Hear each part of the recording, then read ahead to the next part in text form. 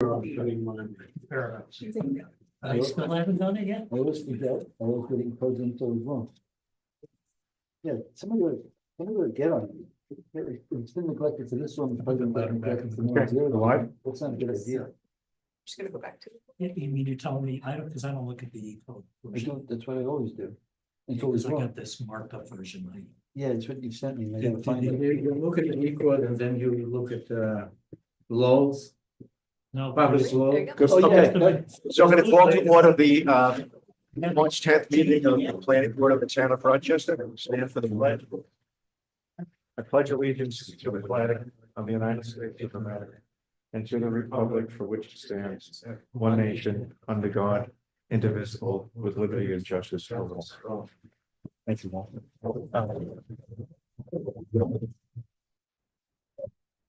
Okay, first, item is roll call. Member Pinsky. Member Farnwell. Here. Member Roberts. Yeah. Member Duda. Here. Member Fesherin. Yes. Good, we got the name right. Member Nelson here. Alternate Quick is not here yet. I think she was coming. Chair Jones is here. Our planner David Church is here. And our attorney David Gordon is here. So we're ready to rock and roll. The agenda in front of you, item number D, I just want to give a quick update on Verizon, even though they're not here. The applicant chose not to be here tonight. Of course, there's not an awful lot to go through from their perspective, but I wanted to update the board on one. Myself, Dave Church, Dave Gordon, and our little group made up of Peter and Helena have been doing to get the balloon test up and running. And also to get the proper notifications out there. So. Okay. Where's the other? All right, well, so what I have for you, if we could pass these around, is a information that's going to go out on the website. Supervisor Aaron is going to be putting this information onto the website tomorrow night. It's a summary of when the balloon test is going to be taking place. It's for the public to be aware of what we're doing. It speaks of, in the beginning, a little bit of legalese, defining the project, the name of the project, the size of the tower. And then it goes on to define what the dates are. If you see that in the second paragraph. So the intended dates are going to be Friday, the 21st of March and Saturday, the 22nd of March. If you remember, if there's weather defined as anything that is rain and or winds in excess of 8 miles an hour, they will probably cancel the test and move it. So the move dates are the following Monday, which would be the 24th, and the following Saturday, which would be, I don't know what it would be, but the following Saturday, whatever date that would be. The 29th. And it goes on to indicate what the balloon test is consisting of. Remember, we said one day would be 3 balloons 6 feet in diameter, red in color, that would be suspended from a tether, a non-stretchable or line, and go up 145 to 149 feet, the extra 4 feet representing the antenna on top of the tower. And so one day of that, and then another day of just a single 4-foot diameter, brightly colored balloon, in this case, a red balloon. And then we invite the public in this letter that'll be out on the website. We're inviting the public to, during this period of time, to find a vantage point that they want to look for the balloons and to take pictures and to forward those pictures to us. The applicant indicated that we're probably the first town to ask for that officially. If people want to do it, other towns it happens, but we're just inviting the public to do it. There's a description there of the format that they should use photographically, thanks to Peter, our official photographer, and how to do that, and how to identify. What's most important is how to identify where they're standing. So using GPS coordinates, dropping a Google pin, all of this stuff is Greek to me, so I won't be taking any pictures since I don't know how to geolocate myself. You can even use a camera, a Verizon camera. Go figure. And they can forward that to either myself or to Jasmine with the metadata. The metadata being the information, location information. So that's one notice that will be posted, as I said, tomorrow night on the website, town's website. And then tomorrow morning, a similar notice to this, and I don't have a copy of that, what I did, but a similar notice will be published. There were 3 newspapers to choose from. We chose the main newspaper to be the Daily Freeman, since they were the most flexible in terms of when they could get on into the public notification section of the paper, since they publish every day, and that would allow us to make the 10-day requirement 10 days before the test starts. So it'll go in tomorrow, which is 10 days before the first test of March 21st. I also asked them to post it anyway in the Shawangunk Journal and the Bluestone Press, one of which is a weekly, the other week of which is every other week. Doesn't meet the 10-day test, but we're okay because we're putting in the Daily Freeman. So that will be out there also, and that's a legal document that doesn't go through some of the more client-friendly information about taking pictures. So that'll be done. I wanted to let you know about that. And then site visits. There was a site visit. I think everybody wanted to get out there. There was one scheduled for tomorrow, but because of some snafus, tomorrow's been canceled. So the dates they have available are the 13th and 14th.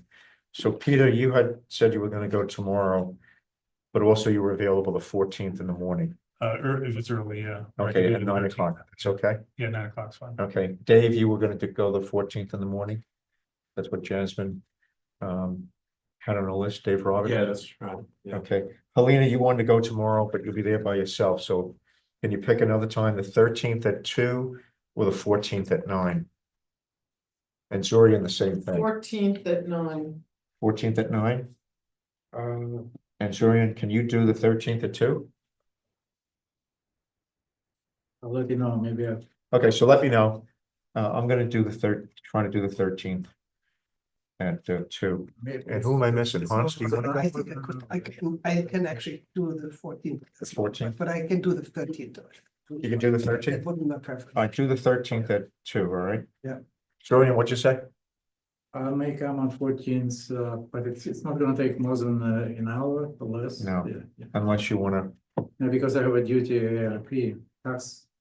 All right, so Zorian, you're on for the 14th at 9. Okay. I'll put you down here. If you show up, you do. I'll tell them that you're a 50%. How's that? Rick. Yes, can't hear you. I couldn't make any of them. I realized that. Okay. I just Yeah, wanted to make sure. no problem. I didn't want to mention you could. I understand that. Okay. Patty, thank you for coming. Do you have maps for us? You do. All right. Would you mind laying one of them out on the green table over there for anybody from the public who wants to look at them? And then when we get to the project, you can give the others out to the board. And I see, Bill, you're already situated. I am. Okay, so Bill is here for Ellen Linda. And if anybody from the board wants to sign up, great. Before we go into the actual public hearing, I open the public hearing.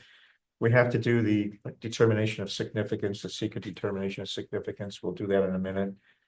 We previously determined that we were the lead agency, and we also determined that there was an unlisted, uncoordinated action. And I'm just getting my paper file because I still am stuck in the world of paper. If you remember, we took care of the concerns with SHPO turning up on the EAF mapper. We used the SHPO letter from the previous project for this site. Nothing's changed. So that was a letter from SHPO from February 2nd of 23. We did get a letter from fire. We did not get one from highway. So one of the things that we need to put, It was private and state.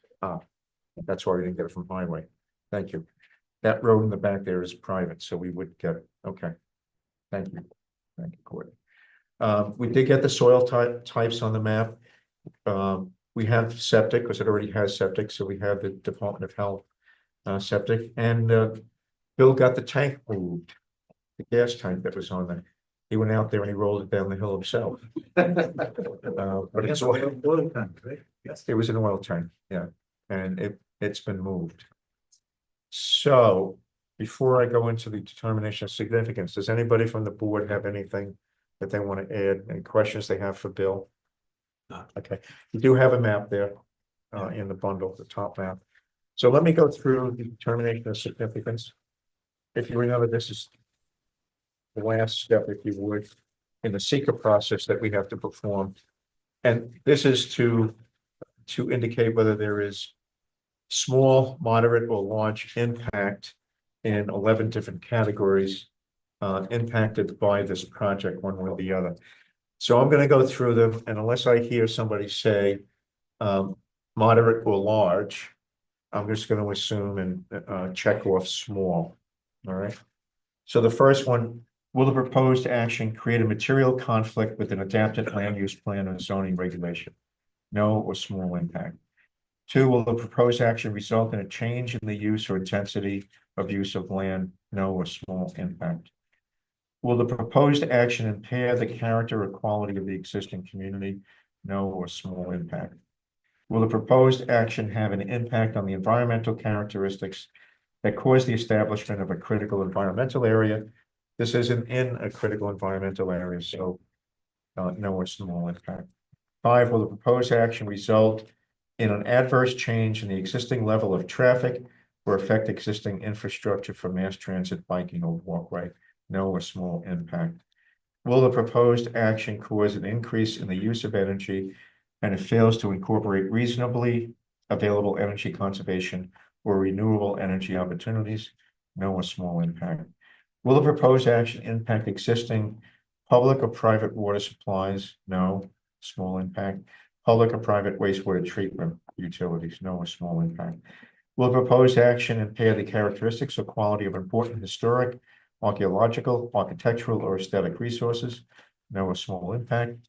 Will the proposed action result in an adverse change to natural resources, for example, wetlands, water bodies, groundwater, air quality, flora and fauna? No or small impact. Will the proposed action result in an increase in the potential for erosion, flooding, or drainage problems? No or small impact. Will the proposed action create a hazard to environmental resources or human health? No or small impact. And by the way, I realize the board knows what this project is all about, so let me just repeat it for the public. It's a project that was zoned at one time R2 and comprised the Stone Tavern restaurant on 209, along with what they do up at the top there, the outside seating, and a parcel around the back that is actually right now used as residential. There's a double wide, I believe, on the property. The applicant or the owner of the property came and wanted to subdivide it into 2 parcels, one the restaurant parcel and the other the residential. In our new zoning, the entire property is now business zoned, and residential is a permitted use, a primary permitted use in the residential zone, so it's consistent with zoning. So anyway, that's just a quick summary. So I'll entertain a motion for a negative impact in terms of significance. And anybody want to make the I'll make motion? a motion. Peter made the motion for the negative deck. Second, I'll second it. Alina, this side of the table, okay. And I don't know if we've done this before, but we're required to have a voice vote on this, or individual, go around the table, individually ask each of the members under the seeker regulations. So I'm going to go around and ask each person to vote yes or no to the motion to declare this as a negative deck. So member Nelson, Aye. Yes. I being Yes, I determined it's negative. determined that there's a Negative. negative deck, okay. Yes. Member Fetcherin? Yes. Member Duda? Yes. Member Farnwell, Yes. Member Pinsky, Yes. Member Roberts, Yes. Member Chair Jones votes yes. So this is determined to have negative environmental significance. And this needs to be, this needs to be saved for Jasmine tomorrow. I need to sign that. Okay. All right, so now we'll open the public hearing and a couple of rules of the road. Like you to address the board, not the applicant's representative. Typically don't entertain questions. We'll look for information that we may not be aware of in considering this project. That would cause us to, when we eventually do our decision, would cause us to change that decision in one way or the other. So, and I'd like people to keep their comments to 5 minutes, although I'm flexible with that. When it seems like you're going too long, I'll ask you to shorten it up. And if the comment that you have is similar to one that somebody else has, I want to hear from you, but I'd like you to try to either what they said or just kind of summarize what the issues are. I know I got a few emails, and I'm sorry, one person I got an email and I tried to respond over and over again, but the email kept bouncing back to me for some reason. I thought I was using the right email address, but in any case, I hope they're here tonight. So I know that there might be some comments about the noise emanating from the restaurant area. Willing to listen to it, but this is a subdivision dealing primarily with creating this residential lot and separating it from the restaurant lot. The issue of sound we dealt with back in 2023. We're trying to deal with back in 2023 by setting down certain requirements in the decision regarding the decibels at which they could project the music. As well as a few other things having to do with parking. And I'll probably repeat this a couple of times. Violation of that decision that we did 2 years ago, this board cannot deal with. We're not allowed to by law to deal with those. That's the building department. So as much as, and some of us on the board, maybe the chair would like to anybody remember car 54 and Tootie and Muldoon? Anybody old enough to remember car 54? To go around in our top car as Tootie and Muldoon and cite people for violations of our decisions that we render, we're not allowed to do that. That has to be done by the building department. And I can see nobody is as old as me or don't remember Tootie and Muldoon. I don't. Nobody's The willing to- program. Anyway, so with that, I'll open up the public hearing. So if you would just state your name and where you live, love to Where hear would from you you. like me to stand? Sorry, sir. Where would you like me to stand? Anyway, you can come right up here. Yep, that's good. Thank you. Thank you all for listening to me today. I have a prepared speech. Hello, my name is Michael Lapow, and I live at 41 Sand Hill Road, directly next to the Stonehouse Tavern. Thank you for giving me the time and the platform to speak and address this board.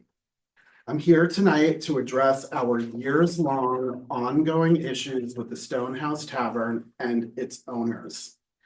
I purchased my property in the spring of 2021. Upon moving in, I reached out to the restaurant owners to introduce ourselves as the new neighbors as a kind gesture, hoping to establish a rapport and a harmonious relationship. My understanding at the time was that we had shared access to Sand Hill Road, a private road not maintained by the town, as they have an entrance to the back of their restaurant on Sand Hill Road, which is the only access to my home. On my first introduction to the restaurant owners, they informed me that they did not have legal right of way to use Sand Hill Road by the town, but were using it anyway and allowing their customers access to the restaurant via Sand Hill and have a restaurant sign posted on Sand Hill Road at the entrance. As a new resident, I wanted to be accommodating and I didn't see any issues. However, when I saw the hundreds of cars and trucks driving back and forth on the road, which is a dirt road, throughout the spring, summer, and fall, I realized that my having to pay for road maintenance, as it's a private road, when I am one small family, as compared to their business usage, was going to be a large problem. I reached out to the owners to inquire about shared road maintenance, including snow plowing, and was met with indifference and an unwillingness to work with me as a neighbor. I was on my own to handle any road damage, including cleaning up the garbage littered along the road by their customers, including alcoholic beer cans and other trash, let alone the potholes. In addition, at the time, spring 2021, the restaurant had outdoor music on Thursdays, Fridays, and Saturdays from 6 to 9 p.m. There was never any attempt to reach out to any neighbors to alert us of any music events, the type of music that was being performed, or the time of night they were having live outdoor music events, or any consideration taken that this may be a disturbance or nuisance to us. We tolerated it briefly, as we did not want to cause trouble or have an adversarial relationship with our neighbors. But I know other neighbors did not, and some complained to the owners and were ignored. As the years have gone on, several events have occurred. I received a notice of hearing in April 2023 that the restaurant was applying to extend their outdoor dining allowed by executive order during the COVID-19 pandemic by the town planning board, and a public hearing was held on April 12, 2023. And the public was invited to attend and speak. I attended as well as another neighbor, and we addressed the board with our concerns about the music and how it has disrupted our quality of lives. How we've complained to the restaurant owners about the noise with no changes or regard for our quality of lives. And I addressed the continued illegal use of Sand Hill Road by the restaurant staff and customers. At the meeting, which was recorded and on YouTube, which I'm happy to provide the link for everyone in attendance to view, the town board members at the time suggested we do the following. Call code enforcement if the music is too loud. Download an app that measures sound decibel levels and report the levels to code enforcement. Ask for a road maintenance agreement with the restaurant owners, as they have a mobile home grandfathered in where they have renters on Sand Hill Road. Representation for the owners of the restaurant said in the meeting that they were cutting down their live music to 2 nights a week from 3, from Thursday to Saturday to Friday to Saturday, and would only be booking singer-songwriters, which would lower the volume of music from the large bands they usually have. Again, this is a recorded meeting that is on YouTube, and you can listen to the quote word for word. I even recall, which you can see in the recording of the meeting on YouTube, that the board chair at the time, Mark Grasso, said, "Mr. Lapau, you should be happy. They're reducing their live music nights by 33%. That's a win." In addition, the board informed the owners that they had no legal right of way to use Sand Hill Road, and they must install a fence or something to block the entrance to the back of the restaurant on Sand Hill Road. At the time, the restaurant was starting to expand their parking lot and create an entrance from 209 to their back parking area where they have outdoor dining and live music. Since that meeting on April 12, 2023, here's what has transpired. They increased their live music to 5 nights a week. Tuesday is open mic night karaoke. Wednesday is live music with a band. Thursday is trivia night, and Friday and Saturday are live music nights with bands. The music has been louder and louder with large bands, horns, and no or very limited singer-songwriter acoustic performances. It took them over a year to install any kind of fencing at the entrance to their backspace from Sand Hill Road. They installed 2 poles with a rope that anyone can and have easily remove and drive right in and park.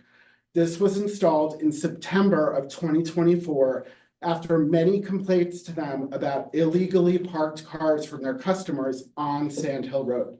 In fact, on one occasion, a car parked blocking my driveway and we could not get into our home. We complained many times about the cars, no fence, and the noise from the music, and the responses we got from the owners were that they would quote unquote turn down the music, which they did not. And they'll put up a no parking sign at the entrance to their back lot on Sand Hill. Since they installed the 2 poles with a rope at the entrance, the rope remained open. The rope remained up for about 2 weeks and has since been down, so the entrance is wide open. Last summer, their backspace parking lot has had overflow cars parked on Sand Hill Road and have RVs using the road to park in their lot, which causes significant damage to the dirt road I'm responsible for maintaining.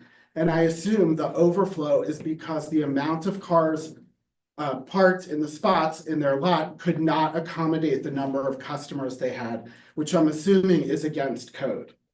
I contacted Courtney Coffey, the zoning coordinator from the town's clerk's office last year on July 23rd, 2024 via phone and follow-up email to express my frustrations and concerns about the noise and road issues and all that had transpired since the previous April.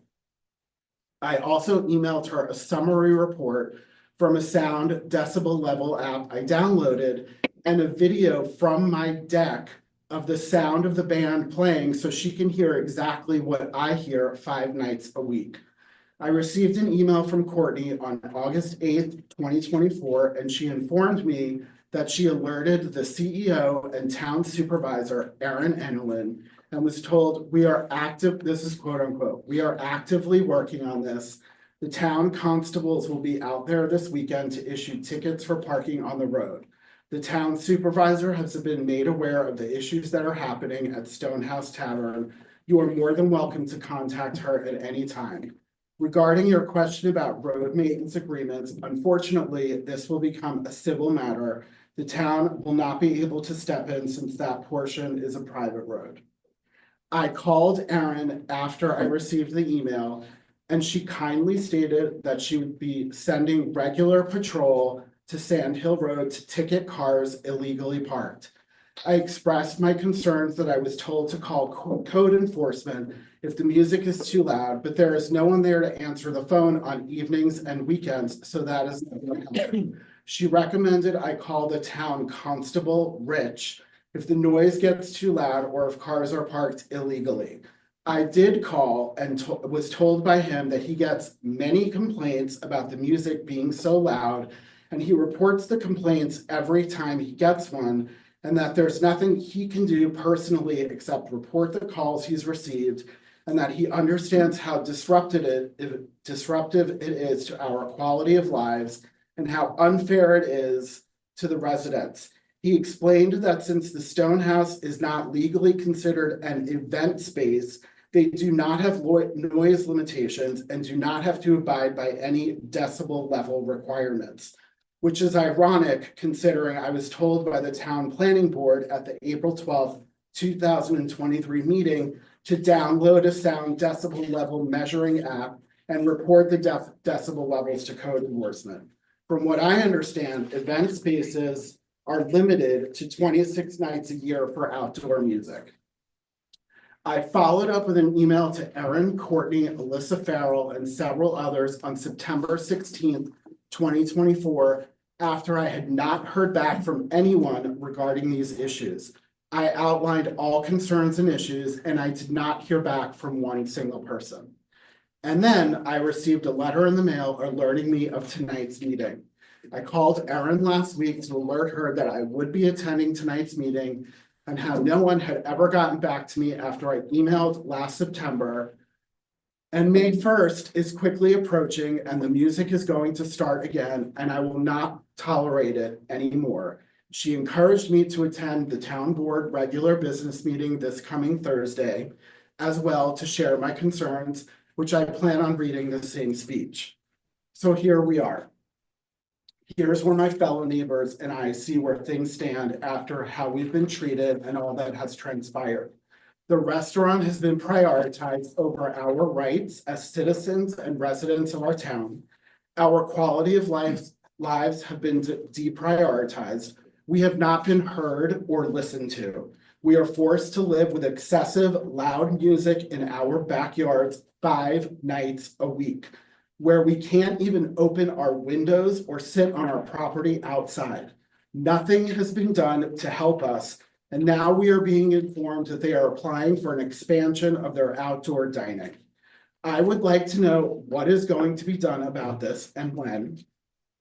And if nothing is done and we are forced to live with the noise, we will take action, which may include legal. It may include the media.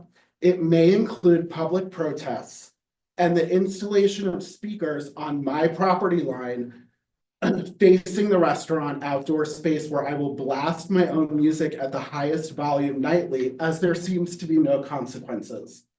These are just some examples that we have discussed as neighbors and would plan on moving forward with. I also want to bring up case law for Elm Rock, Crested Hen, Accord Speedway, Arrowwood, Westwind Orchard.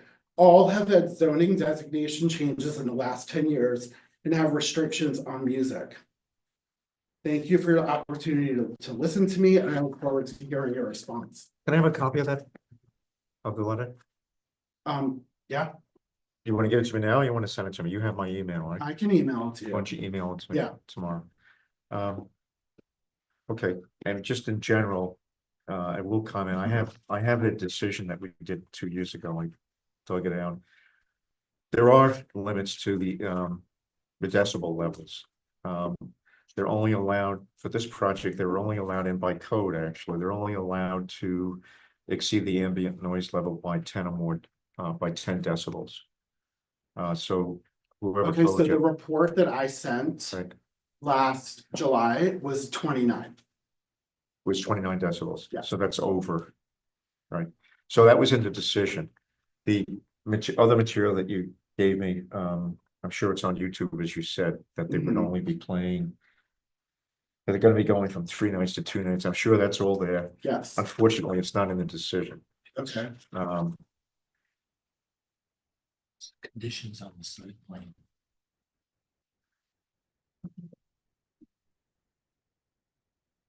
How was And that? also, I just want to say, I don't That's the enjoy meaning of the site. this. I don't enjoy having to come and complain about neighbors. I love living in my house. I love living in the town. I don't want to restrict their business or them making money in any way, but their property is surrounded by residents. And no consideration has been taken by them to the noise level and my private road that I have to pay maintenance for. So here's what I can That's the do. notes. Okay, there are other notes on the plan concerning what you're bringing to our attention. Let me just read them. And also, they start May 1st through October 31st. It's 6 months out of the year. Right. They publicly post this on all of their social media, all of the events that they're happening every Tuesday through Saturday, and on their email weekly newsletter, which I receive. So here's what I can do. If you remember at the beginning, I said that this was a subdivision of the property. Which again, I don't know what that means. Well, it I just simply know means the that- letter I received in the mail. It simply means that what was at one time one whole parcel containing both a residential site and the restaurant site is now being subdivided. Presumably they're selling off the residential site to somebody to live there in either a double wide or a single family home. They might build a single family home, and the restaurant will stand alone in the business district. So what we're here tonight to do is to get public input on the subdivision of the land. What's happening in terms of the noise and everything else, I just quickly read what our planner gave us. There are other provisions around the kind of music, amplified music versus acoustic music. So it sounds like what we told them they had to do, and it's on the map. Some of those things are currently being violated. I can't stop this subdivision because of that. But what I will do is I'll listen to everybody else, who wants to speak on it. We're not gonna, I don't think we'll close the public hearing, although that's gonna be the decision of the entire board. We'll leave it open. And I'm willing to, and I'd like to hear from our attorney, I'm willing to, as a board, write a letter to the town board to say, look, these are the provisions that are in the decision, as the planner showed us. It appears as though, that's why I need your letter, it appears as though at least one resident is reporting, and I'm sure others, that those regulations or those provisions in the decision from last time are not being followed. And just, again, implore them or ask the town board, this seems to be a continuing problem. Going to the town board meeting on Thursday would be very useful to read that I same letter. will be there on Thursday. As I said, I wish I could do and more than that. In terms of either holding this project up until we got the project to comply with the previous agreement. If they had come to, and I'm out on a limb on this, but if they had come to us for more changes to the restaurant plot. There might be things that we could do. You didn't do what you said you were gonna do before. Why would we consider any other changes? That gets a little messy legally. And so the guy next to me here would keep me in tow in terms of what's legal, what's not. So what I can do tonight is not much, although I think we'll be holding the public hearing open. And I'll refer what you've told us and what I've heard from other people in emails in the last day or two.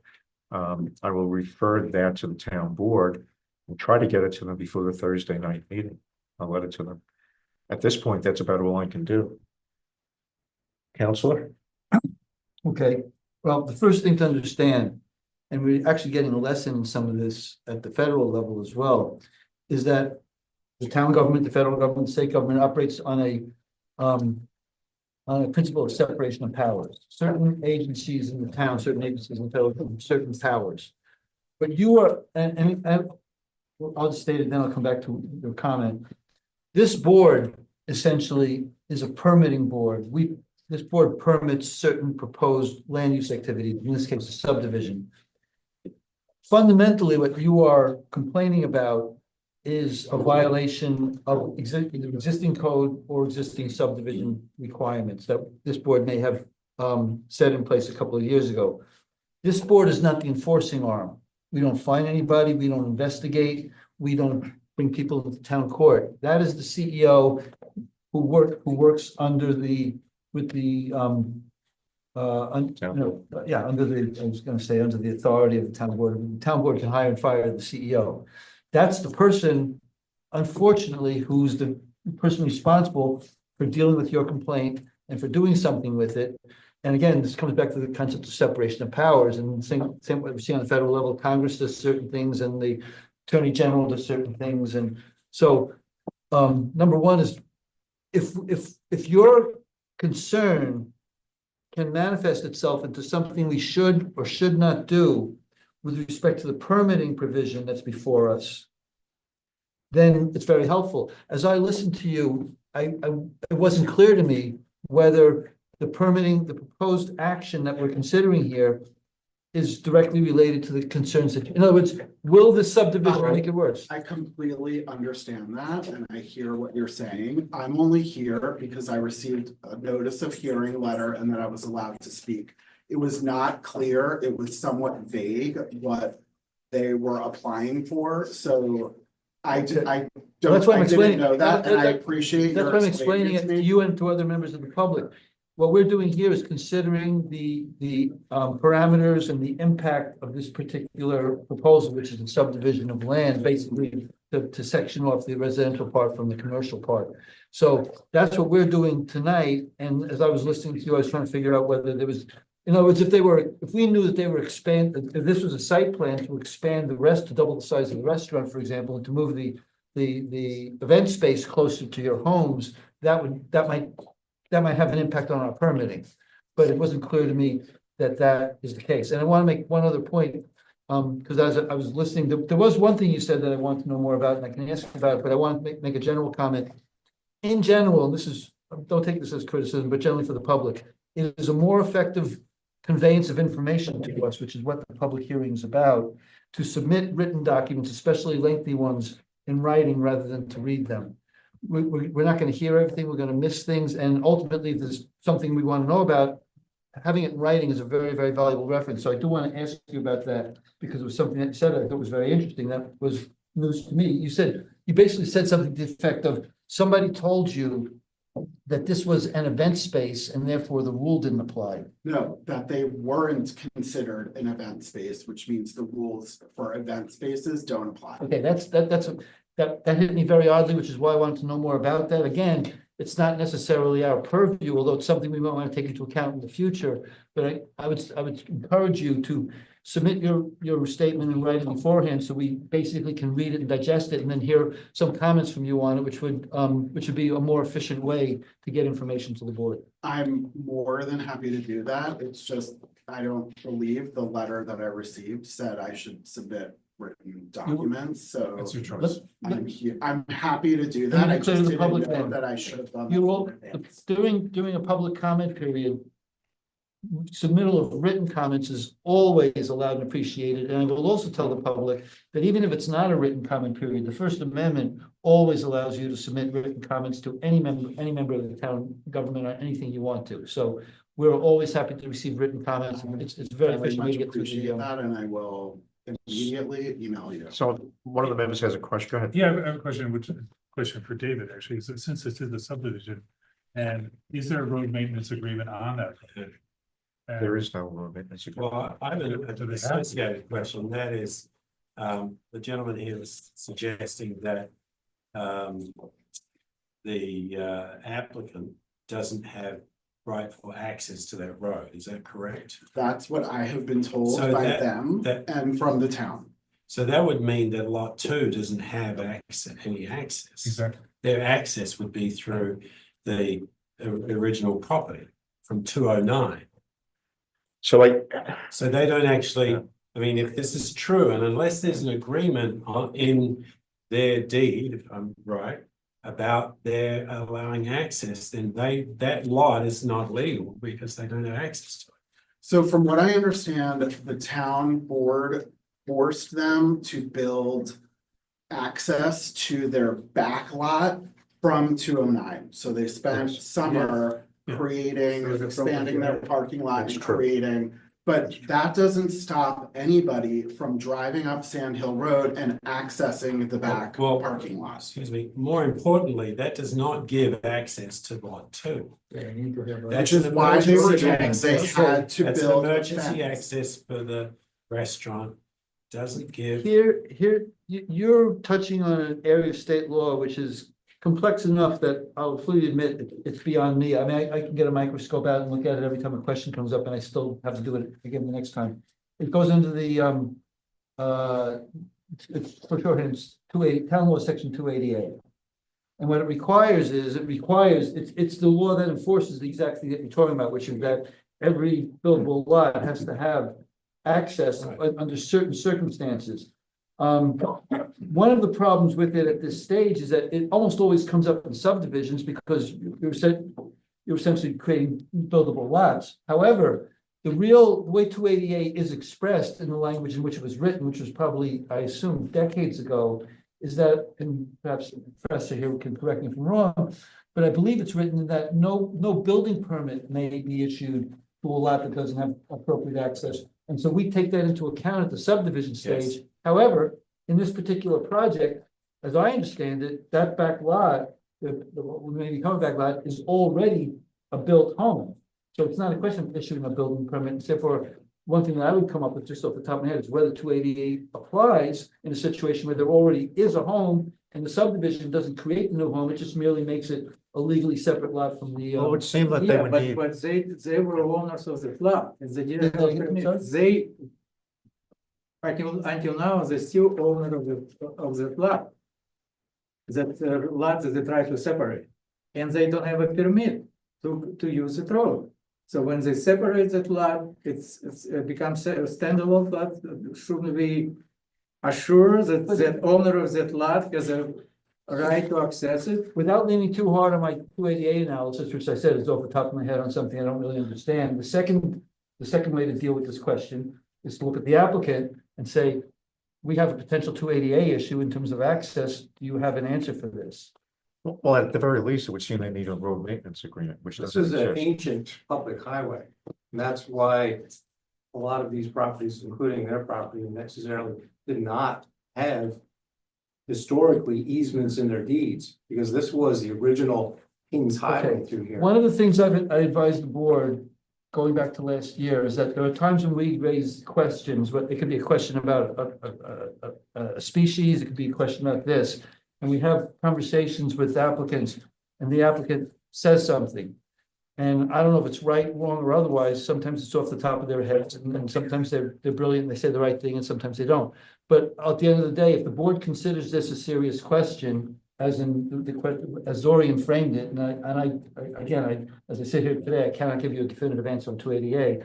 The answer to Bill would be, I appreciate the comment and the thought, but we need to have something that's more clearly basically said this is an old arrangement, and therefore that was sort of before all this came up, which may or may not be true. I honestly. No, but if a have no town, idea. if a town doesn't maintain it, so it's a private road.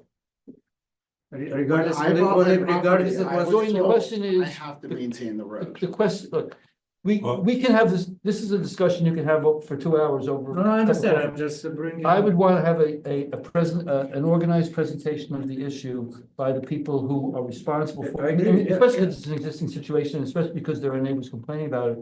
I'd want to have this broken down rather than to try to resolve it in the conversation, yay or nay, or this or that. So let's- I don't mean that, I just try. let's to just- bring- Okay, we still have a few people I know who want to speak, some other people, but I'm not forgetting this conversation. We're trying to get away from it.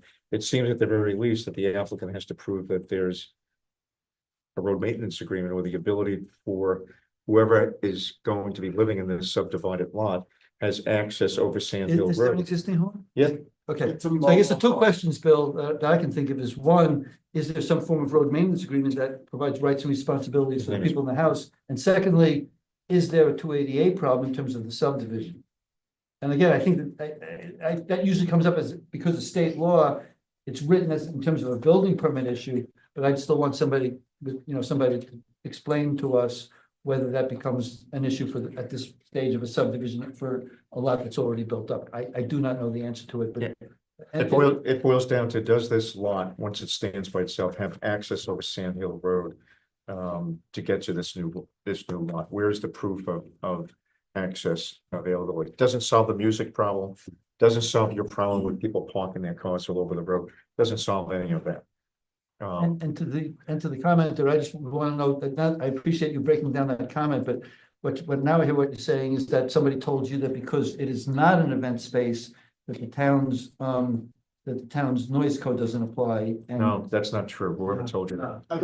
That's why I want to break down that, because What I was told. that's the sort of thing that doesn't make any sense to me. But Because what Dave showed me on the decision on the map and the written decision I have here, which doesn't agree with what's on the map, but that's a different story.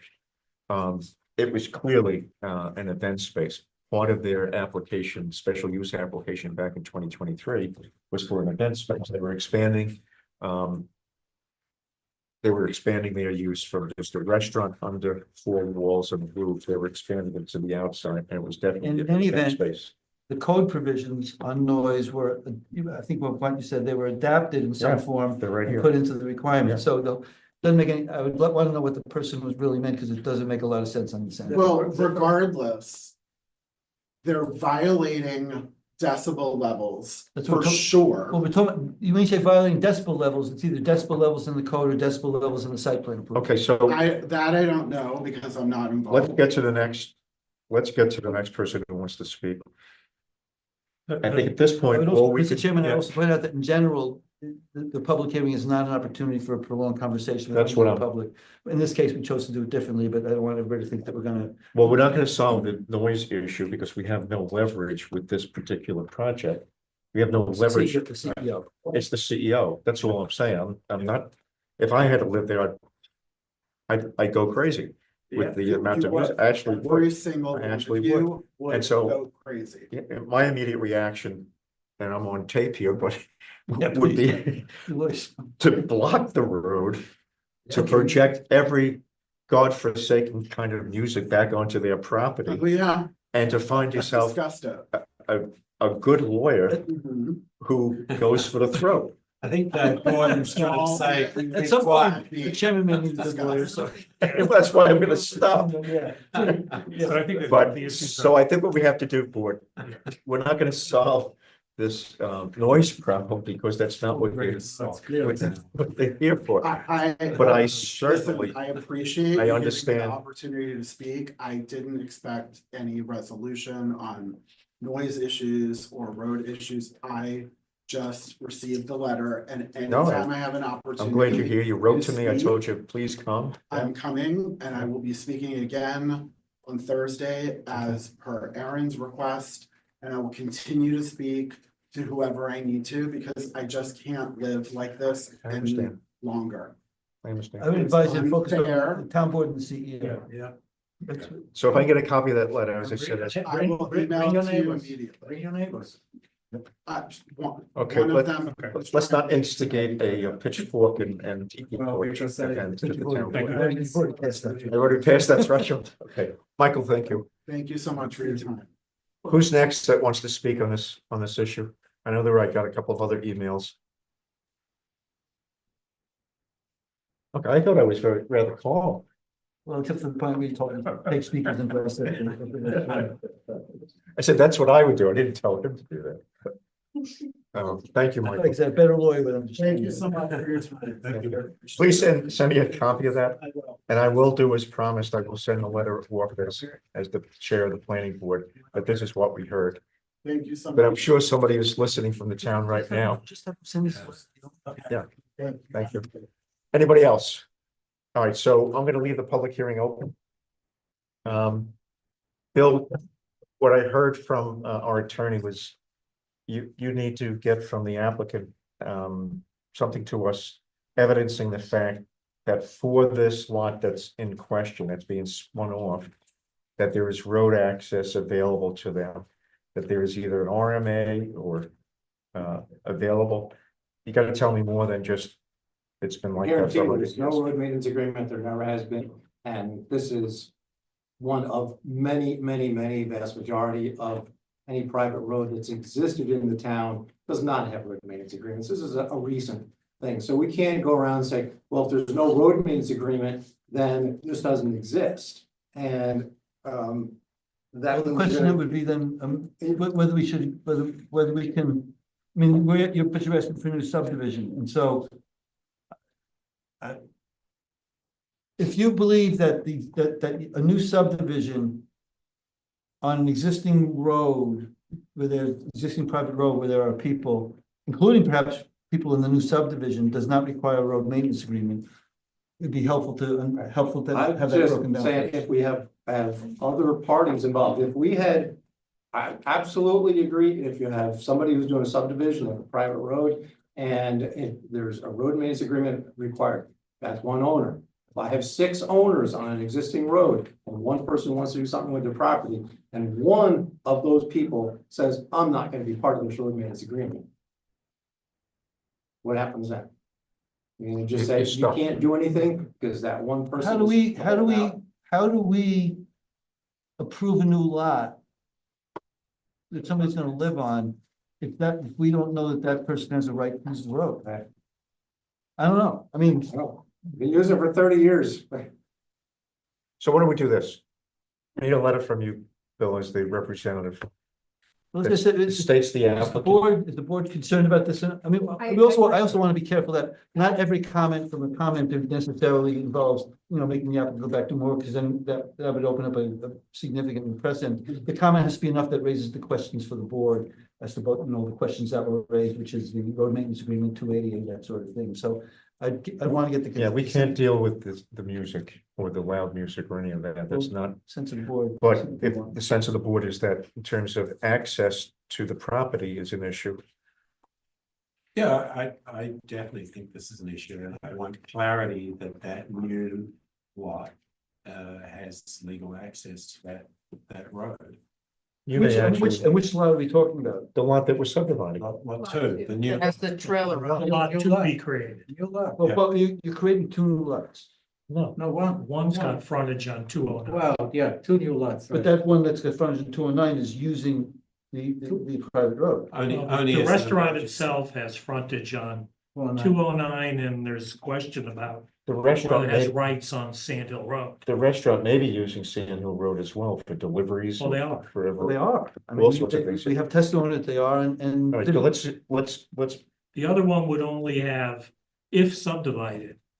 The new lot, the lot with the residence on it would only have access via Sand. When this board created the site plan amendment, what was it, last year, 2 years 2 ago? years ago.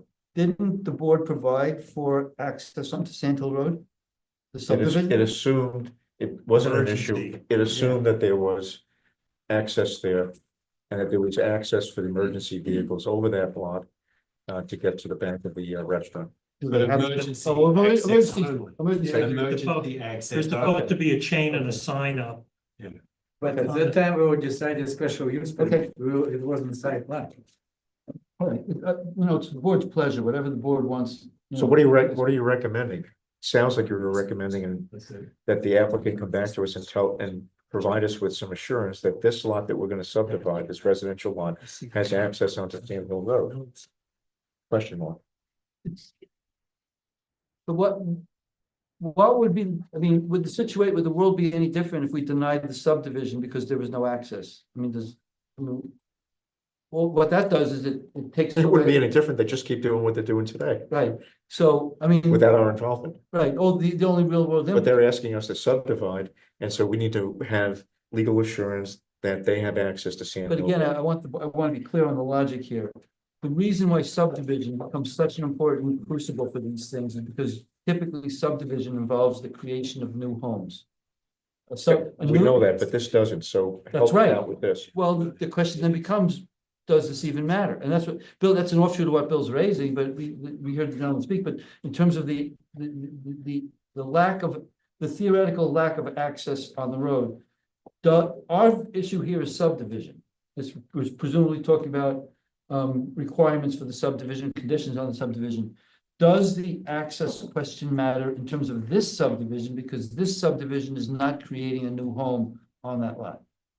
You could say that this is grandfathered, so what's the diff? Is that what you're suggesting? Yeah, It's grandfathered. the questions that we send Bill back to research are questions that should impact our decision.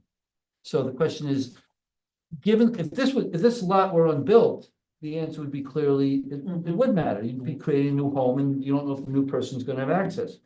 Whatever the situation is, and it may not be the most satisfactory situation, is the subdivision changing anything that this issue would affect? I don't know the answer, I'm just logically. It seems like it's grandfathered. They're already using it. It's grandfathered.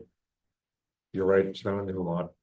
I don't know, I'm just, the whole thing is. I would say that the occupants in that trailer have been using Sand Hill Road to get, for ingress and egress to their house. Yes. That's. So it's. So that's been Well, going their on. situation, including the possibility that they could lose access, I suppose, because they don't have the legal right to. Would anything change as a result of drawing a line between that trailer and the restaurant? No. Which is what this is about, right? Right. It's about drawing that line and having that line recorded in the county, so now we have two lots instead of one. Nothing owned by- would change. He would continue, he or she would continue to grandfather themselves into the And ability. either use the lot or not, to depending on the indulgence of the owner of the, you use the road depending on the indulgence of the owner of the road. Do you need, No. do you need more time as our attorney to research this with the applicants? Yes or no? So, well, yeah, number one, I couldn't possibly answer it tonight. Number two, the question is whether it's an issue for the board, and then if it is, then we'll have. I mean, the answer may be exactly as I said. I, but I you don't know, I've come full circle. The issue to me is something from the past that's not being handled correctly by the applicant. The issue at hand, which is the separating of the lot and the use of that road to get onto that lot, it already exists. Putting a line down the middle, formally putting a line down the middle to create two lots won't change that. So no, it's not an issue for me. They're already using it. Bill, who owns the road? Who owns the road? Both the property owners on both sides, the property is run to the center of the road. Next to the middle of the road. So there's no owner of the road as a parcel, the road, It was the road is a physical thing, is joint, is not even jointly owned. Several, the pieces of it are severally owned by each of the individual lots along it. Yes, So in other words, your folks own a portion of that road on your side of the, on the 209 side of the road, but you do not own the portion of the road or any portion of the road that goes toward the ultimate. pretty where you gotta standard get out. for most town roads. In Ulster County. Well, this would have been an abandoned state road. Because you said it was realigned. Yeah, I don't know if it was Realignment ever of 209. actually a state road, but yes, as far as I can understand historically, this was the original path Right. of Route 209. It looks It like a was lot very of, long, You long don't time make a ago. decision, that there's was no- realigned. this is the kind of thing that we- 1920 or earlier. All right, does the board want to make a decision that, Dave, can I ask you a question? So, but we actually don't know what the legal rights that person who was here has. for the he's doing it already, it's Is that called doing as a grandfather. volunteer? Just legal right of which person? Who was presenting that? I'm just The wondering. commenter? Is that in his deed Does this somewhere deed that give he? him rights? What Bill said is correct, and I'm not sure No, whether. no, I understand what Bill said, I'm just now I'm questioning. That gentleman, there is something in his deed that he is part of that road, or he maintain it, or he maintain it because it. If what Bill said is correct, and if the gentleman has a lot that has access to this road, physical access, if what Bill said is correct, the gentleman owns half of the road next to his lot and no right in anything else. That's the answer Okay, that. that's what I'm trying to So clarify. he has no rights either, and so they're all in the same boat, and so, I mean, Okay, the question is, My how does that question- affect, what we're, normally this might have an effect, but Bill's point is that there's a lot of roads like this, there seems to be a general agreement that people use it, there hasn't been any incident so far, and we're not creating a new lot, on the one hand, on the other hand, this is a situation that clearly is not satisfactory, All right, in so terms of creating new lots. let's just bring this to a close. It seems to me that the gentleman was very articulate in laying out all the problems he has with something that happened, was decided 2 years ago. And apparently, that applicant is not living up to whatever we put into the decision and on the map. That's a matter for the CEO and the town board to deal with. We already agreed that we can't do anything about it. The people who live in that road have grandfathered rights to their property, period, end of case. Doesn't appear any of them are trying to prevent another one from not using it because they don't have rights and somebody else has more rights. Nothing like that going on. So everybody has rights, right? So if I was to ask Bill to come back with something, he's gonna say, for the last umpteen, whatever, people have been exercising grandfathered rights, and that's the end of that. We're not gonna learn anything new from that. And are we gonna do anything different tonight in terms of our decision to leave it open or to close it? We don't have a decision for tonight. I've decided that after public hearings, I'm not doing the decision the same night. But does anybody have an objection, going full circle now, to closing the public hearing? Because I don't know that we're gonna get much more from Bill's side in terms of the rights for the person to travel over this Sand Hill Road to get to their property. Notwithstanding all the other issues in terms of music being played in odd hours at agreed upon hours, maybe violations up to the decision to notes on the map. All of that may be true. It has to be researched. But does anybody have an objection to closing the public hearing? I think it would make sense to hear what the town board has to say on this Thursday. Yeah. Okay, I agree. okay, Because a lot of it falls in their lap, the status of the road, the violations, and I think that, we'd be jumping the gun a little bit to make a decision before we have their input on this. okay, And I think if we send them a letter, we can hold it over until we get a response. okay. That's- All right, so I'll entertain a motion then to hold over to leave the public hearing open for the purposes of getting some input from the town board. And I'll also, as part of that motion, this planning board, you authorize me to write a letter with the assistance of my attorney and the planner to the town board stating everything that we heard tonight in terms of violations against an existing decision, as well as some possible violations in the use of the road, of this quote unquote private road. Yeah. It's concerning having an applicant come together for a subdivision when they're not in compliance with the decision that we've placed with side before. So I we've, know that we can't do anything about that, we've been there before. but that's. Yeah. Well, we that's, can under certain circumstances, again, if the approval before us would expand that use or make it any way Yeah. more dangerous or I more understand. impactful, we can. But we don't, and also it can if if the violations call into question our ability to trust the applicant on matters that are close to things that we're talking about. In this case, it'd be very close to the same thing if they're in fact violating. Yeah. What we cannot do is use our permitting as to circumvent the CEO's enforcement authority and kind of take, Understood, in particular by shutting Yeah. it down and doing We something like can't, that. we can't use leverage. no, No, but I think that's, what came up is a good example of a public hearing where information has come to us, and we don't have solid answers on it. exactly, yeah. And so I think that's to me, that's the real benefit of having a public hearing, and I think that there would be benefit for making a better decision on our part about the subdivision if we have all the information and the input from the top board. All right. So So I'll entertain that motion. I'll make that motion. Peter Second, makes the motion. I'll second. Jennifer makes seconds the motion. All in favor? Aye. Anybody opposed? And I, me too, so it's 7-0.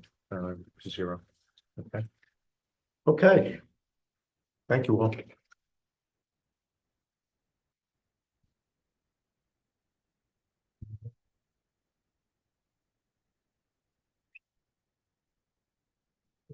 Next item on the agenda is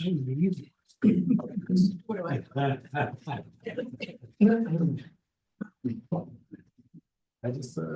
next item on the agenda is Brody Patinkin grant. Bill, do you want to speak on behalf of the project? Sure. This is a 2-lot subdivision. This is a property that's at the corner of Kaiserreich Road and Old Kings Highway, just around the corner from the high school. And we've got a total of about 26 acres. And there is an existing house and some other accessory buildings, I guess they call them, on the property. And we are proposing to subdivide out a 3-acre parcel building lot, which we do have Mr. Conrad Department of the septic system at this time. And that's in kind of one corner of which is essentially just a open field area that's fronting on the open side. Wait for you. The signage and stuff.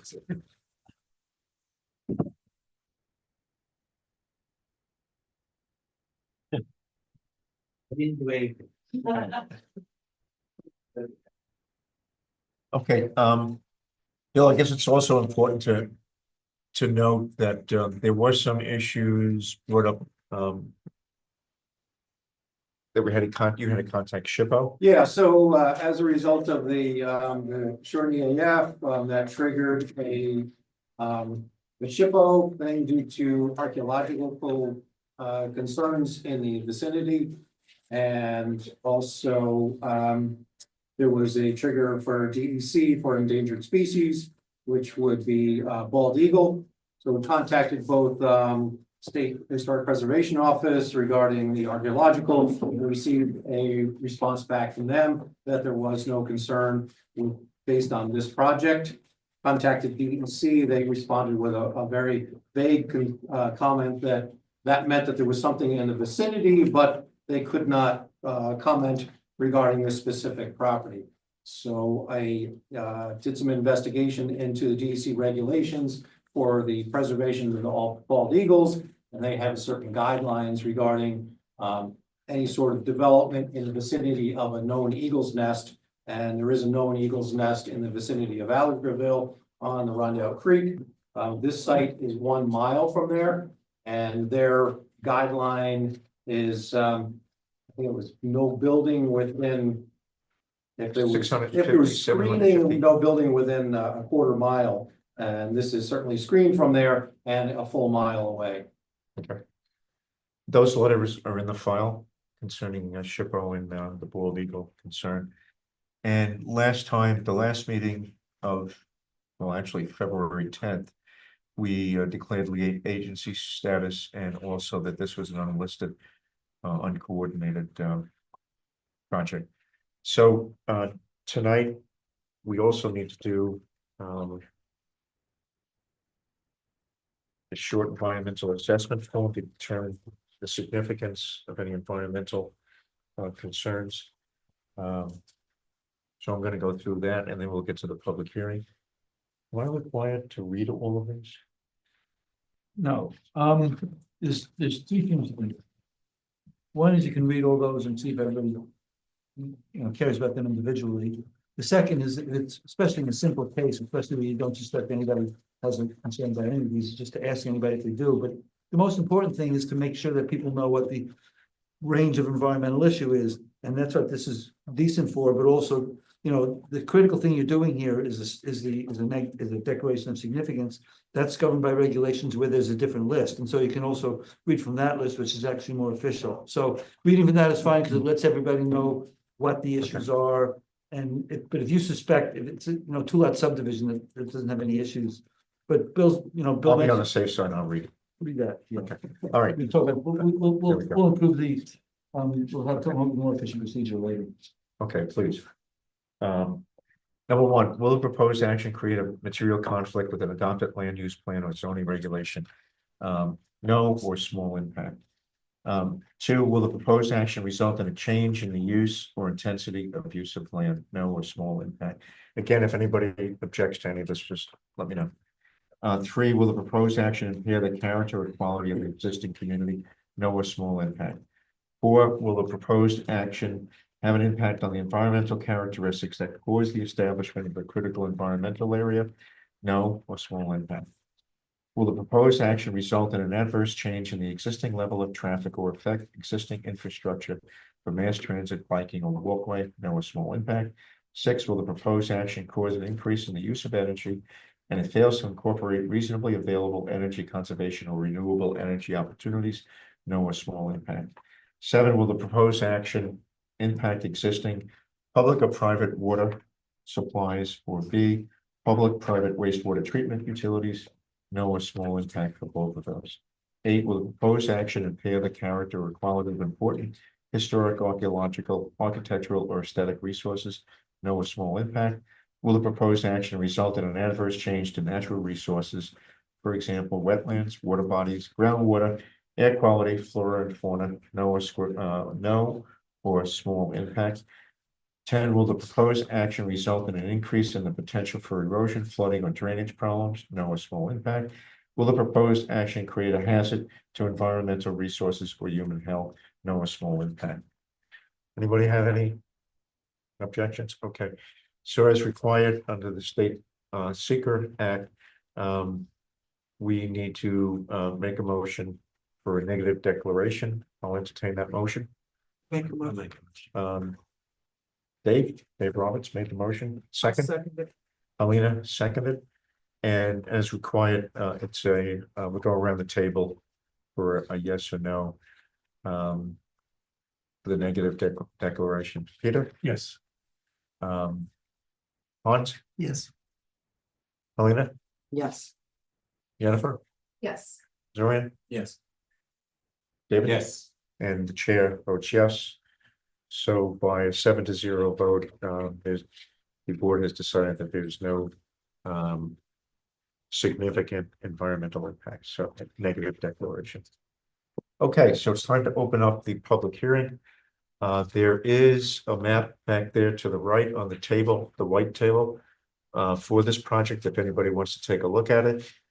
Does anybody here from the public want to speak on this project?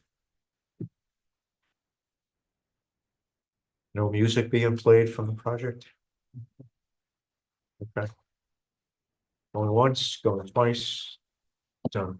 I'll entertain a motion to close the public hearing. Hans, second. Zorian, all in favor? Aye. Aye. Nobody against. Anybody against? Okay, there we go. Okay, so that takes care of that one. Bill, by the way, the decision for this one, we'll have for you on the next meeting, the 31st. Okay.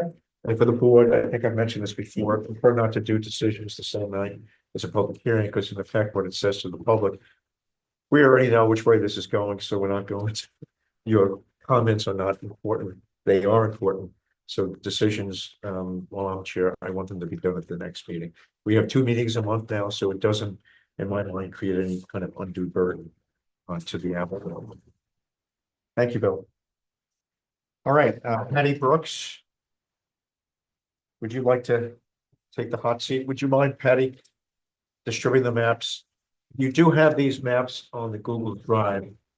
But I asked Patty to bring some physical maps for us.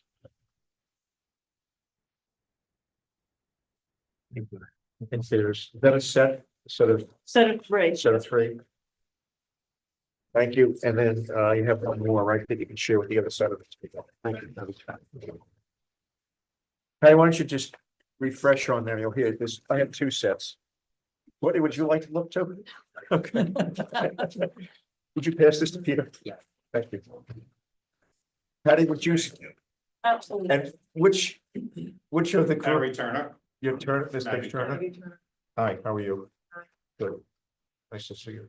So the applicants are seeking approval of a 2-lot subdivision of their 136.1 acre parcel of land. It's located on the northerly and southerly sides of Towpath Road. Lot 1 and Lot 2 are new lots to be created from what was originally Lot 4 on a subdivision that was approved in 2024 to separate out the properties for estate purposes. The applicant's original intent was that we were going to separate the parcel along the roadway as a natural subdivision.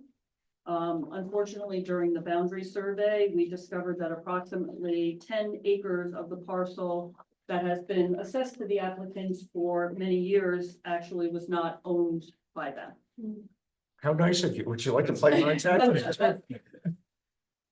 So as DEC 488 forestry program, we requires a minimum of 50 acres and the properties will continue to stay within that program.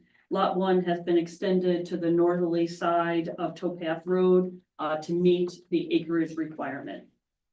The portion of Lot 1 located on the northerly side of the road is not intended to be an independent lot, and a note has been added to the map that it is not eligible for a natural subdivision in accordance with the new regulations.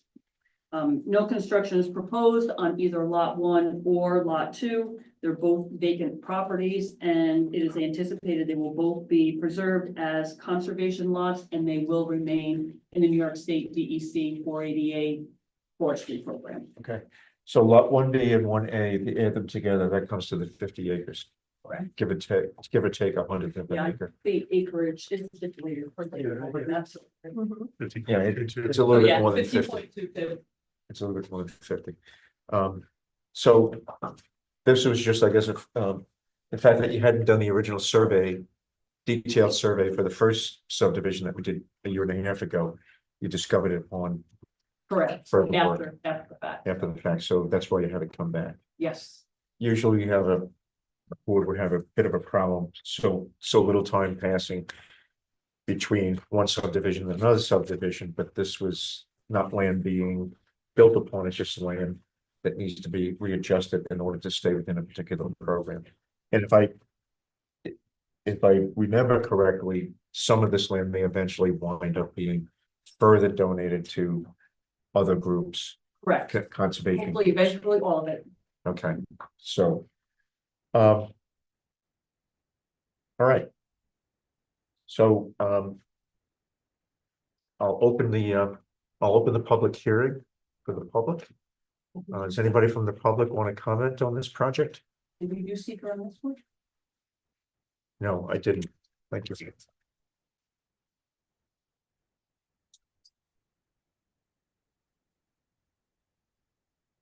Does the board want me to read through all these? Okay, does the board remember any of these that creates a problem?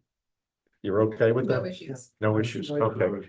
So I will entertain a motion to declare this for the purposes of secret significance of determination of significance, that would declare this as negative, a negative declaration. Would anybody like to make that motion?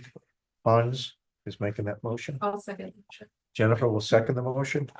And I'll go around the room, since we need to have a voice vote. Not a voice vote, an individual vote. Peter, I'm gonna recuse myself because I'm involved in one of the. thank you. presentations. Both gentlemen are members of the Rondout Esopus Conservancy. And they've been involved a little bit in some of what's going on here. Helena, Yes, okay, negative, yes for negative deck. yes. Yes. Jennifer, yes. Yeah. Zillian, Yes. Yes. Dave, chair votes yes, so quorum would be 4, we have 5 yeses, so we're good. So it's a negative declaration, Patty, for purposes of seeker. Could you check all of those for me? And I'll sign that later. Okay, now I'll open up the public hearing. Anybody from the public wish to comment? Going once, going twice. Anybody have any stories they want to tell? Okay, I'll entertain a motion to close the public hearing. My promotion. Dave Roberts made the motion. Second, Hans, On second. Everybody in favor? Aye. Aye. Anybody opposed? 7-0. Okay, 7 yeses, 0. Didn't have to accuse himself? I refuse. Oh, just you? Oh, both of you, Or it's 5-0. Oh, that's right. it's 5-0. 5-0. Sorry, 5-0. Okay. All right. You're done. You need to get me, we'll do the decision. We'll have the decision, On the 31st, March 31st. You can be here, you don't have to be here. And then shortly thereafter, I'll sign it. You have to get me the maps for signature. Yeah, probably I will, these 6 maps, because we'll have to have all the owners sign them Yes. as well. So I'll leave these maps with Jasmine this evening, but I'll probably collect them after the decisions. So that I can circulate them and have them all signed as well as for the Mylar. So why don't you collect them, put them on that green table. Mhm. I'll put a note on it to make sure she doesn't discard them, Okay, that we save them. thank you. And those will be the maps that you're gonna get stamped up at the Yeah. county. Yep. Okay, you can just put them on that green table. Absolutely. Yeah. Okay, Mr. Turner, Thank you. you're done. You have the, Thank you. Thank you. we just have some paperwork to go through now.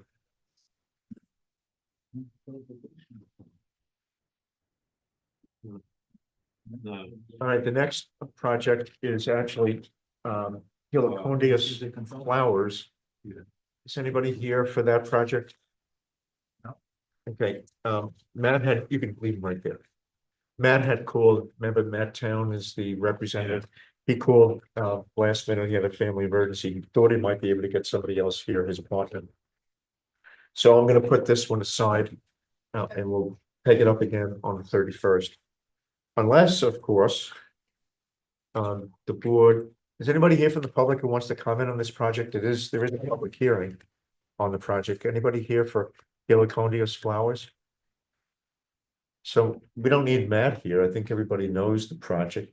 Is there any objection to going through the process of voting on a negative deck, of opening the public hearing, there being nobody, closing the public hearing, and then just proceeding and we do the decision for next month rather than Makes sense. delaying the public hearing to next week or I'm to totally fine with that, Yeah. but there are outstanding questions on parking. He On- had some, didn't he have some changes to make to the drawing? Yeah, Right. I'm fine doing a public hearing because I don't think it's material to a determination of significance or the public hearing. But there were some comments on parking and ADA requirements. that he was supposed to come back to us. Yeah, with. so just making sure we don't forget about that. Okay. Would But the I'm board, fine doing. would the board be all right? And assuming Yeah. he gets us, we go forward, assuming he gets me a map, we'll do all of that. Oh, maybe Well, we- conditional and, yeah. We're not voting on it. We're not voting on it, we're just, it's just a public hearing. We'll do the decision, we're not doing the decision tonight, we're just doing the public hearing. Oh, yeah. There's nobody here to comment, so if we can get that out of the way, Dave can do the decision. part of the decision is to deliver, to make sure that the final map has all those additional comments on it. Is that all right? Yeah. Okay. So let me make sure I do this right procedurally. We did the lead agency before, we did the unlisted, uncoordinated before, we did that back on February 10th, according to my notes. So what we do now is the determination of significance. If everybody remembers what's on the sheet, I'll entertain a motion, that based upon the 11 items on the sheet, everybody's fine, and that you're prepared to make a negative declaration. Would somebody like to make that motion? Jennifer makes the motion. Okay, I'll second. Zorian is seconding that. And we'll go around. You get an individual vote. Peter? Aye, yes. Yes. Hans? Yes. Donna? Yes, Yes. Yes. And the chair votes yes. So we have a 7-0 for a negative declaration for this project. Mark that. Anybody here for the public hearing or do it again? Nobody being here for the public hearing, I'll entertain a motion to close the public hearing. I'll make a motion. Zorian makes the motion, Peter seconds. To close the public hearing. All in favor of closing? Anybody opposed? So 7-0 to close the public hearing. All right, so that enables us to go forward with the decision, Dave. Right, the decision, and I'll make sure Matt, for the map we get from Matt, includes all those other items. so the items I had were the parking. And then the interior with the new wall. So it was the parking, they were supposed to give us You parking got seven, signs. you got a post-meeting letter. Is it in there? Okay. Yeah, You want me to read them? go ahead, yeah. Window sign on site plan. Check size and compliance with code. Number 2 was light on south corner and over entrance door needs to be shown. 3, marked parking spots on ground and on building indicate ADA spot. 4, show an inset on map of the interior with new wall between I'm reading from Rick's post-meeting letter. Wall between floral and the car repair shop, as well as positioning of refrigerator or working counter and other interior structures. 5, photograph of building exterior for the file. 6, list hours of operation as part of the narrative. And you had an escrow due, We got, $500. we got the $500. Okay, Okay, all right, so those things we just need to get Matt. to- that was January. Yeah, I thought we came in February as You know, well. that's the only post-meeting letter he got.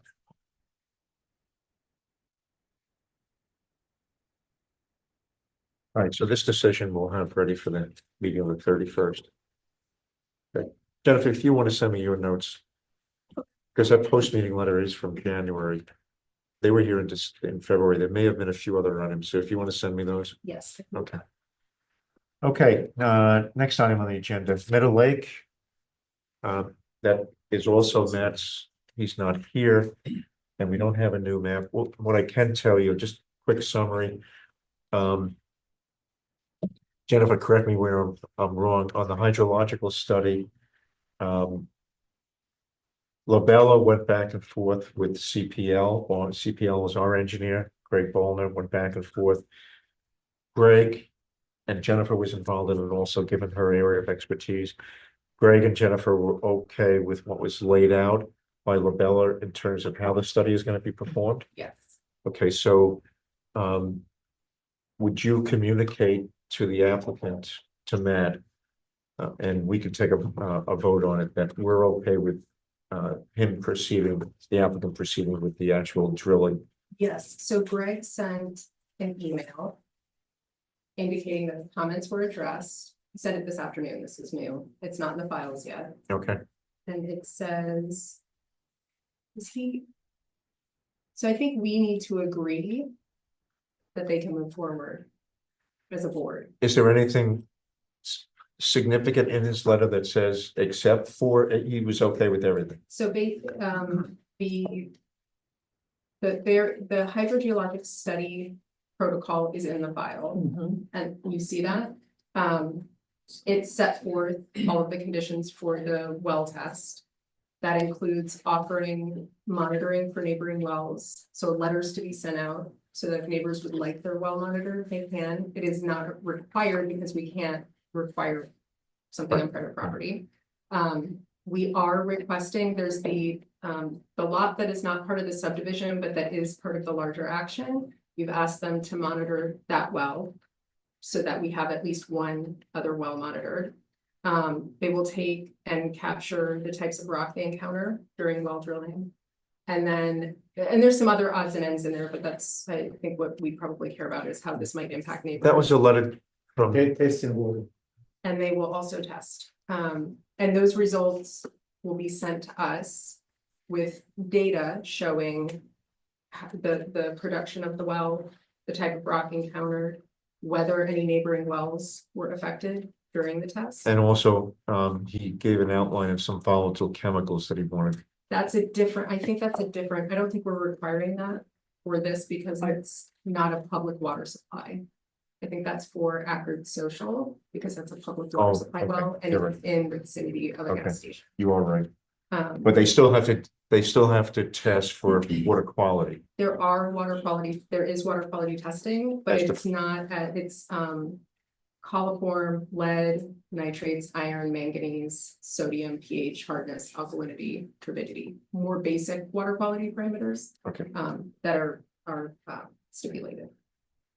Why didn't Greg, why didn't you guys insist on volatile We- chemicals we- of some sort? Because there was a claim of buried tanks. 1 second. Mhm. In the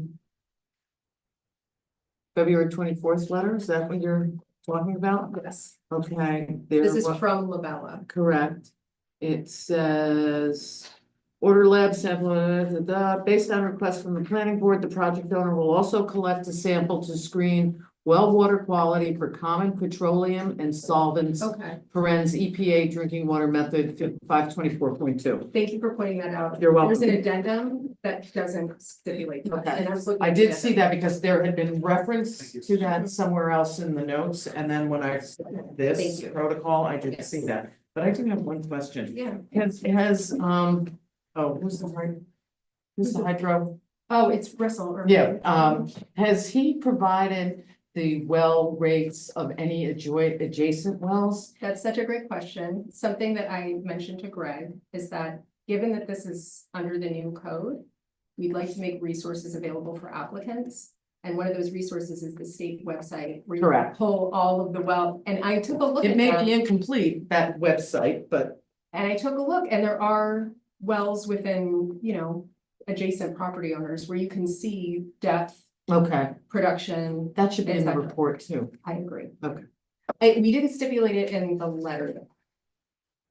I don't think we put it in the letter, but we could still ask for it. It's not too late to Yeah. ask for it. Well, yeah, I think it makes sense. All And right, that way, so then also they can compare, when they do Yes. finally drill their well, if it comes in at 6 gallons per minute, whereas everybody else is coming in 20 gallons, it's just good to I have that completely- yes. information. Yeah, and that site, I think we should make available to everyone who's doing these studies so that they can take a look at adjacent or nearby property owners to get a sense of what they might expect.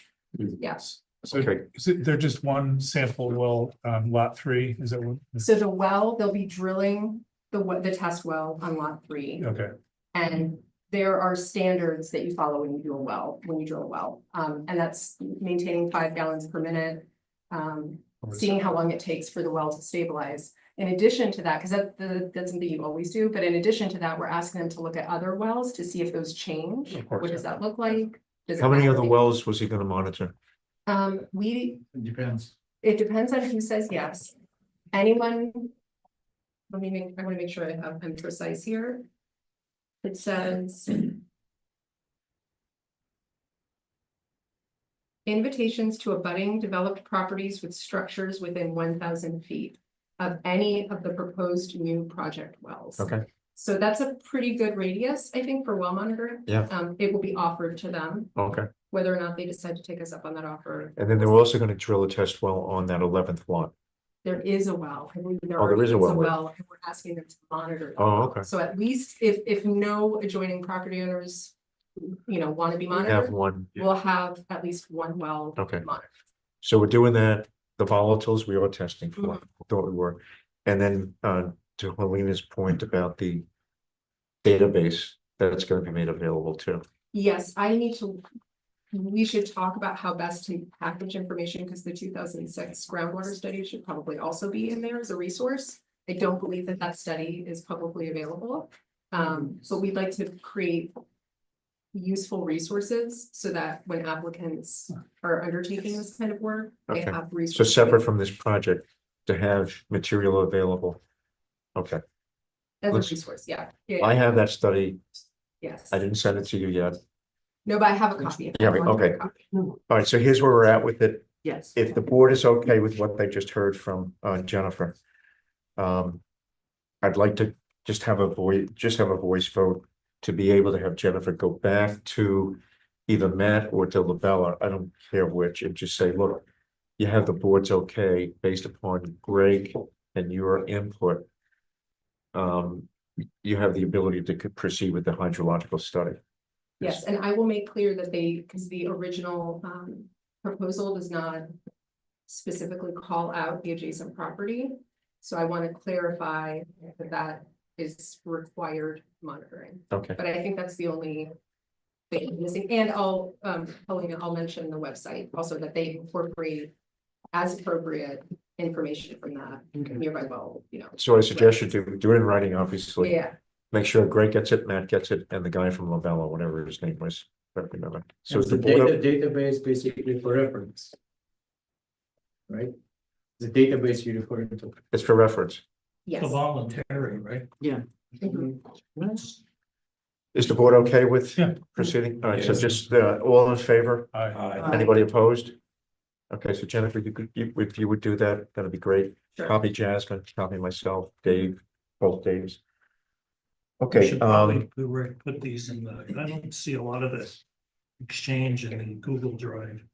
It's about, the back. Well, there's like pieces, but any conclusionary memo authorizing something should probably go in here. Yes, I So can we put can the get it email. in a decision. When I send this email with the, You're authorizing them to do something, yeah, I'd advise it go in here, yeah, and then when I send the email, I can put the email in the file, does that work? yeah, Jasmine can put, we Is can that- put the Jasmine. email, I think it may be a Jasmine hiccup, right? Jasmine can put the emails into the. I'm just Google saying Drive. Oh, they're not all getting it. So Well, there was, What is there are all the studies, they should all be there, except maybe for the one from CPL today, it was today he wrote so that. there was, what's not in the file is the email, the letter that was sent from Greg this afternoon. I understand that, yeah. And that letter basically says, we're accepting your comments, or we're accepting what you said, you've addressed our comments. My email will include that letter and will say, you can move forward with it, make sure you monitor this house and reference this website when you provide us with results, and then that email can also go in the file. Does that sound good? Yeah, sounds great. Yeah, okay, Yeah. it's a lot of back and forth, but I think that some of the back and forth emails, which you copied me on, I don't know that we need those in the file, but this final one that says. Not final one, but this one that says go ahead and proceed, I think we do need in there, yeah, I'll make sure it gets in there. I actually learned how to do that, Dave, so I can do that. Nice. Okay. The only other thing I that, don't- Just noting, do we need anything from property owners if they agree to have their well monitored?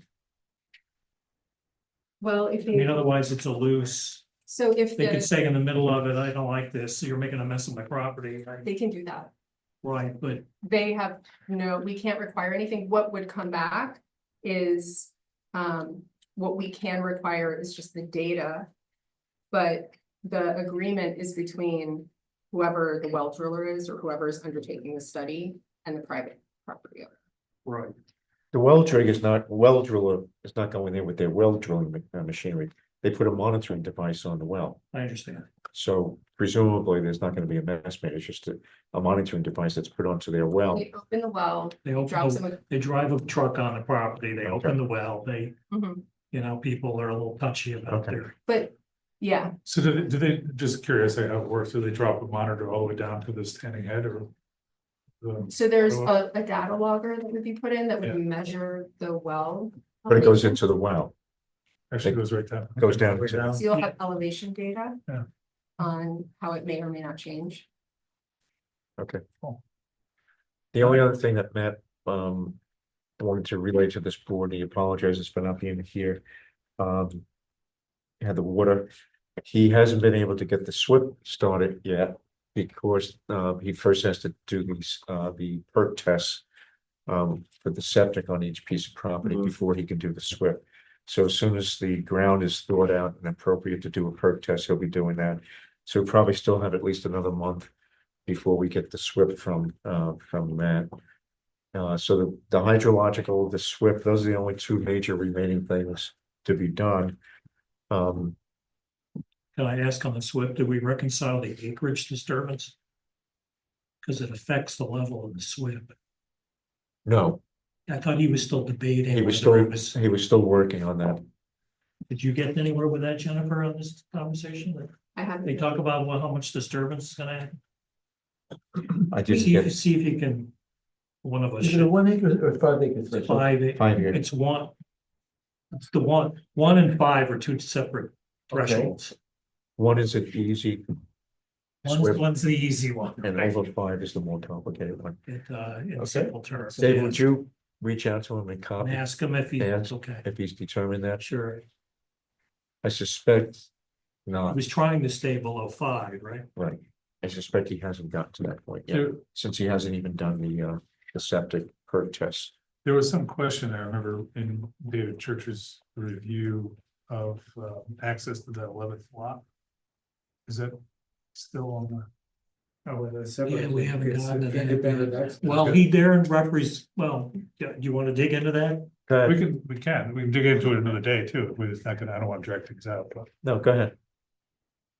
As a reminder, they own an additional lot, the adjoining parcel fronting that would use the private road, right?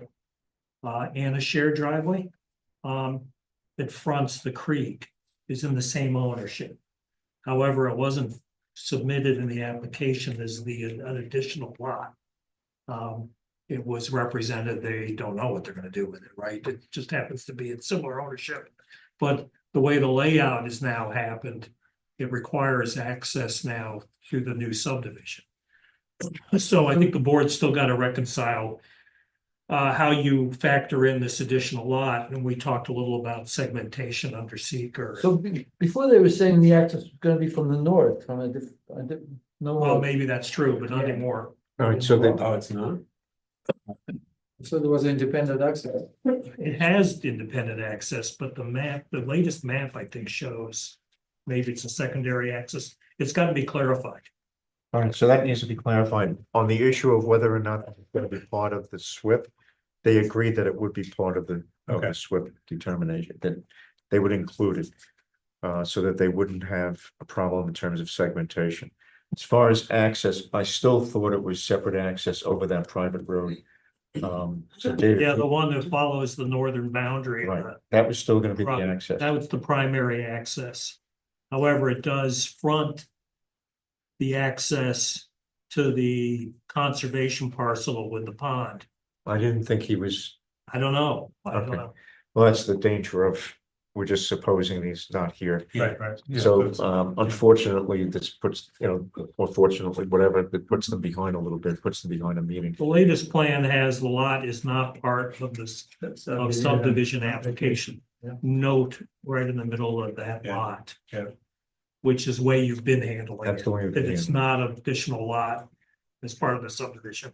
So you just gotta, you can stay that path, which No. seems They agreed that they were gonna make it as part of the subdivision for purposes of secret examination. So the SWIP, they've agreed to that. It becomes hard to, I mean, seeker, a seeker that covers both, seeker review that covers both becomes necessary if they have a plan to develop the site, which we never got a straight answer out of that, but the more you don't get a straight answer, the more it appears that there actually is a plan for purposes of same as a plan in seeker. Once you decide that there should be a unified review, then the question becomes whether there's a justification for segmentation. And the justification becomes much harder if there are going to be joint impacts, like for instance, the stormwater, quote unquote, traffic and access, you know, depending on how, and it's not going to be that big, but it's going to be joint if they're using, especially if they're using the same road. That's different than when they said they weren't. So it becomes harder, and this ultimately, there's no reason for it. I mean,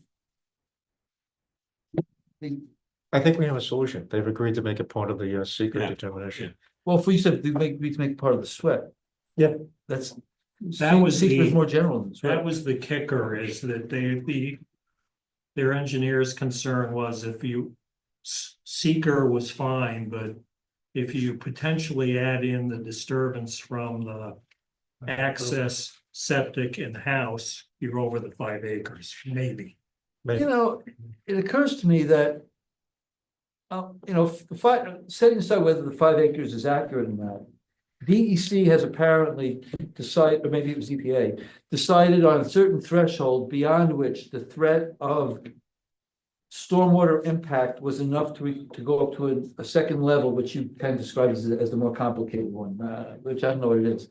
So if that's true, as a physical matter, that once you put 5 acres of disturbance together, we have the second level of analysis that either DEC or EPA or somebody decides is a good idea.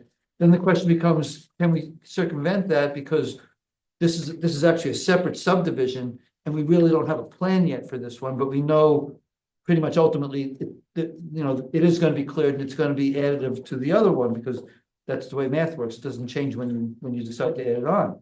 So at some point you become unsympathetic to the whatever, you know, there are opportunities for segmentation, you know, when we don't have the money yet, or we don't know if we're going to do this, or there's another thing coming down, or it's a separate trust or this or that, but, and that can be written up and we can evaluate that, but just based on what we know,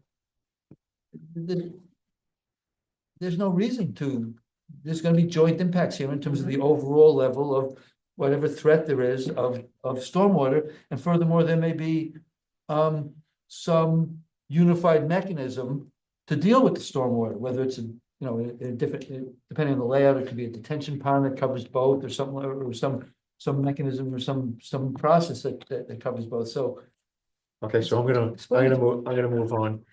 And Matt can update us when he comes to the next meeting, 31st. if they have a good argument, then fine, but. All right, next project, Arthur Gillette. Bill? Okay, this one, you have in the pile that I left at each of your places, there's a review by Dave of the Gillette project. Bill,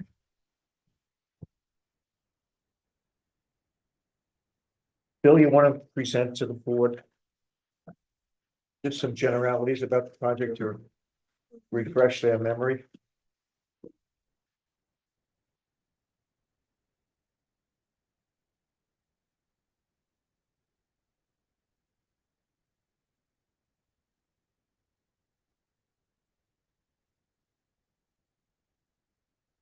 I don't think there's a map. Peter, would you? Yeah.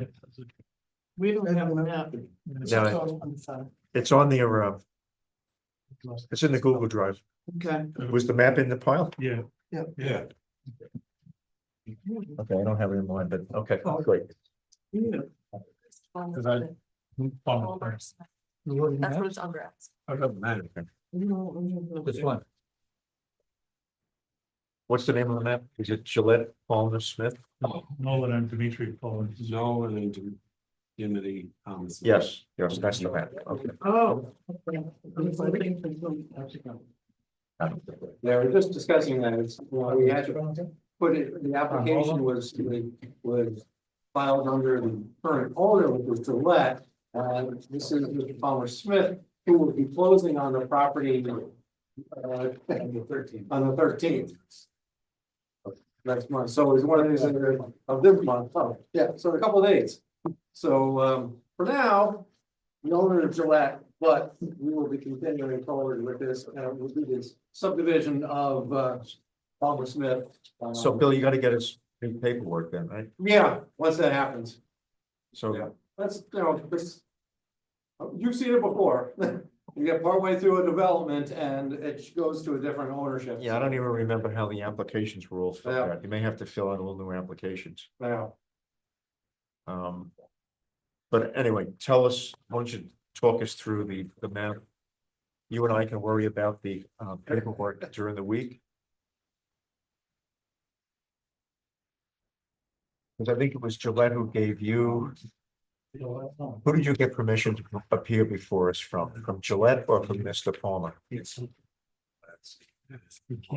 Probably Gillette because he's the owner. I think so, It had to so, be him. I'm repeating myself, everything's gotta change, we gotta get Yeah, it we right. couldn't get permission from somebody that didn't own the property Right. yet. We also need a new deed. Hmm? We need a new deed. Oh, yeah, after it goes into their name, yes. Okay. Yeah. All right, so go ahead, tell us about the map. So this is just outside of Alligerville, in County Route 6. And this is a 2-lot subdivision, proposed 2-lot subdivision, total of 10 acres. And we've got one parcel, it's kind of a somewhat narrow road frontage, and then it widens out in the back. So we've got one parcel that has road frontage, and the other one will have a right of way over that to the piece in the back, and that's what we're showing at this point would be a shared driveway to be used by both lots to access both the front lot and the rear lot, just to keep it a little less impact there. That's the basics of that. We had some issues that were pointed out, potential. Well, what is this line? Are these the soil map lines? This. The line that goes across the property diagonally from the top of the map. All the way down to the bottom of the map. Yeah, It makes like an S curve. What is that? The soil map? The soil delineation? I believe so. I think I have an old copy, but actually, I thought I had. Current one, I think I ended up here with an old one. That's the, All right, I'll assume that's what it is, Bill. yeah, that's the, Yes, yeah, that's the soil, That's soil the- line there. Soil maps. that delineates the front. Is that It's not the delineate the literal, front? it's the. It delineates the agricultural soil categories, not the actual soils. It's, All right, so it's prime. Bill, right? Yes, It's from the county parcel. Yeah. board. yes. It's not from the soils maps. It's from. Right, but actually, when you had suggested I take a look at that, to Yeah. see how that related to the soil maps, and they were exactly the same. So to the left of the squiggly line, is that the prime soils? Yeah. Which way is left? West. West. Yeah. Yes, So those are, that's what's prime farmland. And then so the east of that squiggly line mhm, is Yeah. all the soils of whatever type. It's Right. whatever, it's not prime farmland. right, Okay. right. All right, so you also have, in addition to the map, Dave did a write-up, which I'm gonna have him go through. Dave, are you prepared to go through this write-up with the board? Now, I have one before we go. Is this map a new map? Or is this map truly dated December 11th, 2024? I think that one's actually. I don't, yeah, That's the only thing that we. I don't see any revision date, Right, so. right. The only thing we changed really was that solar line. Well, then we need a revision date. So, Bill, you've done a wonderful job on all of your maps coming in with the legends. he would have been. Could you improve on when you have a new map, to just put the dates of the new maps? Oh, yeah. Yeah. The revision dates? Yeah. Yeah. And maybe the one I sent originally did, but actually, we sent the new copies over afterwards. I'm not sure. Usually there's a box that has revision. Oh, yeah, dates. yeah. I know. Shall we learn them? That's how Thank they torture you. each other. I've never been here before, you know? I just want to Well, make sure. Also, anyway, the soil demarcation, the line for soil demarcation doesn't match the legend. You can just update it as well.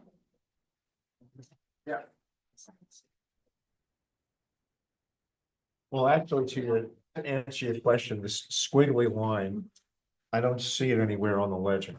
No, but there is a soil line on the legend. Yeah, so I it think is, it's but it just- doesn't match what Yeah. this line looks like. But that's, Correct.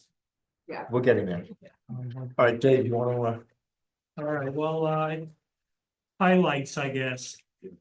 what page you want, Dave? Well, I'm gonna generalize the first couple of pages. So it's, Okay. we'll consider this a satisfactory sketch submittal prior to a fuller subdivision plan that has to be filed. Yeah, He did- before we get into the details, we wanna just talk about the big picture. Right, exactly. So, they've submitted everything necessary for the first level of submission in general, speak. There's no county referral on this. It's likely an unlisted action under seeker. It's a 2-lot subdivision. Reason why it's not referable to the county, because it's not more, it's less than 5 lots and it doesn't front any of the features that the county refers to. Bill's submission, plus I checked some various sources. There's the usual eagle and northern long-eared bat habitat in proximity, but that's basically true of virtually any property in town at this point. So otherwise, there's no resources, environmental resources of concern that I or Bill could identify. And then we get into the new code. So So that's page 3. that's page 3, additional comments. So there's this new design criteria. Some of this was already in there and some was elaborated and some is new. So first, 125.12A. Question to Bill previously was, it doesn't have 3 acres or more of connected prime farmland. I don't know, Bill, have we answered this question yet? Out of the whole property, out of the 10 acres? Right. Yes. So then it requires, canoe code requires submission review of conservation subdivision design. Unless the planning board waives this. But it's a new requirement. I honestly don't know, Counselor, if they're authorized to waive this or not. All right, let's keep going. So, okay, Because that could so be, that's an open question. okay, let's keep going. There is some general authority to waive certain provisions. It'll need an analysis about whether that general provision to waive things authorizes that as a waiver under 125.12A. I don't know what the conservation design option would be for a 2-lot subdivision to be determined. The second is the presence, any presence of prime farmland soils on a property, new code obligates the planning board to consider 2 provisions. 125.22A7 states that subdivisions on lands containing valuable lands, prime soils, soils of statewide importance, etc., which this does, shall be designated to leave the maximal amount of prime land, farmland undisturbed and contiguous. So that's to be determined. I'm not sure that that this doesn't meet that condition, but to be determined by the board. Additionally, 125.12B states no more than 40% of the proposed lot area in a subdivision for any lot in any district may be made up of land which contains prime farmland soils as mapped. So the question is, I'm guessing one of the lots will have 40% or more of prime farmland soils. So this again goes to the question, if requested by the applicant in writing to be waived with justification, is the board authorized, Counselor, to waive this new provision? I don't know the answer to that. Because it's new. All right, before we go there, keep going, Dave. Third, the existing parent parcel, I'll call it, has adequate road frontage. The proposed 2-lot subdivision relies on a shared driveway. as Bill explained, serving both lots. As the proposed lot 2 doesn't have any actual road frontage. So your current subdivision regulations unchanged from the amendments that took effect late last year. 125.2L provides you can use the shared driveway to give an insufficient frontage. There are certain standards. However, the board in this case was clearly authorized to issue a waiver from required lot frontage with a written request and justification from the applicant. So you have these 3 items. One, the last one, that you're clearly authorized if requested and justified to waive. The other 2, I don't know. So let me Because they're new. summarize, let me just summarize my view towards it, having read this numerous times.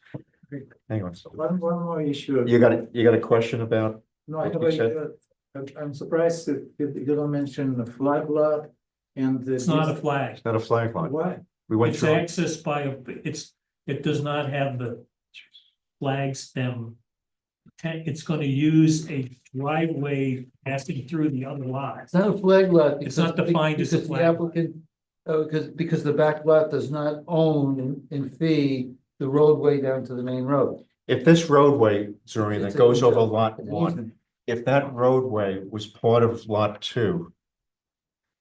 Do you see what I'm talking about? The shared roadway Okay. that's on lot 1, that's being proposed, as it says, what does it say? Well, lot It's 2 shared. does not have any road frontage. If that was part of lot 2, actually part of it, then it would be a flag lot. But it's not. It doesn't look like a flag.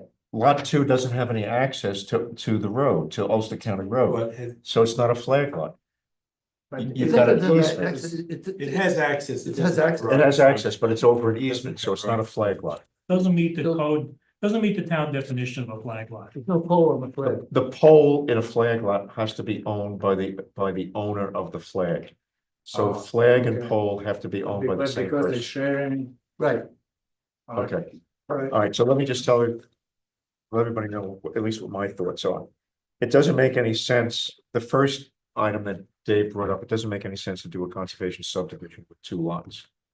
It doesn't seem to me to make any sense whatsoever.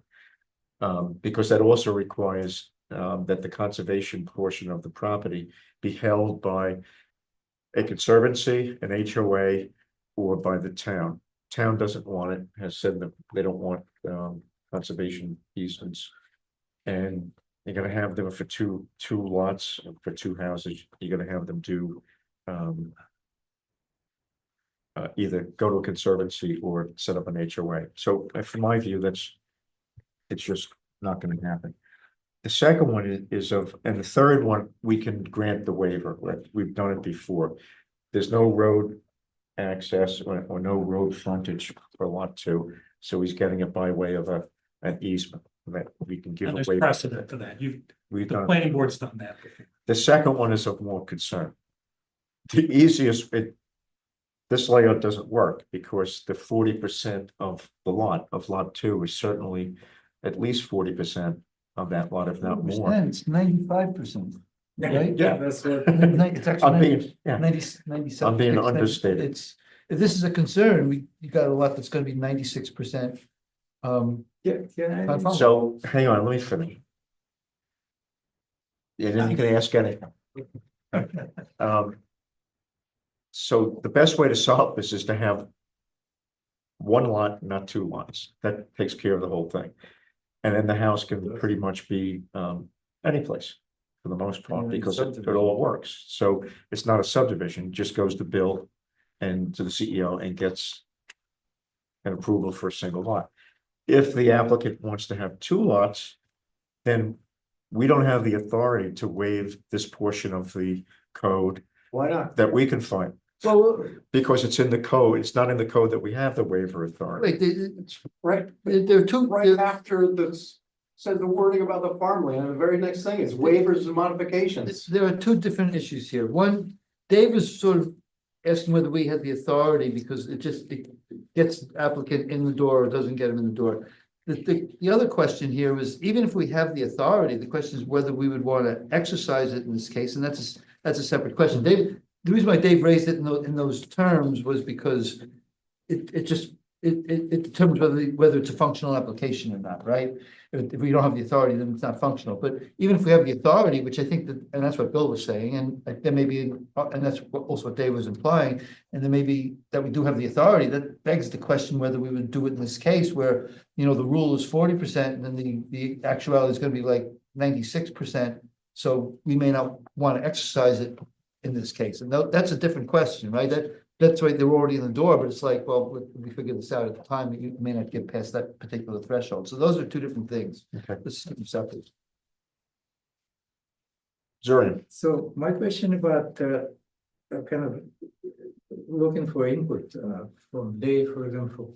This rule, what did they have in mind? So if somebody has a more than 40%, so they have to expand their property in order to qualify, expand that lot in order to qualify that condition? well, in this case, if we weren't going to do the waiver, they'd only be able to do one house. Right, but in some other cases, what if people are stuck? They cannot. But we're only dealing with this case. You reconfigure the lots, or you might be able to move the house to a different portion and save a couple of percent, and you know, it's not many options if it's. We're gonna have an issue, we're gonna have an issue with this rule.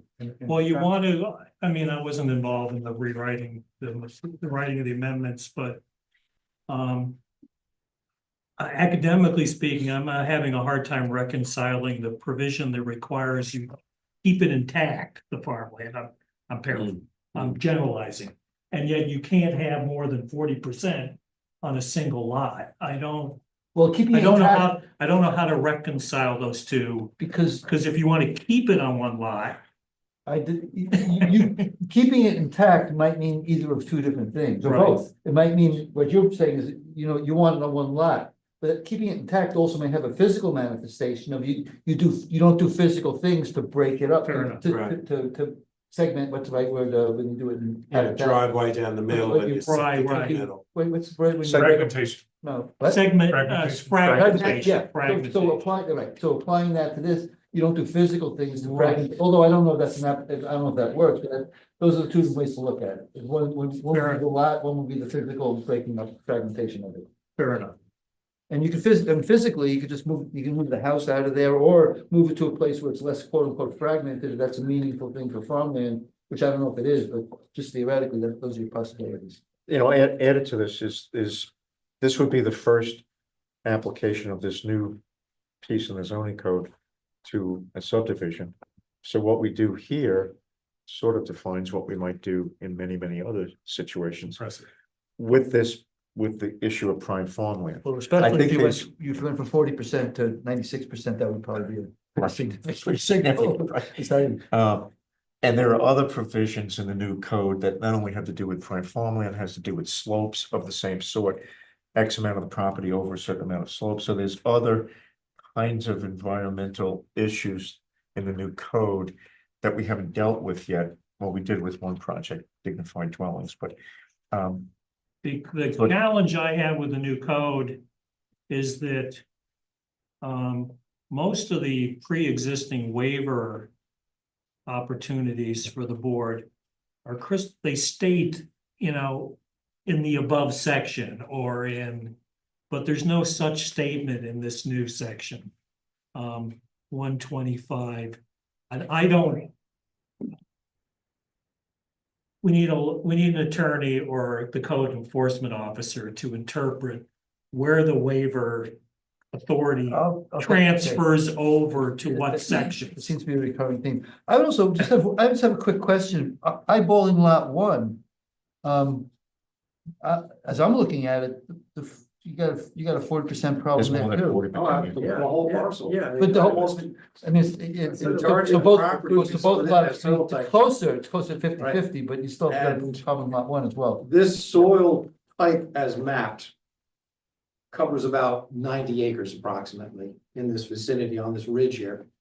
Out of that 90 acres, there's about 3 acres that is a small cleared pasture, The rest of it is all forest. completely wooded, every bit of it. So, but I thought we were talking about prime farmland. Well, farmland Well, soil. historically, that soils whole were area farmland. had been farmed. Yeah. If you look at the old areas, that whole area was devoid of trees. Somebody once said at this meeting that 90% of Ulster County was probably all at one time farmland. Yeah, Yeah. that's why they got those Going stone back walls in the 100. woods, yeah. I'm looking at the new code, maybe this is what you were, I can't tell what section it's in because there's so many Is and As and whatever, but it says all superficial soils classified as prime farmland soil shall be avoided by subdivision development. Yeah, that's a general standard, general right? There's. What section is that in? Jim? Under 120? conservation, it's so buried, there's so many, I can't Yeah. tell you, it's on page 59 of the code that's in the file, in our planning board file. Oh, you got a section, Jennifer?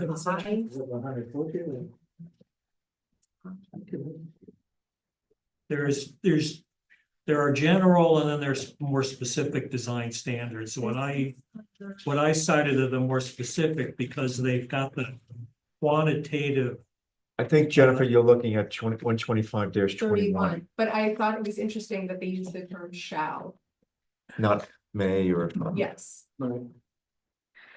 So it would be appreciated if we understood. Well, the question what is, I our mean, rights- if shall, that's one point, but if it's waivable, then the shall can. Well, that's turns why away. it'd be helpful to know I what, have a different, I mean, I'm kind of stepping out here, but I'm not on the board, but I just have a good, it's 125-31, by the way, is the conservation subdivision option. right. So and- it's but- only if that option's exercised, do you meet that standard? But there was other language that was referencing that section that was saying prime farmland soils. Oh, it's, It was yes, like directing it to this section, if that makes Right. sense. it's throughout There's a the lot of code this. now. It, yeah, my, Dave Gordon, you want to Bill's point about it, the neighborhood being 90% this. I guess short of a waiver, if you're authorized to grant such a waiver or a variance or a rezoning, it's not subdividable. Well, but unless we can do the waivers, I have a more substantive question, which I probably shouldn't even be asking, but I just want to throw out to the board and to the applicant. It looks to me, like, just going back to square one, sorry, that it's possible to put both houses in the non-prime soils and Yeah. cut down on both the road building and the houses can still be separated by, looks like at least 200, maybe 300 feet. And get them both out of the soils. And although that wouldn't change probably the legal requirements to look at whether we do waivers and things like that. In terms of the issues of fragmentation and everything else that's substantive, it would lessen the impact and might make the board more likely to consider waivers if you just get all the building out of the soils of concern and just leave them alone. As a physical matter, you're kind of respecting the intent of the law, even if we have to give massive waivers in terms of the percentages. And so is there any reason why that's not on the table? But they wouldn't be able to subdivide it. Well, again, I'll just that's up to to do- us, To do that, assuming the waivers are available. I'm gonna speculate it won't meet the dimensional requirements of the code. And, Why not? you know, this setbacks, separation. And that's the whole point of a Okay. conservation subdivision, is that you have the flexibility to relax the dimensional requirement. I will defer to the wiser people on the substance. So if the applicant if that were a legitimate option, Because you you're know, going put for the houses closer to each other in the non-prime soils. It's not even that close, they'd be 300 feet apart. I mean, You're talking about putting one over here no, I'm and one over here. come on, one over here And and one over here. And they're both on this side of the line, they're 300 feet apart, and you can draw a line probably that does most of the things that the zoning needs. And you've gotten them both out of the soils, which indicates a clear intent to try to preserve the resource, which might induce the board to give the waivers that it needs, because you'd have, still the lot would be like, it'd be like 95%, but at least nothing is being built in either the forest, well, maybe the forest, but nothing's being built in the ag soils, and you are preserving the forest integrity to the maximum extent possible. So It's a good goal. I think you'd need the conservation option I'll defer to meet the separation requirements of well, septic, the houses, and make 2 lots out of it. Maybe put the well in the farmland or something. Oh, sure. but you're not gonna meet the health Okay. department and codes separation requirements. But you could do that if you exercise conservation. I'll defer to the plan. Well, let me ask you about conservation subdivision. I You essentially I can, poo-pooed that because Right. it's only two houses. How would it work to do a conservation subdivision? it basically gives you the authority, more complicated, because you have a multi-page new code that requires the applicant to go through a process. Right. That. Well, we did it for with one analysis. project and it went But pretty you well. can relax dimensional The requirements of setbacks, the zoning, setbacks. the size of the lots. Correct. The size of the lot, So the frontage requirement, I don't have the waiver section in front of me, but my recollection, if I recall, you've got to have a pretty good reason for waivers. You've got to say, in the interest of X, Y, Z, we're asking for a waiver and give alternatives as to why. you're this supposed to works. give a justification and an alternative.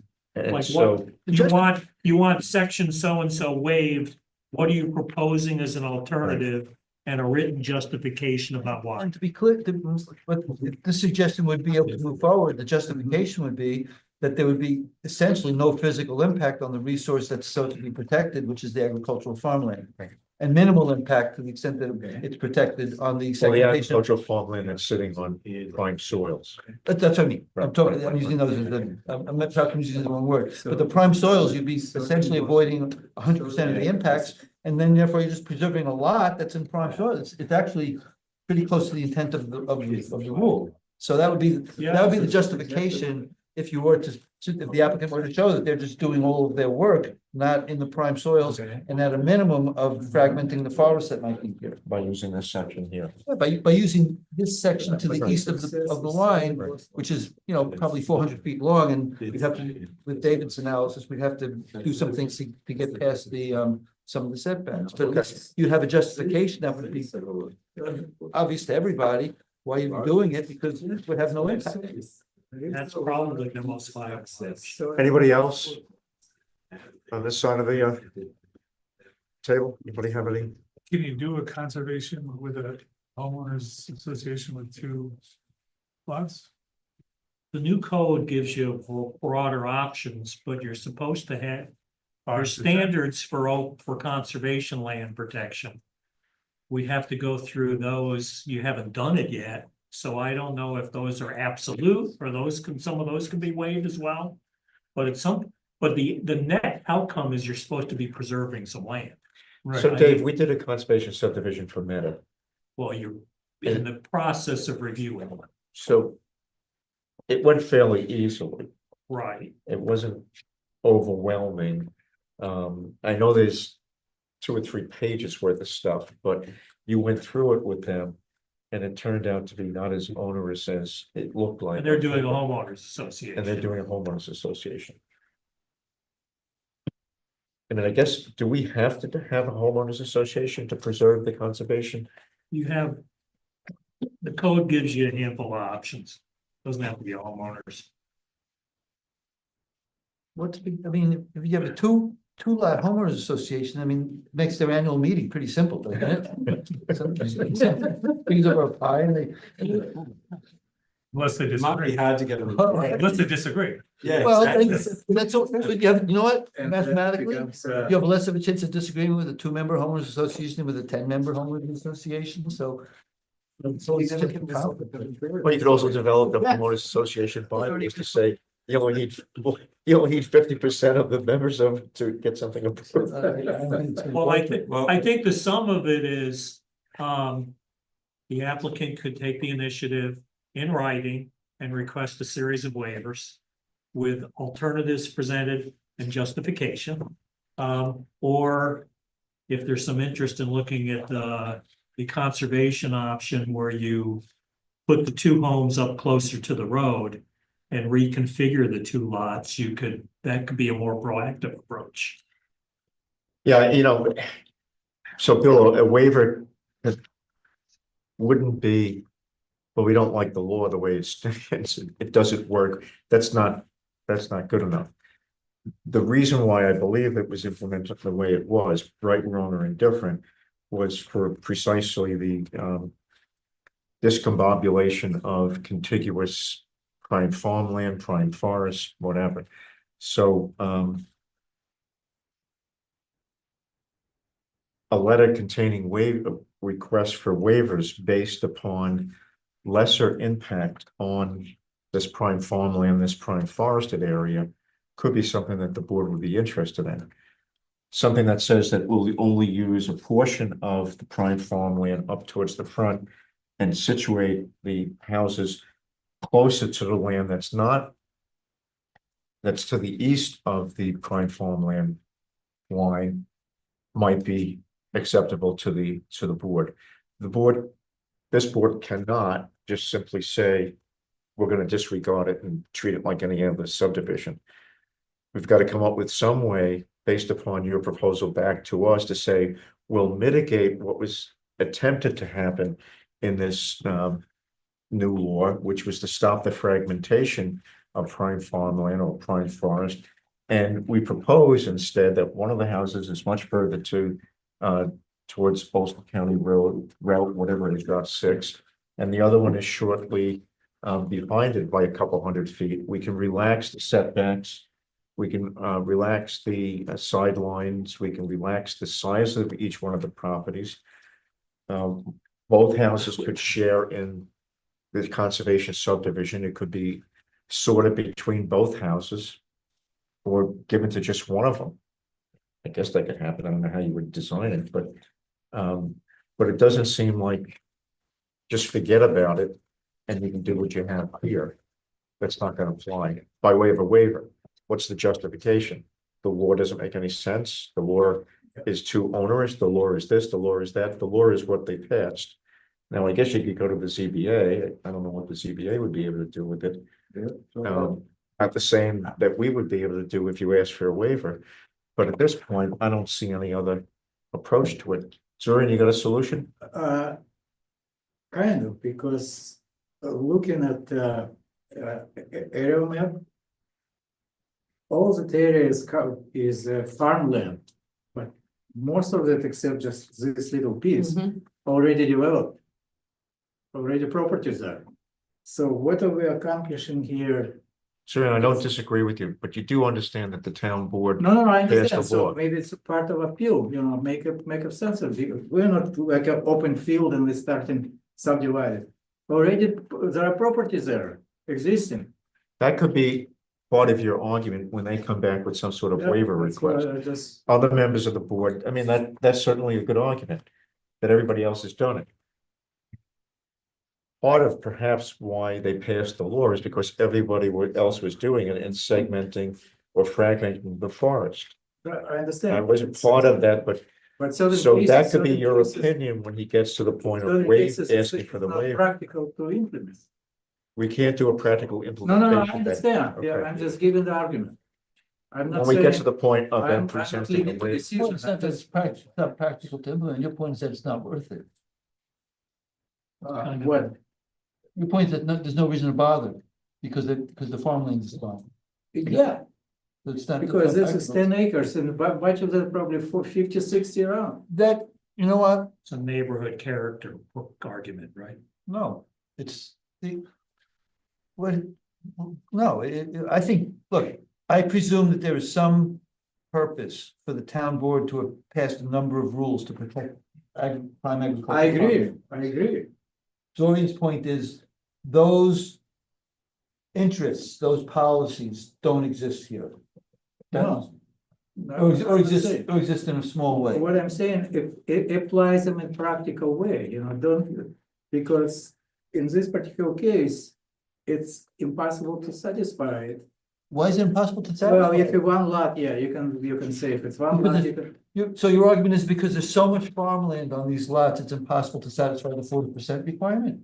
No. What I'm saying, that adjacent property already exists on the farmland. I'm not following you. I know the fact, but what, I'm not following. You're saying because something was done under another law, set of laws, that caused the farmland to be covered by some houses here, there, and everywhere, that applies here. It doesn't apply here because there's a new set of laws that we're dealing with. Was that what he's saying? Well, I think that's what he's saying. Forget about what the law says, is essentially what When you're the zoning saying. law changes, even though the rest of the area might. Okay, I have- understand, but what I'm saying that rule the intention, I think, was meant some open field. Like for, let's say. If that was the intention, they should have said Let's say open the fields. Jagger was a farmland. Sorry, and if they wanted to be open fields only, they would have said open fields. Well, it's about the quality. I need to finish it, I need to finish your thought, because I don't, I think what you're saying is that because we can't preserve 100 acres of farmland, which is the goal of the law, it doesn't, we shouldn't really. No, I'm not saying, but I'm saying if de facto, this rule already, not violated, but basically ignored, whatever. But it's de facto that farmland already covered by development. Okay, so therefore there's And no there is purpose, a little piece so here, there's no purpose in protecting the last 10 acres. yeah, because it's not gonna be used as a farmland, unlikely. Well, I would argue against. I just want to understand what, this is an Okay, argument that we well, can. but what I'm We saying can, is- we can evaluate that, or Bill can decide whether or not he wants to make that argument as part of a justification to whatever.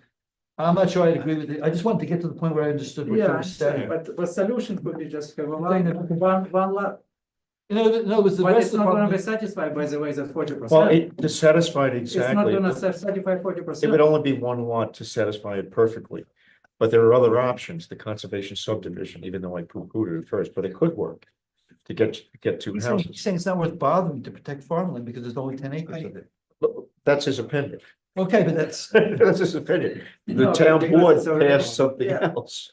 But I but think it's we gonna, Go ahead, Dave. but it's gonna satisfy 40%? I It's think I not did. gonna satisfy, if it's one lot, it's not gonna Okay, satisfy. I got the point. So what? So let me what- give- but there's no subdivision. So let me give them some direction to come No, back okay, to us then with, that's very simple. because we're getting, not that we're getting nowhere, but I understand what you're saying. I mean, this might be something we could ask the town board for clarification. Yeah. In terms of What are they gonna the do? intention. They're gonna rewrite it for this project? It is not for this project, but Well, the often if you technic- do new codes and you do regulations there, you don't really understand the impact in practicality. You know, Maybe they did understand it and that was their That's the intent. question. but I wouldn't have a problem doing that, right? Interpreting the code's not there, Jim. I suspect that their intent was to preserve farmland. Absolutely, we are all in agreement to that. So what would I ask them? What would we ask them? How do you define farmland? Is it? We define it the way we defined it in. No, the Soil. The code, there's a definition, it's pretty clear. So we could certainly as an exercise, academic exercise or as an exercise of, hey, did you realize we could have that discussion? That doesn't help the applicant, I do not, I understand that. It's Okay. Just, unless they intend to say, oh, hang on a second, we're gonna change the zoning again and go back and redo it. I'm not trying to be cute, I'm just trying to, Do you- so let me go ahead, do you Jennifer. like- And So- I think this is relevant to this, but also maybe separate, is to have that, because the code talks about prime farmlands and requirements in multiple places. It could be helpful to have somebody explain to us what is required versus where we have flexibility in the code.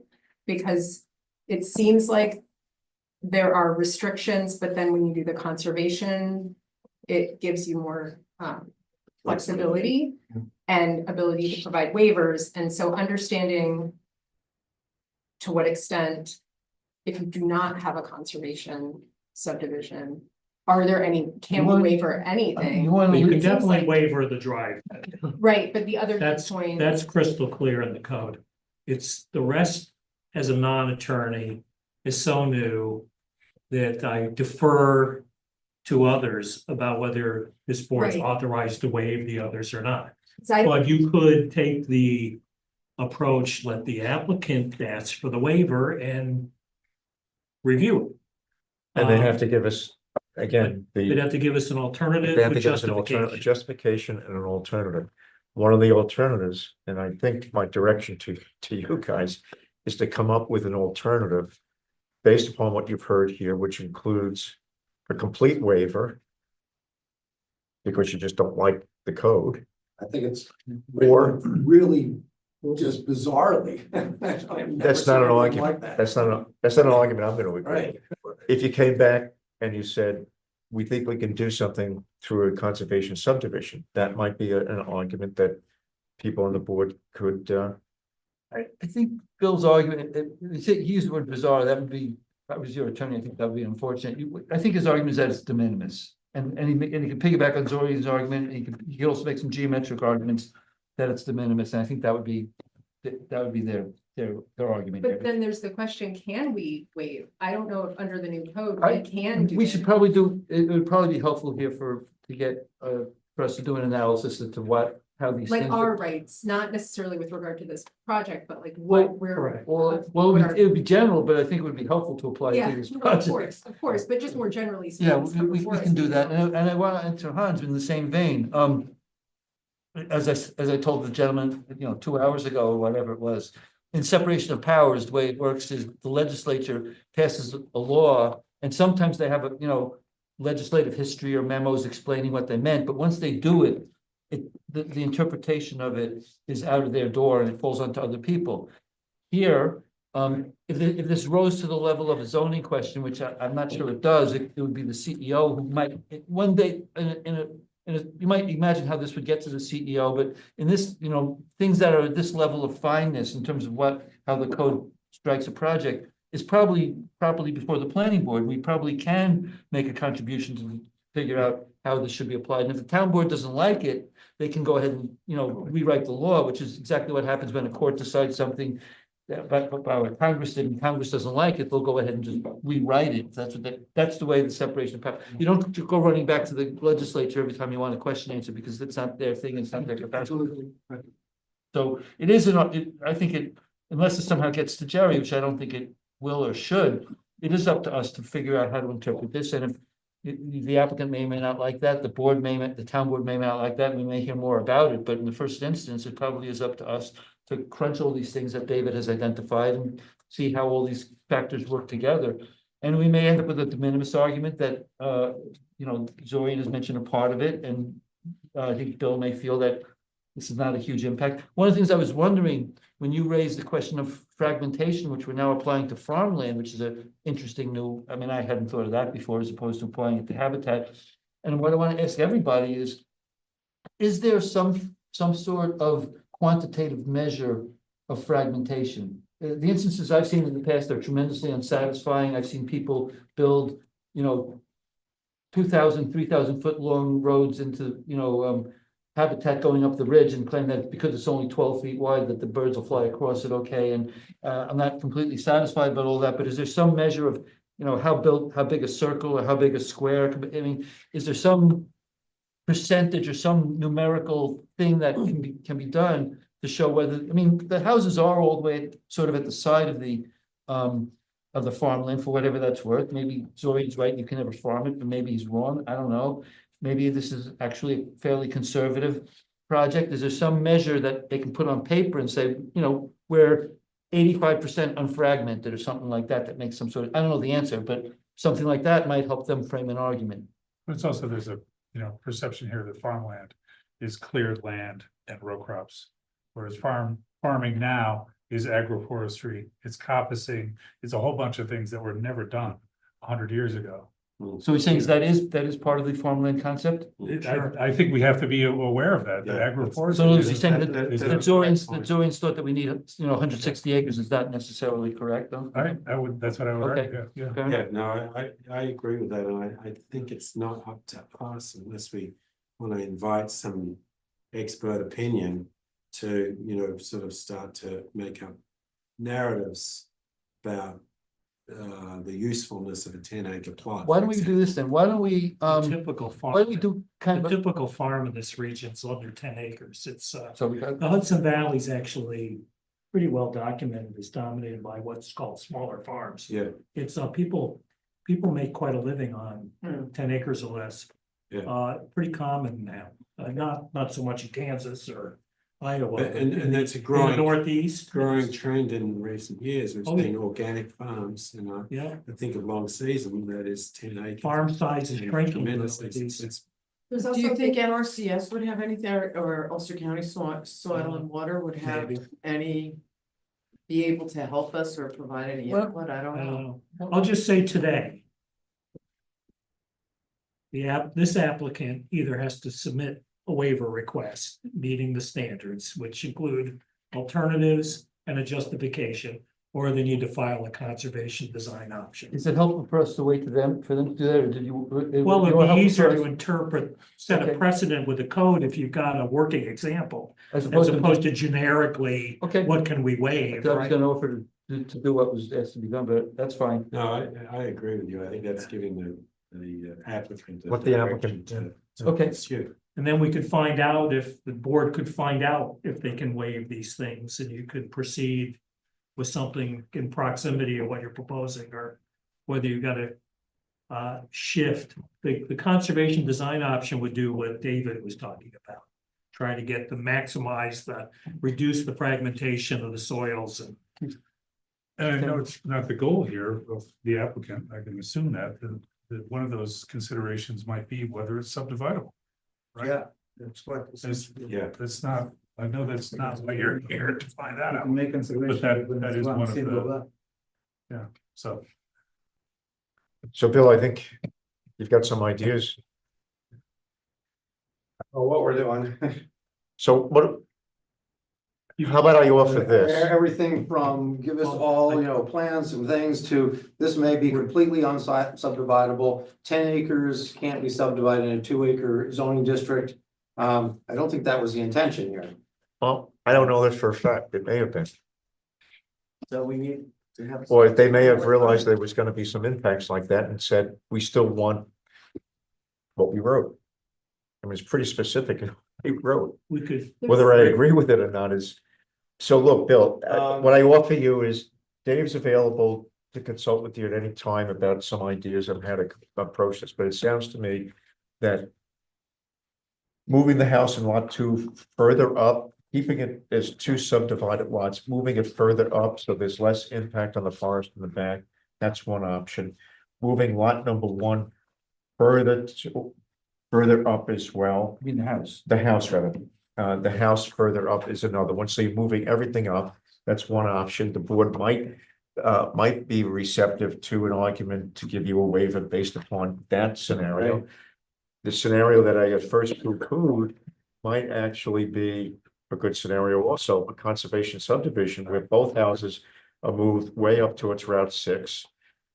We don't have to worry about the size of the lots, we don't have to worry about the setbacks, we can waive lots of And those. also, if I understand this correctly, these new standards here, with all these restrictions, including this one,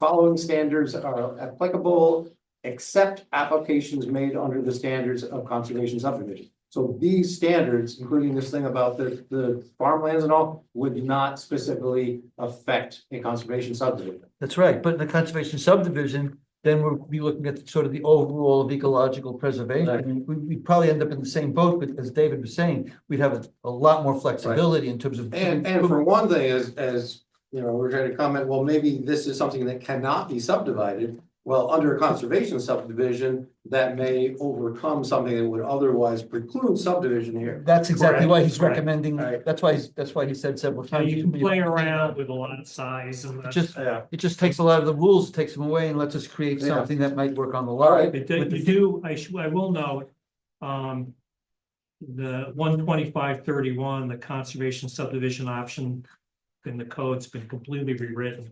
You do have to permanently protect 40% of the property.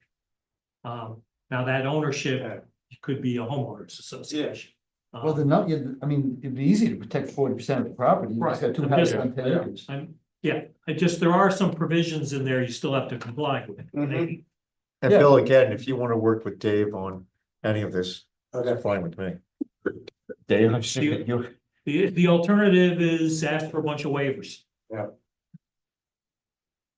Which may or may not be just, and even if they were, even assuming you have the right to do it, which we can research, the point is on the substance, they may or may not be justifiable depending on how you framed the argument for them in terms of the themes of the law. I mean, you'd be asking for, at this point, a waiver from 40% to 95 or 96%, which might be a interesting argument. Big. It almost sounds like, Bill, it's the yin and the yang. You either don't subdivide, or if you do, it's under a conservation subdivision. Unless, we got a waiver because unreasonable restriction would result from the strict compliance, which would be the inability to subdivide a 10-acre parcel into 2-acre zone. I But the think that's an unreasonable restriction. But if it was, an unreasonable restriction where you couldn't do 40%, but you had to do 50%, that'd be one thing. On this one, you're going up to 90, which is 95 to 96%, that's gonna be a Yeah. different calculation, a different justification level. Unless you redid the lines, which may help you out in that. All right. Okay. Thank you, Bill. Thank you. 1 out of 3 was pretty good, I guess.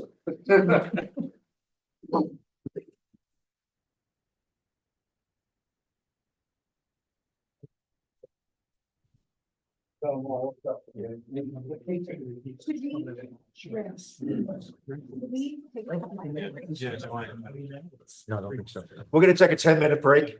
You're welcome to stay there. You know, gotten here so early. Maybe like, I just want to. Oh, I'm sorry. I thought you were gonna- Oh, no, no. You know what? I'm sorry, Johnny. Maybe I should. Hey, that's not working. Actually. Subdivision. I don't know why I split. Hi.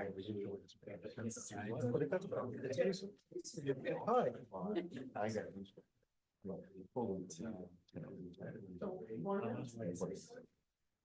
Oh.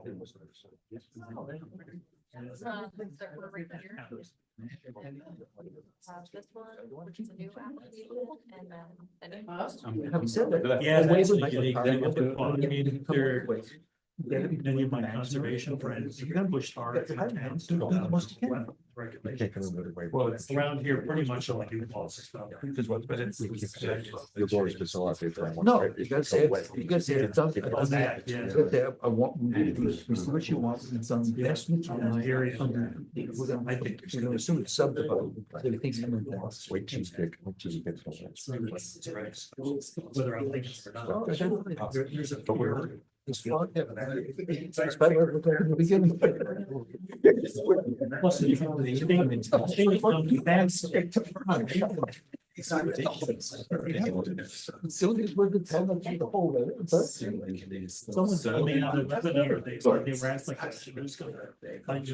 Yeah. You're gonna have, like, they estimate you're gonna have hundreds Oh, yeah. of rows of more applications. That's where they. Oh, we're gonna hire more people. Yeah, that's something. There. Okay, then everything, that's Jerry, I bring this up, it's gonna show. Oh, we're there. I was on that. Very sad. Yeah. So we're working with a bit something. Oh, yeah. Well. A very good friend is a.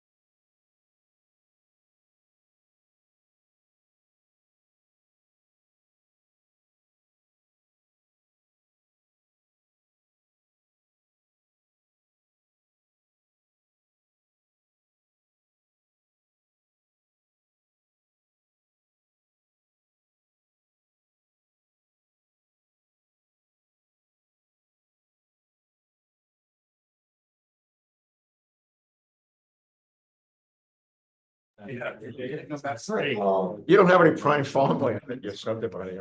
And nor do we have any music. Okay, well, yeah, we already, yeah, it just made that a while ago. Okay. Everybody back? All right, so, we have Accord Social with us tonight. Good evening. And I think there's only three things I want to talk about tonight. From easy to more difficult. So the easy one should be traffic. Yep. Because I think that's all been resolved, and I want you, Caleb, to tell us all about that. The emails back and forth between you and Greg, or the reports back and forth. So that's the first thing. The second thing is to talk about the SWIP. Yep. All right, and the third thing is to talk about the hydrological study. So those three things, and actually the fourth thing is just the waivers. We have to vote on the waivers that we had done a couple of weeks ago that we came up with. So you want to address the traffic first? I mean, I'm not the traffic consultant, but yes, they had the traffic. Like most of those have been addressed. You know, Greg had some comments, but they weren't really issued per se. We had agreed from. So do you mind if I just summarize? Yeah. So I said it's one main issue. So there's a memo in there that just came in today. It's dated March 10th. I did load it into the Google Drive from Greg. And it essentially says there might be one item you can address that killer. But Greg was fine with all of the work that had been done by your consultant.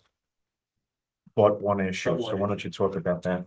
So I'll read his, so the comment as addressed, Greg's comment as dated today. The report notes that the Saturday midday. Where is it in the report? What's that? Where is it in the report? Oh, First, it's on the second page. It's listed as number 1. okay. So the report notes that for Saturday midday, they are only using the trip generation estimate for land use 931, which is fine dining. The applicant asserts that the Saturday midday peak is better characterized as fine dining, and therefore the high peaks associated with the fast casual peaks, which was land use 930. If you go back into it, you talk more. Those fast casual peaks are not representative of the intended use. And that so fast casual, which we've talked about over the phone ourselves, is more like a Chipotle or something where people are ordering food, coming, picking up the food and leaving. And so that would increase the traffic. Well, that's not the intended use of the property. The intended use is for people to come and stay and sit, not to get takeout and leave. So there's, I mean, Melissa and I. Everything that we've presented, it makes us 931 and not 930. The wanting people to stay for more than an hour is in the trip generation guide. And the making reservation through Resi, when you have reservations, that qualifies you as fine dining. There's multiple things. I don't want to waste anybody's time. All right, so with Caleb's explanation of Greg's comment that he was questioning, is the board okay with that explanation? Yes. Yes. All right, so Caleb, if you just send us a missive to say, here's the explanation. Yeah. All right, you can do it, or your consultant can do it. I would I don't even know if this got forwarded to Steve Mafia yet. It may not have even So, gotten to him yet. Yeah. But- No, I didn't send it to him today, so I need to forward it. Okay, so just get a brief letter that should take no more than $50 to do, okay, instead of and we'd be fine with that. So the board is okay with traffic. All right, the second thing is I may be skipping around now. Soils. Talk to us about soils, Caleb. So you guys gave us the approval to bring in the septic soil. All the septic soil has been brought in. They did seed and mulch it on Thursday of last week. And right now, at the moment, we don't have a scheduled date yet, but I would say sometime in the next 2 weeks, the health department's actually come out and we're gonna dig in that soil. And get them to evaluate the test holes. And if that goes well, then we would go further with the perk tests. Okay. All right, great. Next item, the hydro study. I don't know if did you receive the response Today, yeah. I got it during the meeting. Well, I gave her, So you have the response. I Okay, do have great. the response here, Thank you. yes. So, Jennifer, is that the letter dated March seventh yes, I believe so, right? The letter dated March 7th. Correct, March 7th. So I think.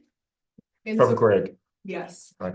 I think insofar as this is concerned, unless there are questions from anyone else, the next step would be to resubmit the plan for the well test. And then we can sign off on it, once it incorporates the comments received based on this letter, correct? Which would be from we Yeah. provide this to Russell and then let him comment on Yeah. some more of these directly, unless you have something specific that you want to go over from his comments. I don't think so. I don't think any of these comments will be surprising to him based on the conversation we had. I think it's generally in line with our conversations. So I don't think he'll have any major issues. I mean, if he does, let us know and we can talk about it. One of the, I'll just note, just for everyone's benefit, we are asking them to specify a list of water quality tests, given that this is a public use and it's, gas station. So there's some items specified in that letter. Yeah, I know, I was looking at that and I was looking at the email that I received from the health department. I mean, I know that the health department requires the inorganics, the nitrates, the principal organic chemicals, and the coliform E. coli, those are all required, I know for sure. The other ones, I'm not 100% sure I whether think they're. it's like the 1,4-dioxane and the perfluorinated, we added because of its proximity. Because it's precedent. And it's a public water system. as The well. others sound like volatile chemicals that you would get from gasoline leaking, for example. So if I understand what Jennifer's saying correctly, resubmit Greg's letter of the 7th to your guy, to Russell, Yep. and assuming he comes back, it's fine. Jennifer will take a quick look at it, and then this board can say, great, and then it's a matter of for you to schedule the test based upon what the health department tells you. What's that? Yeah, so you need to, so Yeah. what we would ask you to do is to take do I have it? The original submittal from Russell dated February 28th. If he could update that, a superseding version that incorporates all the comments, that'd be great. Then we would have a final, and I think the board would review it and sign off on it, not just like me and Greg, right? Yeah, if Russell comes back with comments and Greg says, yeah, great, you're good to go. Yeah, So the next time we meet is the 31st. If you get us that before that meeting and just specifically remind us, Jennifer will remind us. Yeah. That this board just needs to say, yeah, as long as Greg says everything's okay. You're ready to go. And ready to go with the testing Yeah. or the drilling of the well? so there's sort The of. drilling of the well. Together. One thing, Right. There's one item preceding your ability to drill the well is notifying neighbors and offering well monitoring. Once that's done, then you could, and once we've, signed off on the test plan, then you'd be able to schedule that and undertake that work. And there's a few justifications required, so, we talked about Meta, this one is asking for a little bit more in terms of justifications. I don't think it's anything, onerous, like, for example, an example of this is that there are assumptions about recharge rate from the septic. But for example, there's a note here that the uppermost site soils are silt clay sediments, which could be a confining layer, so therefore you may not actually get the recharge, so it's just asking for some additional justification. Again, I don't think this is overly onerous, but just, a note for the board members of what we're asking, and that would be in the report. Which Russell does hit on that a little bit in this report, but I'll let. And I think, could I make just a general comment for the board? The code requires a hydrogeological study. I don't have the code in front of me, but the way I read it is that there is some amount of real world data analysis and information required for that it goes beyond just a desktop analysis. The study that has been submitted so far is primarily a desktop analysis of the hydrogeological conditions in the area. And that's great. It does need to be supplemented with findings from the test. So that's kind of how I view the final report would be. And that's the same thing that you requested for Meta. Yes. That was a desktop analysis similar to this. And I think, the desktop analysis is great, but I think It's the first cut. code, the way I review the spirit of the code is that they really want to understand how these actions could impact groundwater. Yeah. And so in my mind, you need data A little bit. to understand how that might happen. They're just not going through the motions. We want to know what's going on. Okay, And they're testing for petroleum, the Yeah. Yes. 5 the same as in Meta. I have to look at Russell's. No, I What's the see it code? there, it's in here, Is it in there? yeah, I'm assuming it is. Because he did both of these at the same time. yeah. I am so glad you're a hydrologist. Do my best. Caleb, you okay? Yeah. With I that? mean, we're still, I mean, I haven't gotten the final okay for the location of the well itself. We did move the well location slightly too. We were talking about using the existing well. We really aren't going down that route right now, so we're trying to get at least an email back from the health department allowing us to put the well where we're planning on putting it. Because they're saying we only have to hold 100-foot setback from neighboring septics at the moment because it's not community, not community water. Because of our small number of employees and. Yeah, if you had a larger number of employees or if you had more people there regularly, that's what we do. But it doesn't meet the threshold, so. Okay. The next thing is the SWIP. Where are you with the SWIP? I mean, I have a draft, but I haven't finished the calculations themselves yet, Okay. so, I mean, that's generally, Are you between 1 and 5 acres? yeah. Okay. Yeah, we're required, but this is a commercial project, so we're required to do the calculations. Okay. And then last but not least is the waivers for some of the landscaping matters. And there's a letter in there dated from Caleb. Dated February 2025. February 24th. From Menenbeck and Eggers. It starts with lighting and landscape. Everybody have that? That's in response to Greg's February 6th. Right, and then we had a meeting between Greg's letter Yeah. and this letter. Yes. The meeting was Caleb, the ladies, myself, Peter, who else was there? I think that was it. I think Greg was on the phone. And Greg was on the phone. That didn't work. No, yeah. So we went through all this, and essentially. There's a lot here. They're fine. It's essentially, there are some, the code requires that trees of 12 inches caliber at breast height or better should not be taken down. While they endeavored to save a few, they could, but there are some that are right in the middle of the parking lot, so. I'm here to tell you that everything that they've tried to do in terms of landscaping, they're doing correctly. There was also a point that we came up the last time where they were asking for new trees to be 6 inches in caliber. At breast height, which is usually 4 feet. That's ridiculous. 6 inches is that much around. That means that down at the ground, it could be that much around. Yeah, great if you could handle it, but it's not necessary. So we agreed to, I believe we agreed to 3 inches. Yeah. Which is normal. So the code is a little, could probably use some changes in terms of those. If this comes up again, the applicant's going to be asking for waivers again. So, and then there was a requirement that in the parking strip where you may have more than 12 parking spots, there's supposed to be an intermittent grassy knoll that is planted. I hate using that term, but I couldn't think of any other. A grassy knoll area where there's a planting of trees and shrubs. Well, the property, if you remember, is very long. In order to snow plow it properly, it's a lot easier just to go along, push the snow all the way to the back and just get rid of it as opposed to trying to go in and out of all these little grassy areas. So I think that's a reasonable request in this case. For another property, it may not be reasonable. We added some shade trees along the northeast corner, or the northeast property line as well, kind of the supplement. In order to Not having where we typically have a tree in an island, so we were trying to put those trees behind the parking spots. Right. There was also a requirement on our code to put the garbage, the Dempsey dumpsters in the back. Well, there's no room in the back because that's where the septic system is.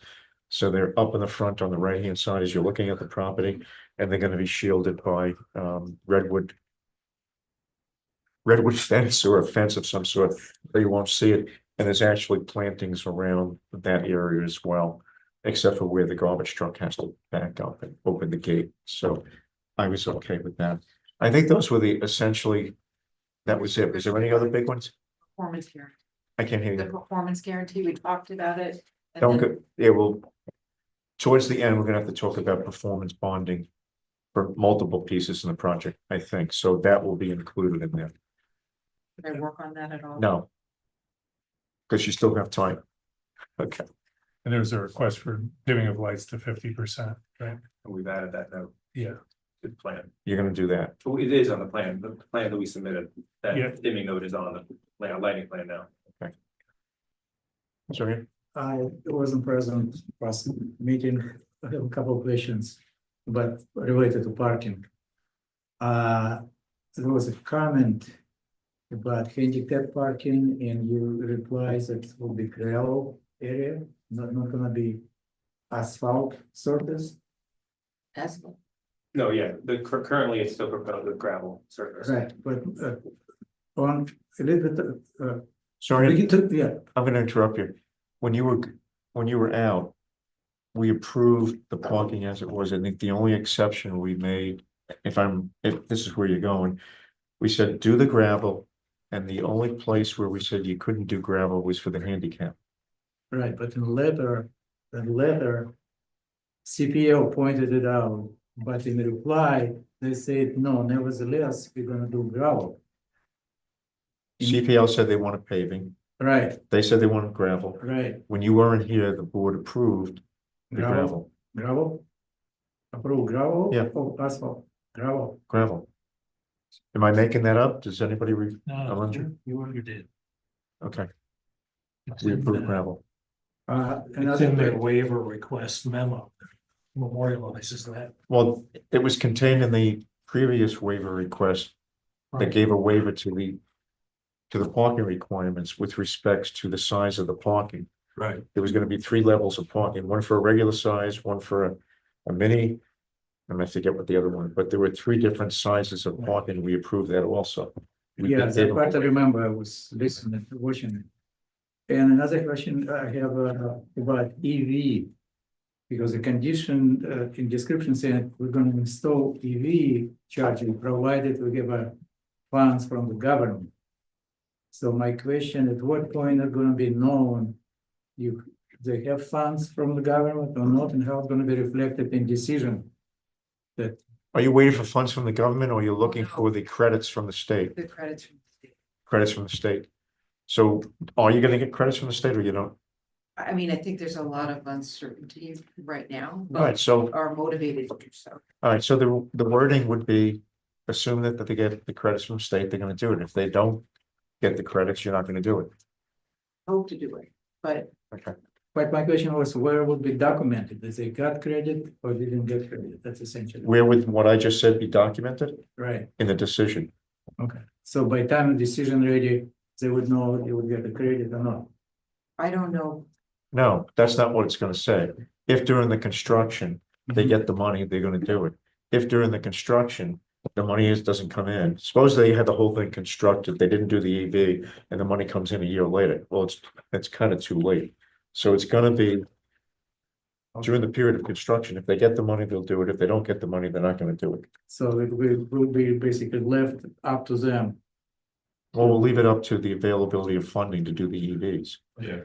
One other project that you remember, the Lucky Petroleum from 3 years ago, I know, we told the guy, no, we want EV stations. yeah. Different situation, that's what we. Yeah. In this case, they've asked. They're waiting to see if they get the credits or not. No, I understand, I'm trying to see clarity in information. In documentation, but at what point somebody. Are you will know- satisfied with how I described it? Uh, How would you word it? I would work with, they would put some formal documents that we didn't get. Credits, therefore we proceeding without EV station. We reflect it in the file, that's all. What I'm asking about. So you want to send me a letter? That just confirms about the EV? Dave? Just on EV, when you can assume this is required to be referred to the county planning board. They will return a required modification that you should put in the utilities that could have a electric charging station function, so So it's wired for. put the wiring up. We intended to do that. Yeah, you don't have to, Okay. they won't do that almost with all commercial projects. Okay. Thank you. All right, So you'd like a letter? So you don't have to put the charger in. That Unless, was but you have to, what our. it has to be utility ready for Yeah. chargers. We do show it on the site plan too. Right. it's in the utility. So part that's of a it. commitment. Do you want an additional? What your intention is with respect to the charging, Zorian's requesting that. You'll do it if you get the money, you won't do it if you don't get the money. But And we'll if you be get the ready to money, do it actually, if you have the 20%. utilities in, if you get the money a year later, you'll do it. And we'll put in They'll put it in the the decision. decision that they have to do the wiring. Okay. What else? So what I would ask you to do, the board, if you've had a chance to just go over that memo. That we just, I make a motion that we approve the waivers that were asked for in terms of landscaping. Lighting. It's essentially landscaping and that one item about lighting. I make a motion. Hans is making the motion. I second. Alina may second it. All in favor? Aye. Anybody opposed? Okay, so 7-0. And unless you have something else. That's it. So we're kind of in a holding pattern on one or two things, but it looks like there's Then you close. Yeah. Just keep there's going. light at the end of It's it. a little later this time. There's light at the end of the tunnel instead of a shit through track.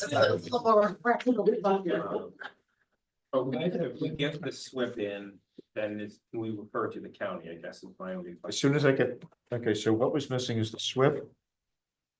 Yeah, the SWIP. As soon as I get the SWIP in, we can make referral to the county. And you're waiting for the county comments before we have a public hearing, is that correct? I believe that's what we usually do. Wait for the. I don't know what we've usually done with that. Well, we probably should. When are you gonna have the SWIP? Might be good to have the county comments Correct. and incorporate that by the time we go public. Yes, or. a whole It's- public or hearing. You just got the answer. Probably expecting to have the SWIP done, not this week, but probably the end of next week. All right, so. Get it to us. We'll look at it at the 31st, on the 31st, not us. Greg will look at it on the 31st. And assuming that. It's okay. Let me know, let Jasmine know, and then we'll get going on the referral to the county. Dave, do we need to have a motion of the board for referral to the county? No. He knows it all by heart. You've got to get, the county meets once a month on the first Wednesday. They want materials 2 weeks in advance. Okay, So the 31st would kick it to May. that they wouldn't get to it until the May meeting, Correct. so maybe. Can we send it, can they send it now, even though it's incomplete? You're supposed to send the county everything you need to make a decision. Okay. We tried that So- before on one of the projects, and you remember what happened with that. Yes. So it has to be in what, the 19th? In my view, confused case What's- law. Dave, what's the date that Sorry, they're meeting in the it's middle the of? first Wednesday. That's the second. So it would have to be in the 19th. If you call them, you might get a break and get it there in a week before, but their standard rules 2 weeks. Yeah. Before the meeting, so I don't think we're gonna make it. You could try to get, if it's touch and go, if it's close, we could call Robert Leibowitz and say, hey, what if it's 10 days before, 8 days before? All right, I'll try to see if we can But I'll say they don't typically review the SWIP, but it is something they require they have Right, before it they will is. review anything. Yeah, it's a point I've of, never seen them. it's a comment point of on it, let's put it contention. that They way. have, they have nobody on staff capable of reviewing a SWIP, but they want to have it. Well, if we could hold a public hearing and just keep it open until we have a response from the county?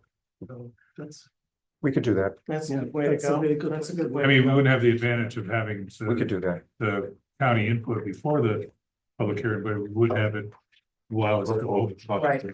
And then decide not to listen to. Right. Yeah.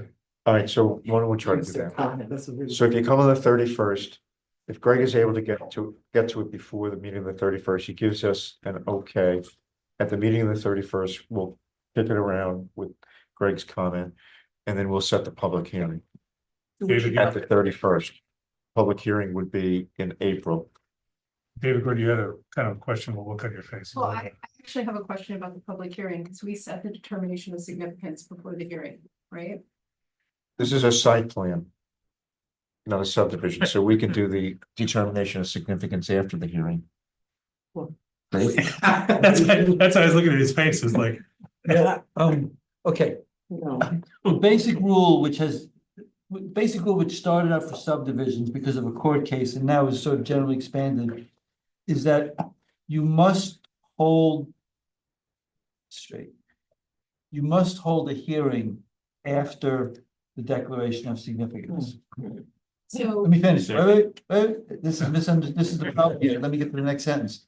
It does not say you cannot hold the hearing before the declaration of significance. It only says you must hold a public hearing after the declaration of significance. Set that aside for the moment and just, but we also want to get to a second factoid that we've run across before. If we do a declaration of significance before the public hearing, completely before, we run a very significant risk of doing a negative declaration without knowing what the public has said. We did it 3 times today. And each time I cringed a little more because we don't have to do it and we shouldn't do it because we've had every 1 out of 10 times we find out something in the public hearing that might have impacted what we want to do in the declaration of significance. Therefore, I would advocate that the best practice would be to open the public hearing before the declaration of significance. Listen to what people have to say, if they have to say anything, then consider a declaration of significance, and then continue the public hearing afterwards. Whether or not that's at the same session or the next session, we can fit that into the situation, but it does not mean that we cannot hold a public hearing before the declaration of significance. We can stylize the public hearing that we hold before the declaration of significance as either a secret public hearing, which is a non-statutory thing, it's just something we would do, so it gives us some intelligence, or the beginning of the public hearing on the subdivision of the site plan approval, which is a statutory thing, but we need to continue it after the declaration of significance. But I would prefer to know a little bit about what the public, in one instance, we had a gentleman stand up there and speak to us for about 20 minutes about potential neighborhood impacts after we had decked it.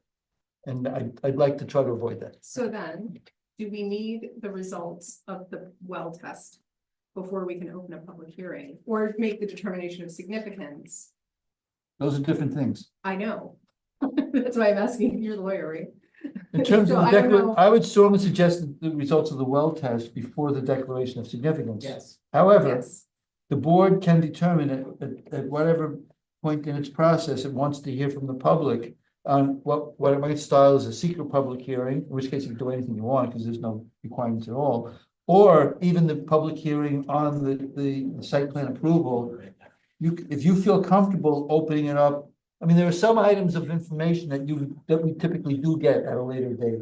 You can decide in real time on a particular project whether you want to hear from the public before you have a particular input. So this is a new thing, new requirement, these geologic hydro studies and Of whom?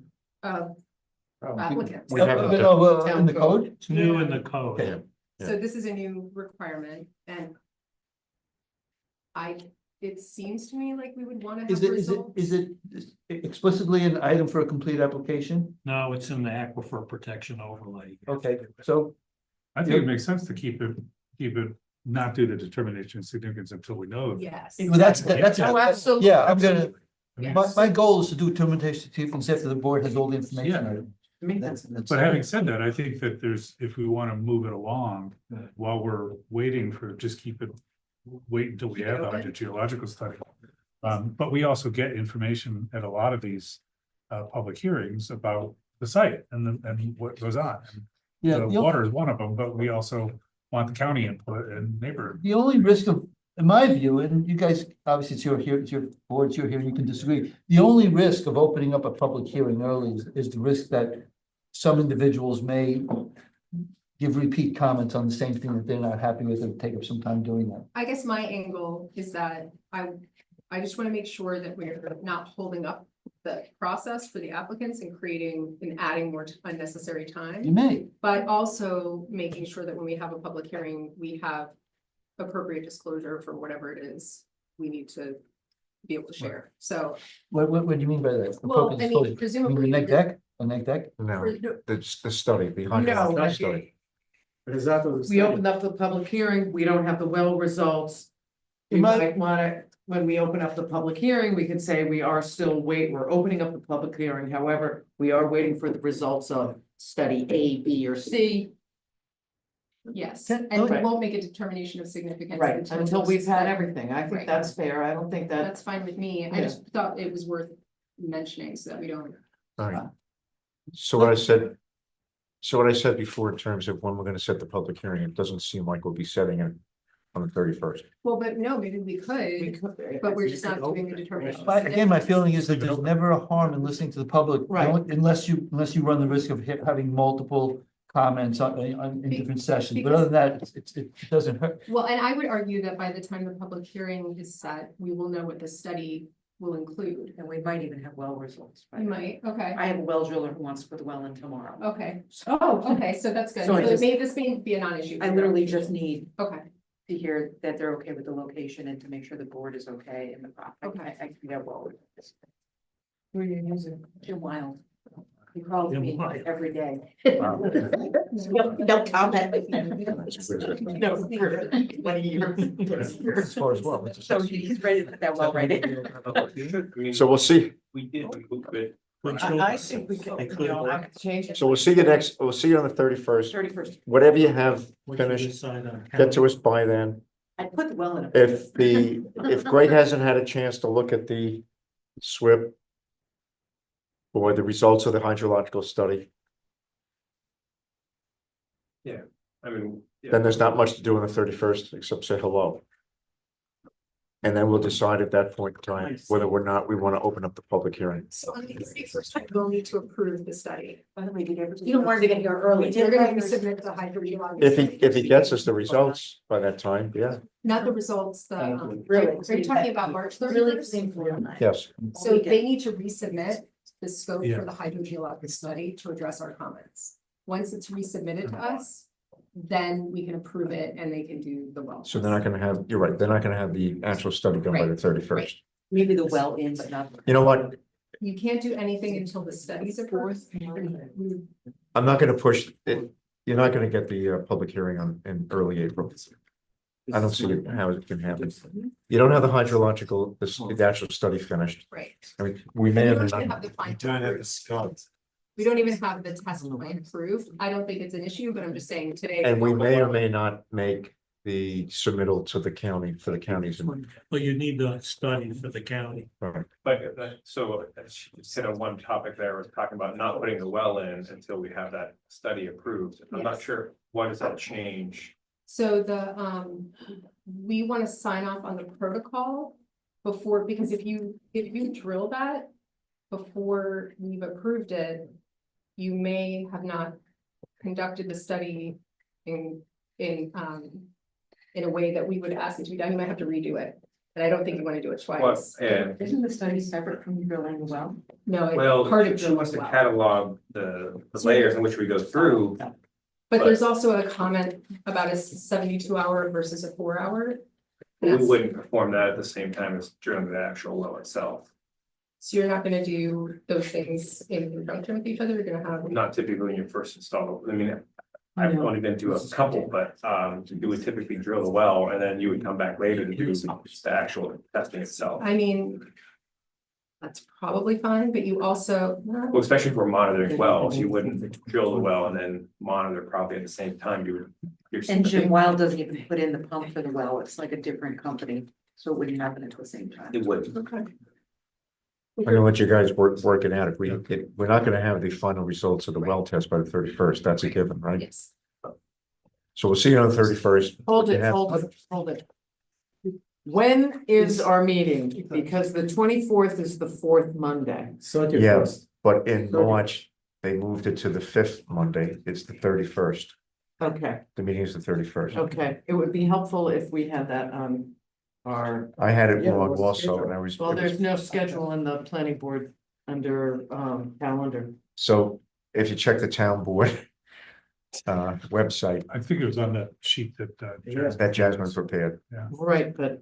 if Okay, you could it's the find- 31st. Great, okay, thank Okay. you.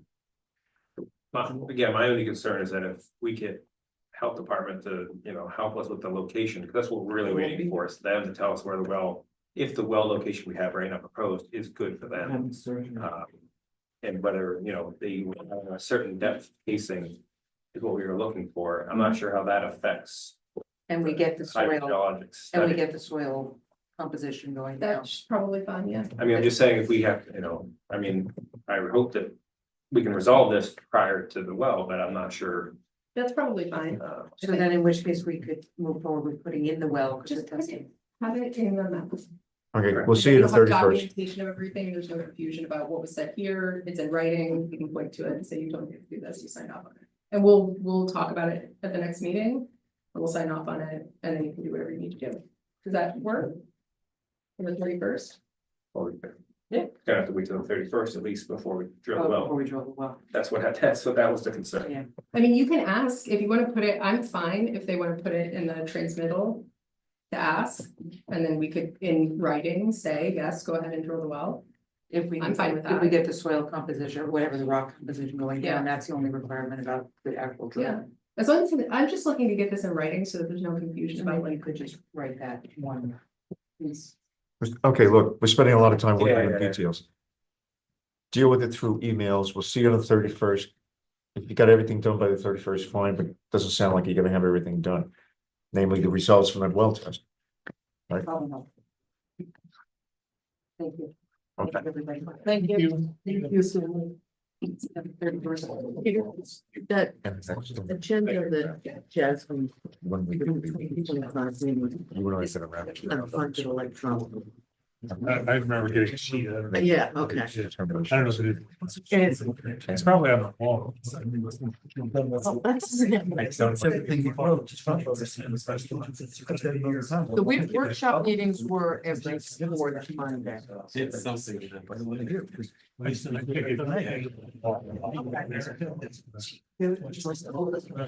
No, I know, but she doesn't have it in our website under meetings or calendar. Terry. What do you have with you? This is John Green. From North Carolina or I beg your pardon? are you the brother from North Carolina? Yes, I am. Okay. So you're the gentleman that I was back and forth with in the Yes. emails. Okay. I drew the short straw and became a trustee and I Aren't you lucky? awkwardly filled out the application, I guess, so. So why don't one of you give the board a summary of the project, what you're here for, what you're looking for? Yeah. So. Probably wondering why I asked you to be here today. This is my first planning board meeting, so forgive me. I'm usually overdressed for these types of meetings and today is no exception. Well, we have, the reason we submitted a minor subdivision request because we have a piece of property that my great grandfather purchased in 1896.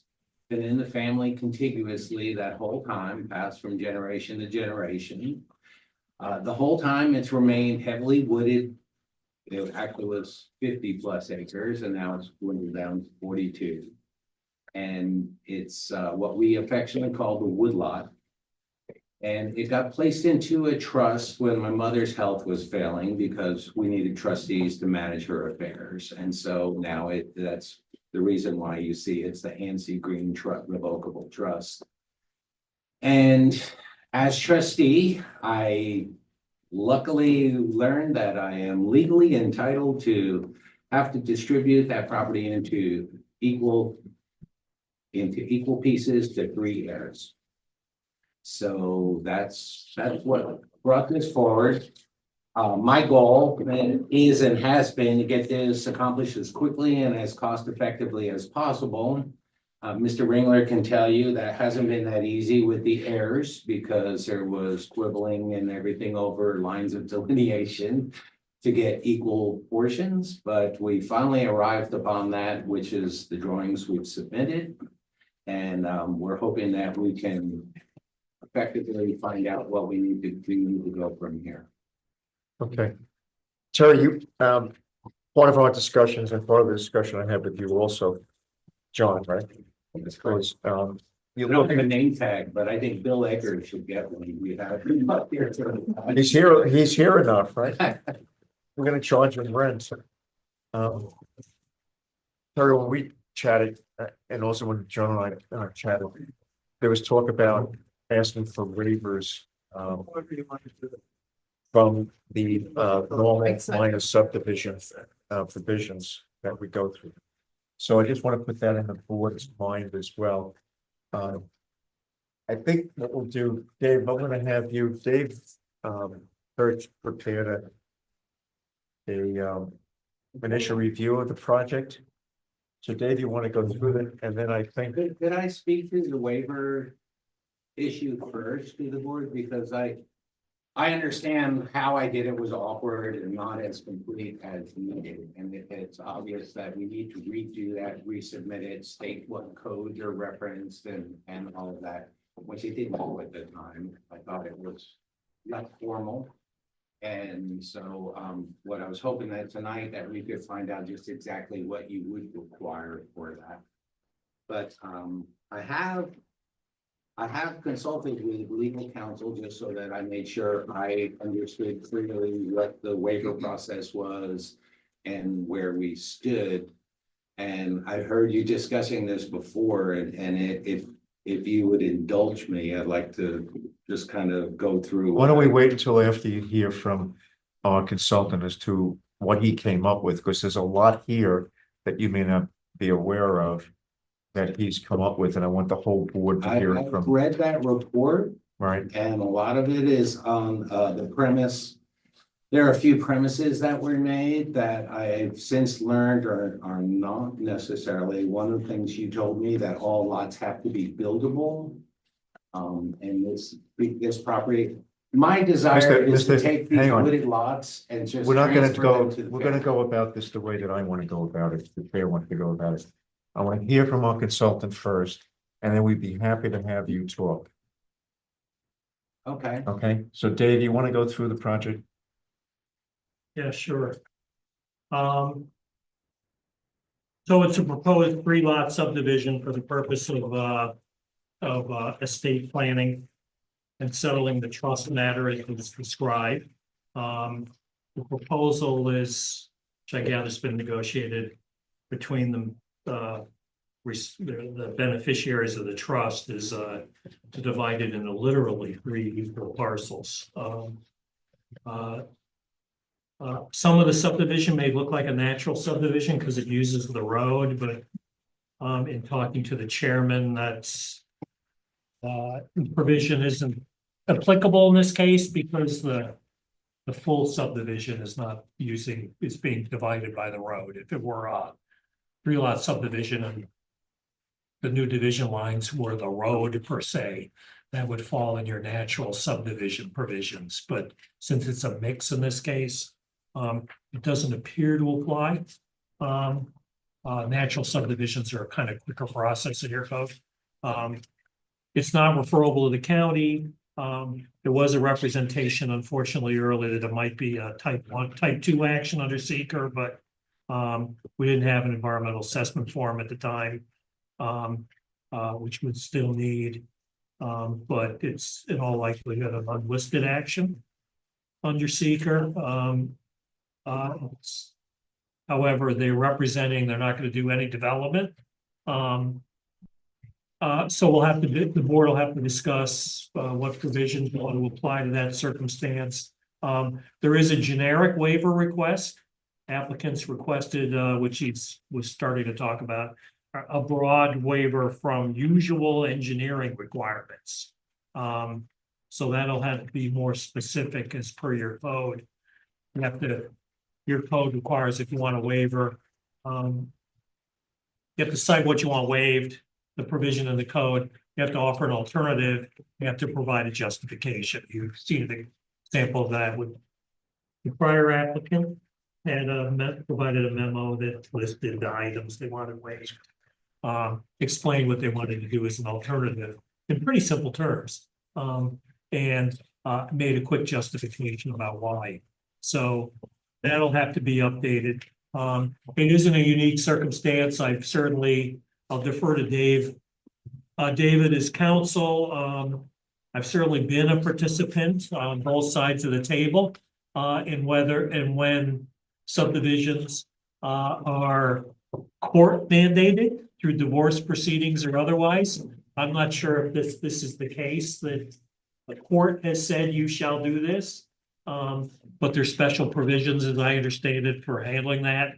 But this is purely estate planning, right, at this point? No, it's. But you have a court order that says thou shall The trust is subdivide filed this with in the three Ulster pieces. County Surrogate Court. So Okay. It's defined by the court. Well, then you may have to get that court document to council to decide if that affects what the authority is of the board or not. Why don't you Anyway. keep going? Those are issues that you're raising. Keep going with all the other issues. Okay. Or So new provisions of the code. This site does appear to have 3 acres or more of connected prime farmland. As such, the current code requires the filing of a conservation design option. So how that works in the context of the trustees already worked out with the heirs a particular subdivision is awkward at best, but the current code requires an alternative plan being submitted that's a conservation design. Can that be waived? Back to the question from an hour and a half ago, to be researched. Second, that it's got presence of prime farmland. It obligates the planning board to consider 2 provisions. That lands containing such valuable lands shall be designed and leave the maximal amount of the prime farmland undisturbed and contiguous. And second, no more than 40% of a proposed lot in the subdivision for any of the lot in any zoning district may be made of such lands. The first provision they've actually met. Because to my analysis, you don't have, what is it, lot? One of the lots has all of this land. Lot 1. So they've actually met that. Does 40% of any of them, it probably is lot 1 again. We'll just have to have you on record. Are 40% of any of these lots prime farmland? Let me figure out what 40% of 14 acres is. 4.2 acres. You're that quick, huh? I'm taking his number. Actually, no, it's 55.6 acres. Well, you can do 10% times 4. 28 to 56, So 5.6. Yeah. the land on the will be the northwest side of Bright Road is a little over 6 acres. Okay, So that continuous part of that, which is on the west side of Bright Road, it would only be another 5 acres. Like 14. so it's less, they're all less than 40%. So it's all less than 40%, so. So they meet those 2 So it meets both provisions. requirements. okay. So the third issue is you got Mombacus Creek in the back. I talked to the chairman about the fact that in the rear of the property, regardless of what happens, the town's probably gonna want some some indication of that property and a setback provided. Which is on. Right, right. And then there'll be some note language that'll have to go on the map as well. So they've met the two obligations. The one wild card is, what do we do with the requirement for a conservation design option? Particularly in light of the fact that it'd be very difficult for them to do that in the context of why they're here. Well, they're not here to actually put up any houses. Right. So that would only apply, it would seem, if there was proposal to put in houses. Right, so this provision of, what, you're gonna fine tune the waiving all engineering requirements? Is Yeah, that the? well, obviously, we probably need to. If you tell me just what you're looking for, I Right. can produce that. The board's gonna need to decide what do you absolutely need to rationalize that this property can be divided into 3 equal parts. Understanding that unless you could either put a condition on the subdivision map plat that says this is not for the purposes of whatever. I've seen that done. Open Space Institute, for example, has come in to buy subdivided parcel land. They are completely comfortable with this is not for building purposes, because their intent is when the finances are there, they're gonna flip it to the state. And it's never gonna be built on. I don't know if that's the case here. Obviously, you're gonna have to think through as a board, you subdivide these parcels, that will give them the right to come back and build. It's just for building purposes. Right. I mean, this So- is not now, they don't have any plans, but this is So what's- this is a financial asset, which is being inherited. And I can only assume that the people who are inheriting it, despite what the current situation, are ultimately going to look at it for building purposes to maximize the value of the land. So right now you require a bundle of things, including a Department of Health permit, for well and septic. They've generically asked for a broad waiver of those. Is there someplace in the middle? All right, so let's stop right I there. don't know. Terry, you and I talked about what we would prefer. I think we talked about what we would prefer is for you to tell us, you know what the code is. You tell us what you want waived, as opposed to us sitting here and telling you, we'll accept the following. Well, some of that was on the premise that you had said to me that every lot that you have to look at here by New York state law has to be determined as buildable. Well, I'm gonna turn to my attorney on And that one. I asked for what New York state law that is, because I've been doing this for 40 years. And I do not know that that law exists in this state. So you're not prepared to tell us So, what you no, want, so- what you want waived at this No, point. what I'm trying to say, Rick, Right. is that conversation you and I had was based on that you have that law that tells me that every lot has to be buildable, which I don't believe exists, and I don't know, I can't find it in the law books. So the question is, okay, is that I know that if I'm designing lots that are over 5 acres, Ulster County doesn't require me to provide the needed septic design done. Yeah, So- but the town code has a series of items that are required for minor subdivisions. The question is, do you want all those waived or some of them waived? Well, that's what I'm trying to get at. So if I have to prove that every one of these lots is buildable because of a New York state law, Let me, then there's a different requirement, there's a different thing, a different set, maybe a certain set of waivers I would ask for. let me try to clarify this. Okay? I said something before that was presumptuous, so let me back up and make sure that it's correct. Is the intended use of these lots, for just preservation, and maybe like as David alluded to, sort of thing where Open Space Institute sells it to the state as a park or a preserve. B, forestry for, uses kind of in a DEC forestry program. Or C, building houses so that people can live there, or D, something else that I'm not mentioning. Yeah, so Mr. Green opened up that this has been in his family for 120. There's no, to my understanding, there's no intention for any of the heirs to develop. And this is just a matter of. As The you heirs are mentioned, just gonna to enjoy distribute this, the they're assets. 14 acres to go hike on and enjoy. Well, the same thing that we've done with the 40 or 50 acres in the last 127 years. Were they logged Is for that forestry? It's been, This is a piece of property that's closest to the family cemetery on North Cherrytown Road. You know, where my ancestors from the early 1700s, before the Revolutionary War, are buried. It's always been in the family, because my parents had fewer properties and too many children, and we ended up with one piece that's got to get broken up. So let me break down where I'm going with this. Although, to speak to the other gentleman, I don't know of any specific requirement that says every lot has to be buildable. There are a number of zoning provisions, as well as probably other provisions, that presume that subdivided lots are going to be built on, and those, so including the minimum acreage.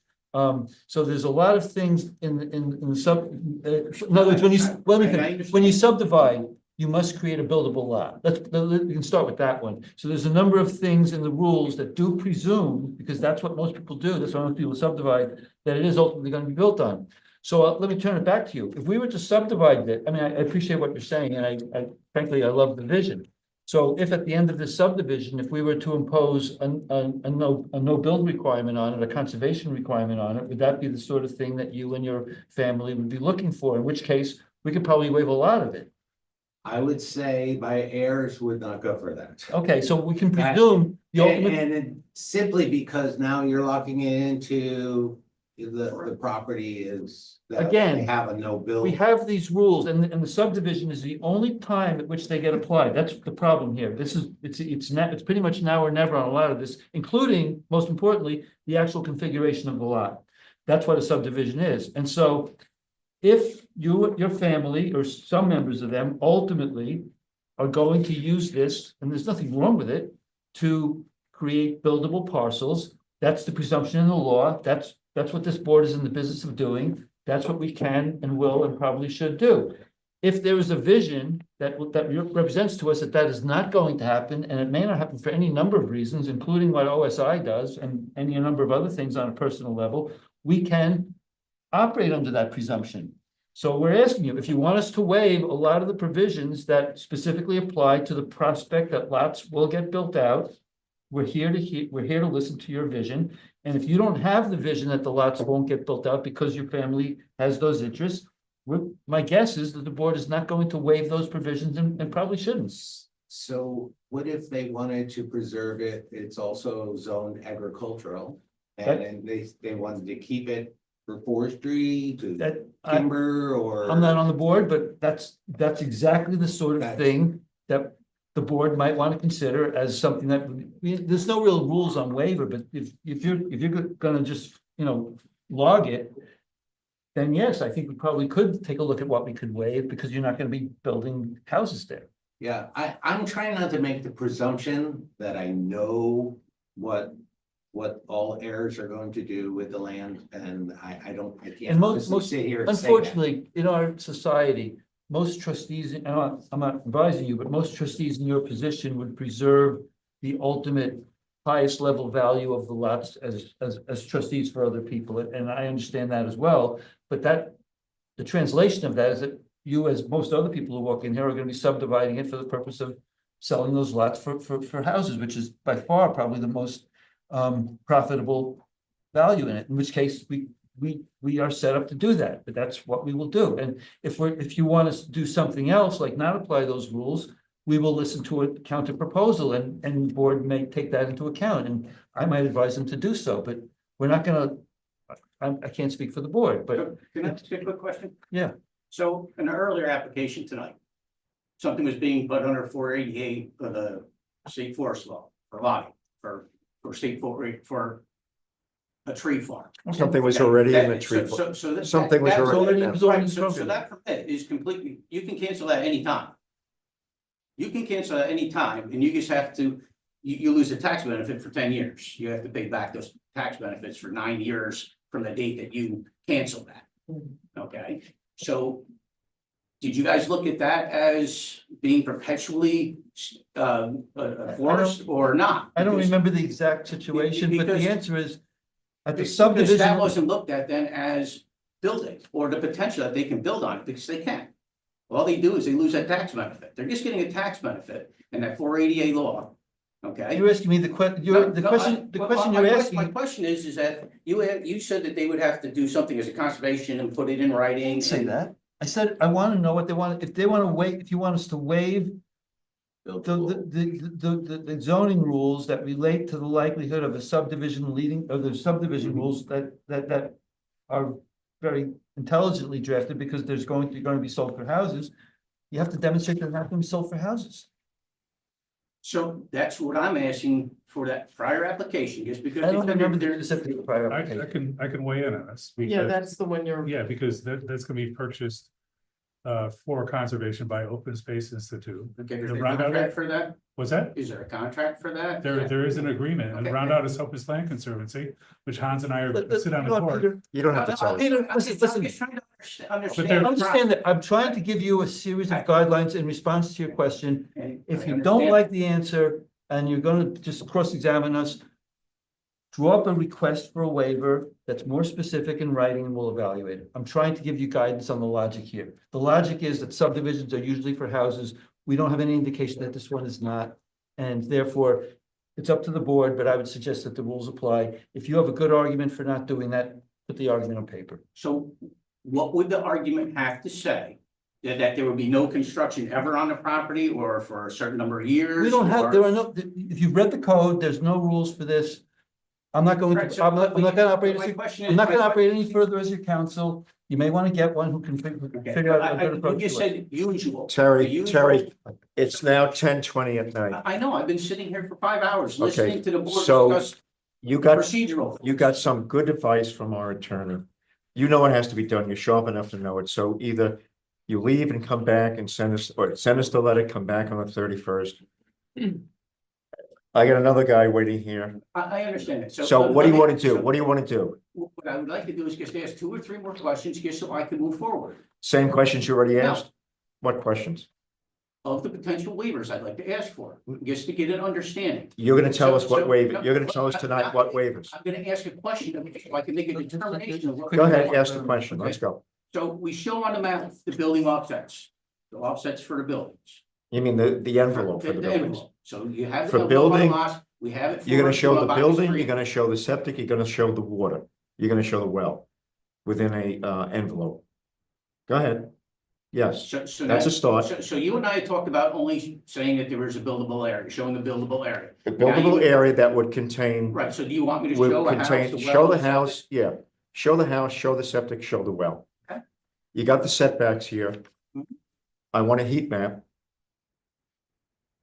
You know what that is? Yeah, you. We wanna see the you've heat map. explained it to me. Okay, we want to see the heat map, Okay, now is that a waiver I can request? but that's not all. There's other things. Okay, so. In the sub- So let's.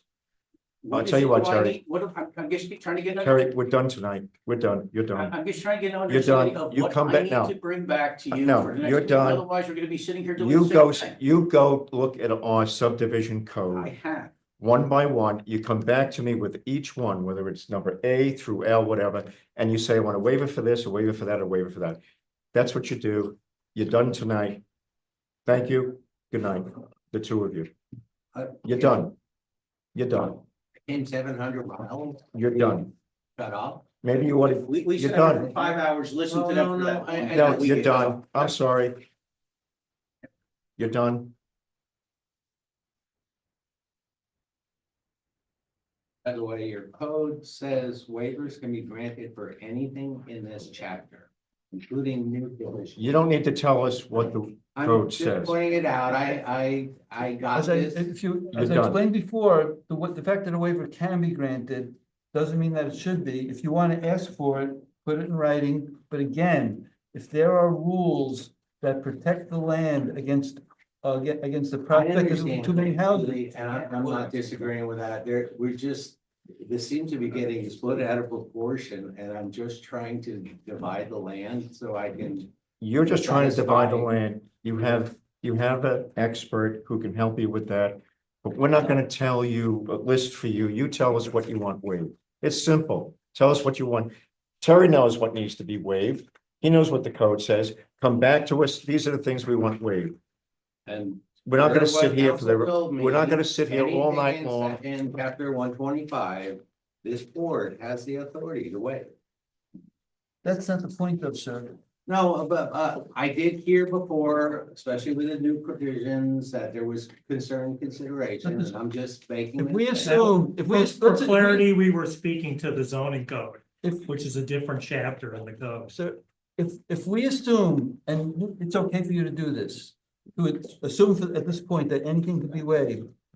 The point now is to ask us what you want and to justify why we should, given the fact that this board's job is to functionally preserve the town's environment. So if we have rules that apply to the subdivisions that contemplate that the subdivision is gonna be built out. You should justify why those rules should be waived, which would either be A, we're not gonna build here, or B, some other reason why we should ignore it in your case. That becomes, that's my last bit of legal advice. That would be the way to structure it. And my suggestion is that if you are going to reserve the right to build, which would make sense in your case as a trustee, it's going to be hard to get us to waive some of the provisions that Dave was mentioning, such as the amount of, whatever it was, soils and forests and things like that, that the code was specifically written to protect against too many houses being built on it. So can I ask that someone email me the provisions that are not just. I work with regulation. I understand codes. Code is all encompassing to encompass every circumstance and everything. You state right here in your waivers and modifications that it could be unreasonable restriction, or it could be they're clearly not applicable, or you can define an alternative standard. So it's not as clear cut as what I heard Dave say before, that you say what you want waived and you have to propose a standard. If it's not applicable, was my point. And I'm not trying to circumvent anything. I'm actually trying to get clear understanding. And what I'm trying to so tell you that I is, can the way I'm effectively interpreting provide. applicable is for most of these standards that are written for the physical concern that there will be houses on these lots. But that's a presumption. I'm not requesting. to Let me build houses. finish my sentence, please. I would consider, and my guess is that the board would consider, that those provisions in a subdivision will be applicable unless there's a firm commitment not to build houses. So again, I'm just throwing it out there. The board can I disagree. hear what you're saying. And I was not being facetious before. If you can hire counsel who can explain that what I just said is incorrect and demonstrate that under the law, I'm more than willing to entertain that. As I sit here now, my understanding of the way the law is written and what's applicable is, if you're gonna build houses, the law is gonna be applicable unless there's a reason not to. And if you're not gonna build houses, a lot of that can be probably flexed out. Okay, and I can't figure out how to do this, but I put me in this prediction. And the board can, and the board, I invite the board to correct me if I misstated or. No, and I thank you for hearing me out. I had much more to say. I didn't want this to go that way. I'm trying to find out, how can I give you what you need for us to move things forward? And I feel like we just hit an impasse that I'm back at zero.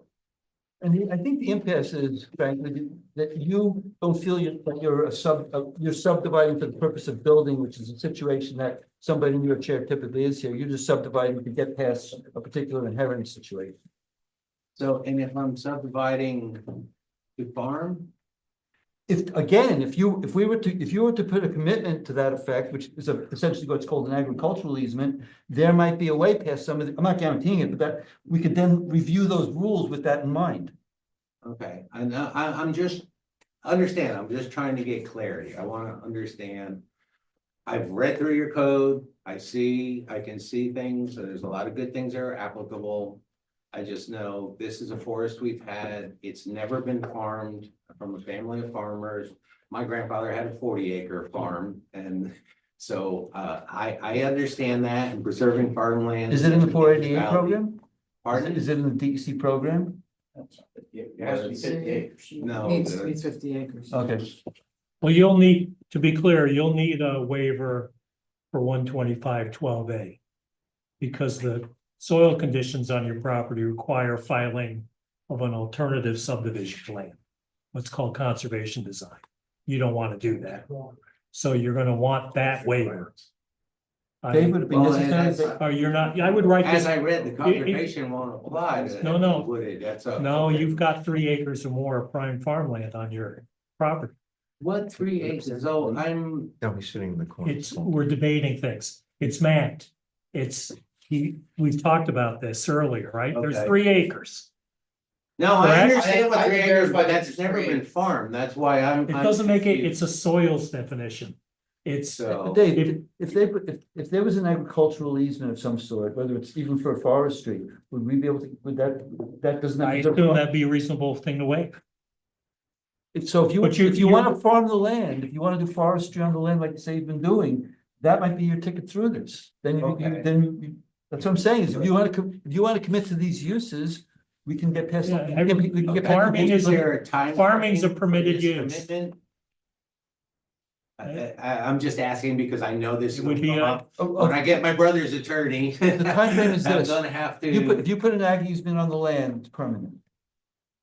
excuse me? If you put an agricultural easement on the land, it's permanent. That's it. You've committed to us, you've committed to the world, you're gonna farm it, including forestry, and that's it. That's what you've done. That's what the land is for. We're not building houses. That's what New York State provides, it's what people do. In perpetuity. So then that would be the same thing as what you said before, that we would declare it non-buildable. That's, That's. otherwise, if it's not declared non-buildable, the presumption in this procedure is that it's buildable and going to be built. And Okay. therefore those rules will apply. Okay, I guess I have some answers to get from. See if your family wants to build on it, in which case we can come and deal with that, and if they wanna go ahead and farm it. Your path through might be No, much and easier. that's exactly, and I think what Terry was asking, because I asked him, and it's like, I'm trying to understand, like. 14 acres is in excess of the AR3 requirement, zoning requirement of 3 acres, so. I theoretically could build 4 houses, but what you've said tonight is I can define an area on each one of these lots. That we can then say, okay, if I'm putting a house here and a well and septic. And we'll review that under the code, probably. You can ask for a waiver, but the odds are you're gonna have a tough sell on that. But if you were to do something else and say, we're gonna farm it, or we're gonna preserve it, or we're gonna log it. Yeah, you- and that's That, exactly. and that what would be, I'm trying to that would understand. precisely be a reason why we might exercise our ability to waive things that clearly would be onerous and wouldn't be properly applicable. Again, I'm not speaking for the board, I don't mean to I speak for the know. board, but I'm just giving you. You have to logic what we're forgive doing. me, I'm a little concerned that once I kind of open that door, I'm almost encouraging the heirs to say, wait, let's build now, and I'm like. Like, Well, you it's not- just ruined what we've had for a century, but it's There's- not necessarily that it would be ruined, and I do understand. I'll defer to the board, if what I've laid out is incorrect. Okay, Tell the gentleman no, something and I else. thank you There's- once again. If I could, for clarity, you probably, based on what I'm hearing, you consider requesting a waiver for 125-12A, which is driven by the soil types on there and the need to file an alternative subdivision layout. And then 125-13 are the procedures for minor subdivision. You need to go through each of those and say what you don't want to do. So based So on what it's you were those talking two about, sections. about that lot where 60% of it is not the. or- Yeah, in my view, as an advisor to the board, you've satisfied that. With this layout, Okay, it's well, no, the, and I thank you, it's the. and I apologize, I know I didn't, I'm not trying to make this contentious, I want us all to work together, it seems like that we have a pathway to get there. I don't want. Dave, no offense, but I don't want to involve lawyers if we don't have to, I use them all the time and they always muck things up. But they're good because they know the law. And that's where I was trying to make sure that I'm understanding what's the concern of the board and how can we satisfy that and get to hopefully the end result. And to be honest, I hope I don't think we'll be subdividing again, but I hope that this property, once we can come to a determination, it's gonna be passed on to the remaining green heirs and stay. There are ways to pass it on to a number of heirs without subdividing it. You can, create Well, not right now with the 3 heirs that it's going to. One wants most of it. So, thank you. Sorry. And I'll keep the music down.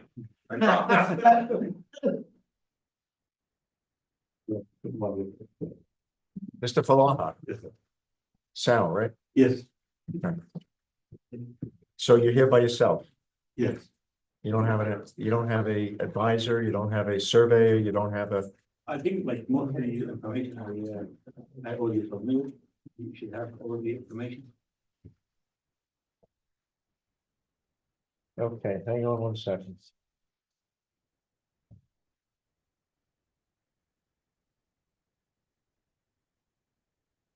So. This is Dave Church. He's taking a look at your project. There are, to say the least, some issues with it. There's some good news, there's some bad news. The good news is you're in the right place. You were here before, you were sent to the ZBA, they sent you back, so this is the right place to do it. Dave is going to go through, what do you look at in terms of your project, which codes apply, and basically, we're confused by, looks like you have 2-family house. We don't know whether you're using it for long-term or short-term. You don't have to tell us now, long-term or short-term rentals. Then you have a third portion of the house, the garage, which we think you want to use for business, but the way you termed it was mixed use. We don't know what that means. So you need to define that. The application that you gave to the zoning board, or rather to the building inspector, only talked about a 2-family house. The application you gave to the planning board talks about a 2-family house and mixed use. So there's an inconsistency in the applications. We believe, and Dave will go through it, we believe that this is a special use permit with multiple uses, namely the 2-family house and this mixed use undefined as to what it is. And we should be able to accomplish it by going through what's called a special use permit process. But there's a lot of work to be done if that's the case, in terms of providing for parking, if it's a business you're going to put there, lighting, signage, that sort of thing. If on the other hand, you're just talking about a 2-family house, that's a lot easier. Yeah. All right. So having said all that, Dave, you want to go through the, Okay, well, I did a preliminary review. Essentially, he's provided materials needed for a sketch plan submission. There is a review by the code enforcement officer. As the chairman noted, reviews this is a conversion of a 1-family house to a 2-family house. There's no mention of the mixed use.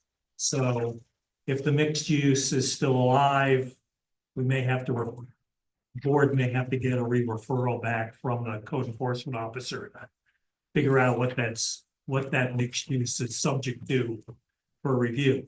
Mixed use, there is a use called mixed use that's permitted in the business district. It's an odd thing, it's undefined. There's no standards for it, so my recommendation is we need to talk with the applicant to define it better. So if a not mixed use is presumed, it's not going to be residential, right? So we'll need a better understanding of what is it that's going to be non-residential for the purposes. Is there going to be a sign? Is there going to be lighting? Is there parking requirements? Those kinds of things. What kind of use is proposed? The conversion of a 1-family dwelling to a 2-family dwelling, in the schedule of uses, it's a permitted use in the B district subject to special use permit. Counselor, however, Section 140.42 states regarding changes, additions, or expansion to non-conforming uses. The code actually states excepting for by right activities provided for in 140-40, comma, single and two-family residences and accessory uses and alterations. All changes, additions, and expansions to non-conforming uses shall be considered special uses. I interpreted that as single family and two-family are accepted from the requirement of special uses. However, the schedule, which is footnote, schedule being that appendix that lists all the uses in each district, the code actually spells it out. The schedule actually has a footnote that says if there's a conflict, the code applies, not the schedule. So that will have to be settled. It's kind of a procedural matter because you've got some special extra standards and special uses. But it's still subject to site plan approval. So we're gonna have to sort that out. The question is, a key question is, in the conversion to two-family, there are different rules if it's a short-term rental, affordable housing, or just market housing. So you'll need to hear from the applicant. If the intent is for this to be market-based, long-term rentals, I assume it's rentals. A short-term rental, which has a supplemental process with a licensing requirement through the town, or is it actually affordable, meeting the definition in the code, which has different standards, either one of the units or both of the units. So we do need to know if it's one market rentals, short-term rentals, or affordable rentals, meaning the language in the code. And then we need clarification on what the mixed-use garage is. It was not part of the code enforcement officer's filing and review, but is now in portions of your application, but not consistently in the application. So we need to know if you still want to do that I guess, proposed in the two-car garage that it currently is now. I just want, like, it's for my own use, just to keep my, I'm not, gonna do anything with it, just for my own use, kind of separate from the two, okay, families. So you're not In running a a simple business? description, No, not now. that sounds more like an accessory It use. might, but then it has to be a different application, right? Yeah. Yeah, but right now, I'm just leaving it as is, Well, I'm you- just gonna put my, like, my own stuff, whatever, just gonna have like my. for You my have own 3 use. meters there. Yeah, that's like, the garage. Yeah. Yeah, just for the garage, just like, for my own use. And also like, for the basement, it has kind of lighting, stuff like that. So it's for your own use to live there? No, Store stuff? just to. Just to keep stuff. Storage, yeah. Probably could be an accessory use in that description, but to be determined. It's referable to the county. County Planning Board, fronts 209. It's a special use, at a minimum, it's site plan approval and likely special use, because the mixed use, Good. if consistent, is a special use permit in the business district. So the board needs to know to be referable, and if he's proposing any changes to the access at 209, it'll be referable to New York State DOT. No, everything is the same, but I'm not doing any changes, So- So So my recommendation is you're gonna need to clarify some of these items and you've provided a sketch plan. You're gonna need to provide a more detailed site plan that meets the code requirements and explain some of these things to the board, so then they can decide what exactly it is you're proposing, what standards to apply, and whether they have to refer it to any other agencies or not. Now, I should state up front, there was this, I don't know how it happened, Rick tried to explain it, I'm not sure he knows. It got referred somehow to the zoning board of appeals. If you've seen the record, the zoning board chairman returned a memo that said, I'm characterizing it, but basically said, we don't know why it got referred, but here's our thoughts. I interpreted those thoughts as their statement that this is a pre-existing non-conforming use. So therefore, it's an undersized lot. So, so it's a conversion of a one-family house on a not pre-existing non-conforming lot to a two-family. And that conversion is allowed in this district. And some of his application materials reference this third mixed use. Which mixed use is defined as non-residential, with a residential use. So you're gonna need some clarity. Was there reference to the mixed use? Mixed use to the ZBA? They didn't even know. When it went to the ZBA, it was only, It already went and they said they have no me on this. No, but was it referred to them as two residences and mixed use or just two residences? I don't know. I mean, when I The filled out the memos application- in the drive. so Dave, Courtney has a suggestion. It was referred to the ZBA for density requirements because it was originally proposed to 3-family. No, just two, and And it wasn't originally that. It was referred to the density requirements. Oh, okay. Yeah, I characterized the letter from the chairman. Who basically said, I don't know why we got this, but here's our thoughts, When you right? say it was referred, which is passive construction, who referred it? We're assuming the previous chair, yeah. On September 9th, 2024, To the ZBA to the ZBA. and not to Jerry. No. And if the Jerry has ruled on this and the ZBA has gotten it, we still don't know how the zoning applies. No. Okay. I'm gonna be a little bit briefer than Dave. As far as I'm concerned, everything that Dave said should have been decided by the zoning. We are not the zoning arm of this town. The zoning is decided for us, we get it, we evaluate site plans and subdivisions, and things like that. And usually the seeker behind it. The zoning arm of this town, the people that decide zoning is the code enforcement officer, and on appeal to him or sometimes on direct application for a variance, the ZBA. They've both apparently seen this, they've both written up some form of decision, and we still don't know, and that's what's before us. So the only question is whether we muddle through anyway, probably illegally making a zoning determination, unless it's simple. With this, and from what I heard, the simple angle here is that what the applicant wants to do is really an accessory use, and so we can sort of shrug our shoulders and say we're kind of in the right place and move forward. But that's making a zoning determination, and it's probably a fairly simple one. But the board may decide it doesn't want to do that at all and send it back to the other side to figure out how to get this right. Or if we think that it's more complicated, we probably should do that anyway. So that's why I'm breaking this down unless I've missed something. But I don't know why our zoning side has looked at this. This is essentially a small residential use.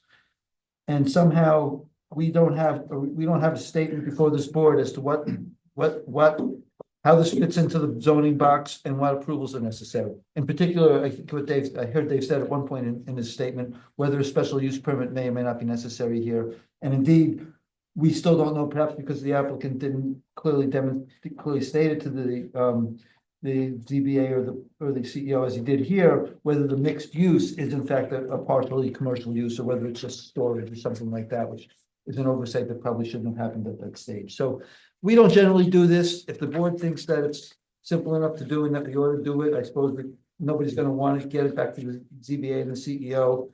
So nobody probably, this is probably a sin that we're not going to get punished for. So we might want to do it. But if there's enough confusion about it, that it's going to be complicated, we probably shouldn't. That's where I'm at.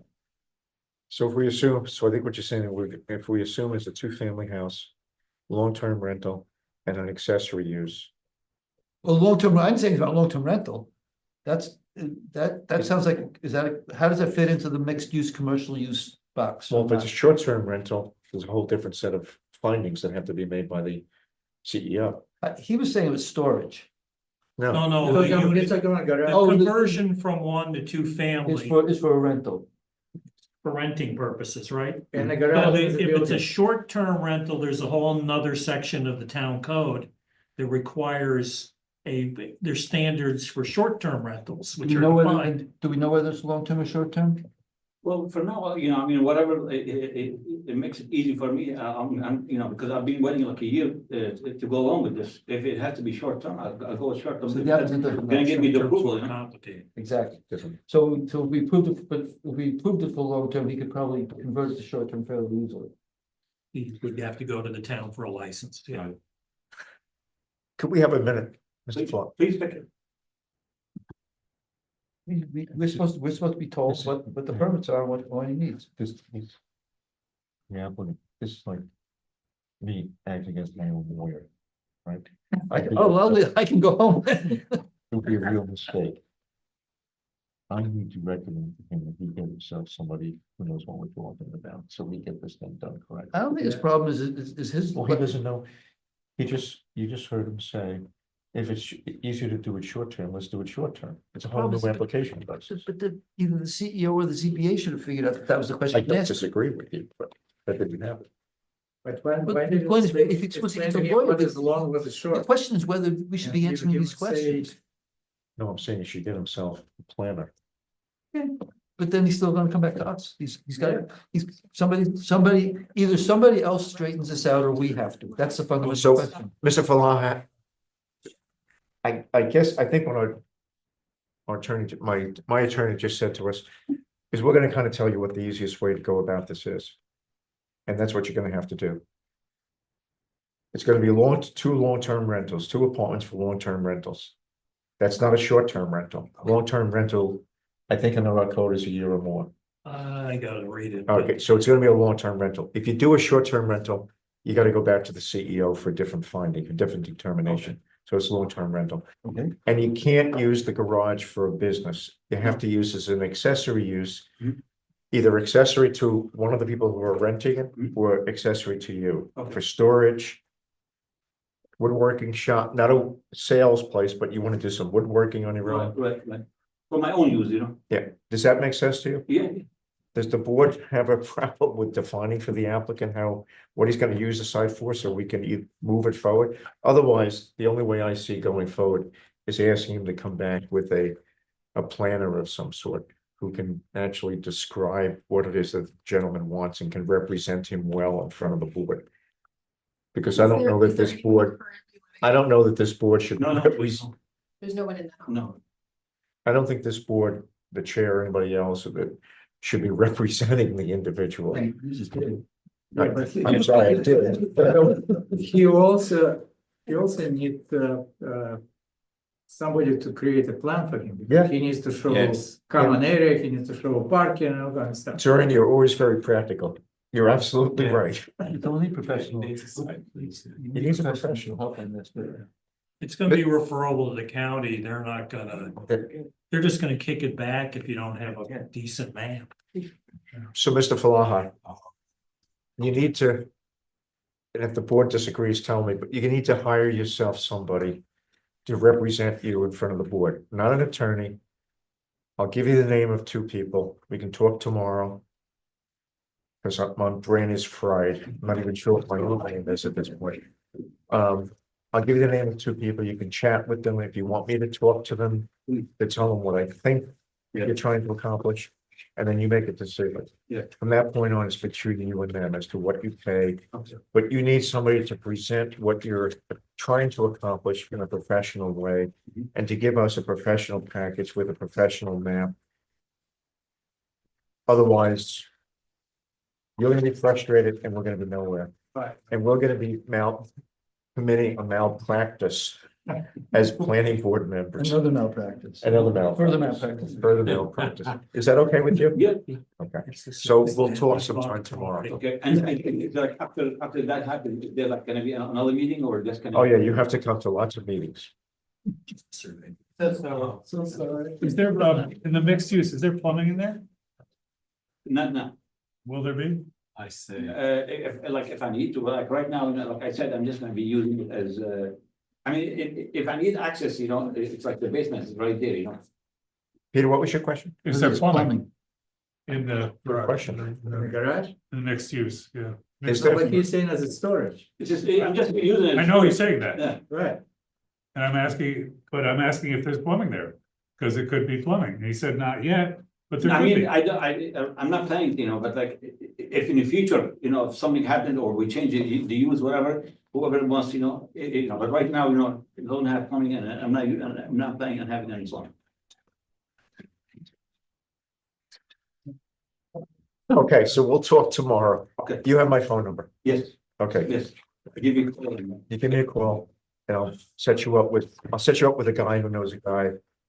I'll set you up with two people that you can talk to see whether or not they can represent you. We need to adopt. Okay? this. All right. Thanks. That's it? That's it. Thank you. Thank you. Have a good night. Sorry. We need to approve the minutes or anything? We don't have any to approve. Okay, never mind. That was easy. There's a lot of people that tell them I didn't ever see that.